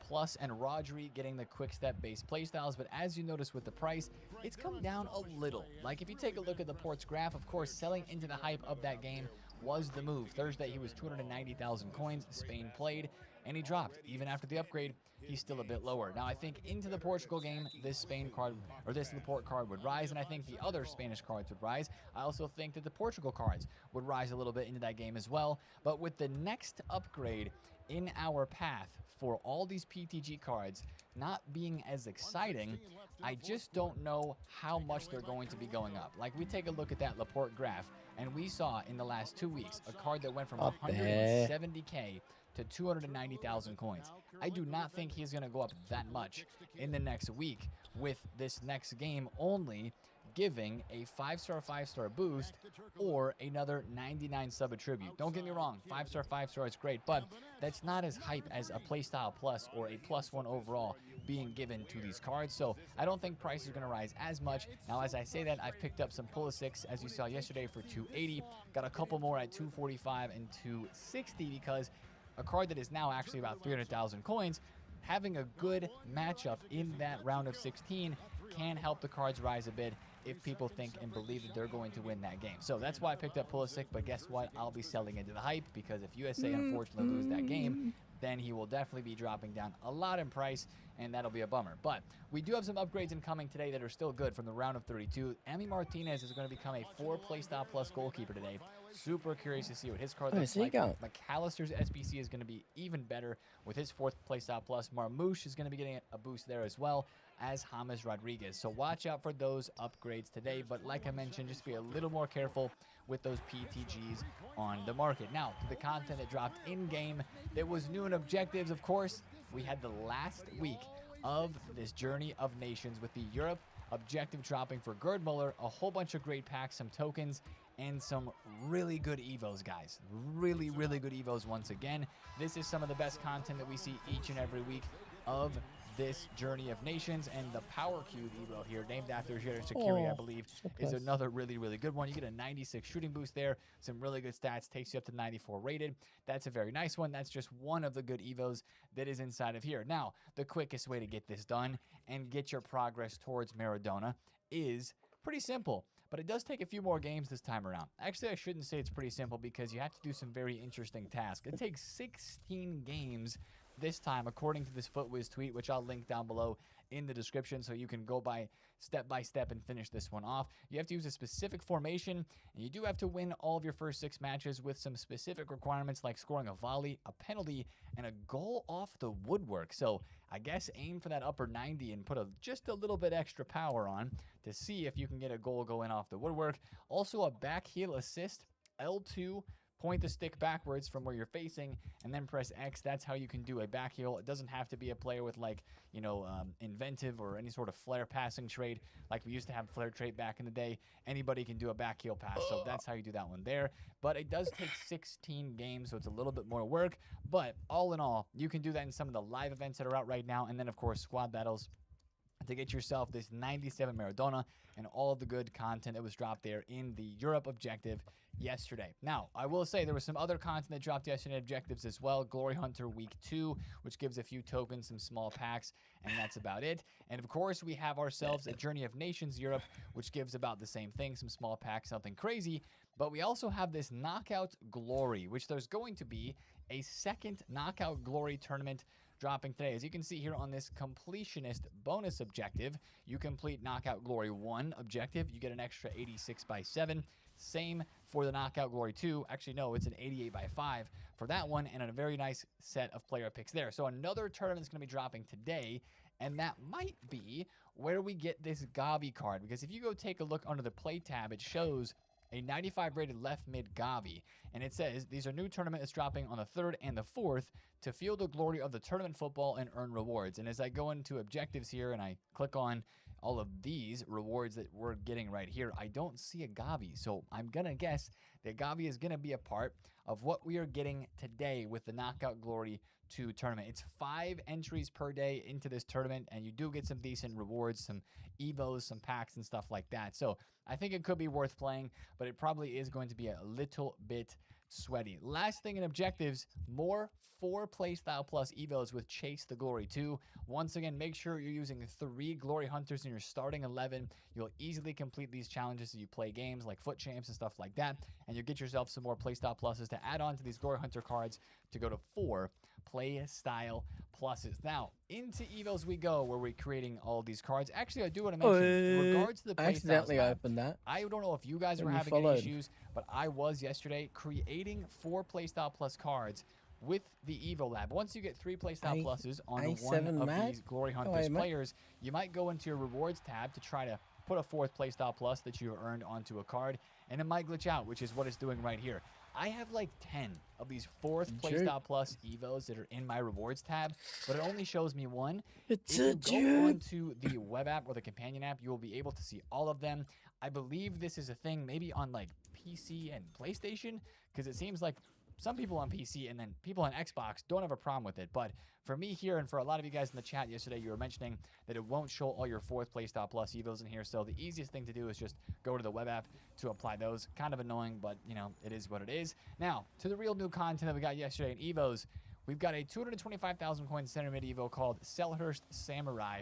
And it's a good one, except it doesn't boost pace or dribbling, and you need somebody who's got mid to high 90s in those stats to make it a good evo. Like this Eriksson, for me, is a card that I want to evo so bad, but 91 pace, I don't know. You guys tell me, is that Eriksson worth using right now and evoing, or do I wait to try to boost up that pace a bit? Because like if this card had 93 pace, I would be sold, and I'd be completing this 100% right away. Incisive with the anticipate base that would end up giving his card, I would be super in there and spend 225,000 coins on the go. But without the pace boost, I'm kind of like, I don't know if I want to. Now, there are a lot of really interesting cards that fit this, like Vicky Lopez's SBC fits this, and that's actually a pretty crazy looking card right there. And then there are some good ones, as you can see here on Footbin with the chains. You got Neymar's, Jude Bellingham's, Cristiano Ronaldo's, Hullets, and a lot of others that fit this and actually do look pretty good. But I just think 225,000 coins for an Evo, I should be able to get a boost to pace and to dribbling as well. At least that is my opinion. Now, the other Evo we had yesterday is a must complete, can't skip it whatsoever. The Fancy Footwork Evo gives 5-star skills and 5-star weak foot to a max 92 rated card. I'll catch and you can do it guys twice, later. doesn't boost the overall. Probably jump on Fan-freaking-tastic. some That was a great one as a part of after content that. yesterday. Now, let's keep it moving Thanks and go to for watching. SBCs, where I think the first SBC we got to talk about is one that's... See you on the next show, guys. Have yourself a good one. Hey, what up, mate?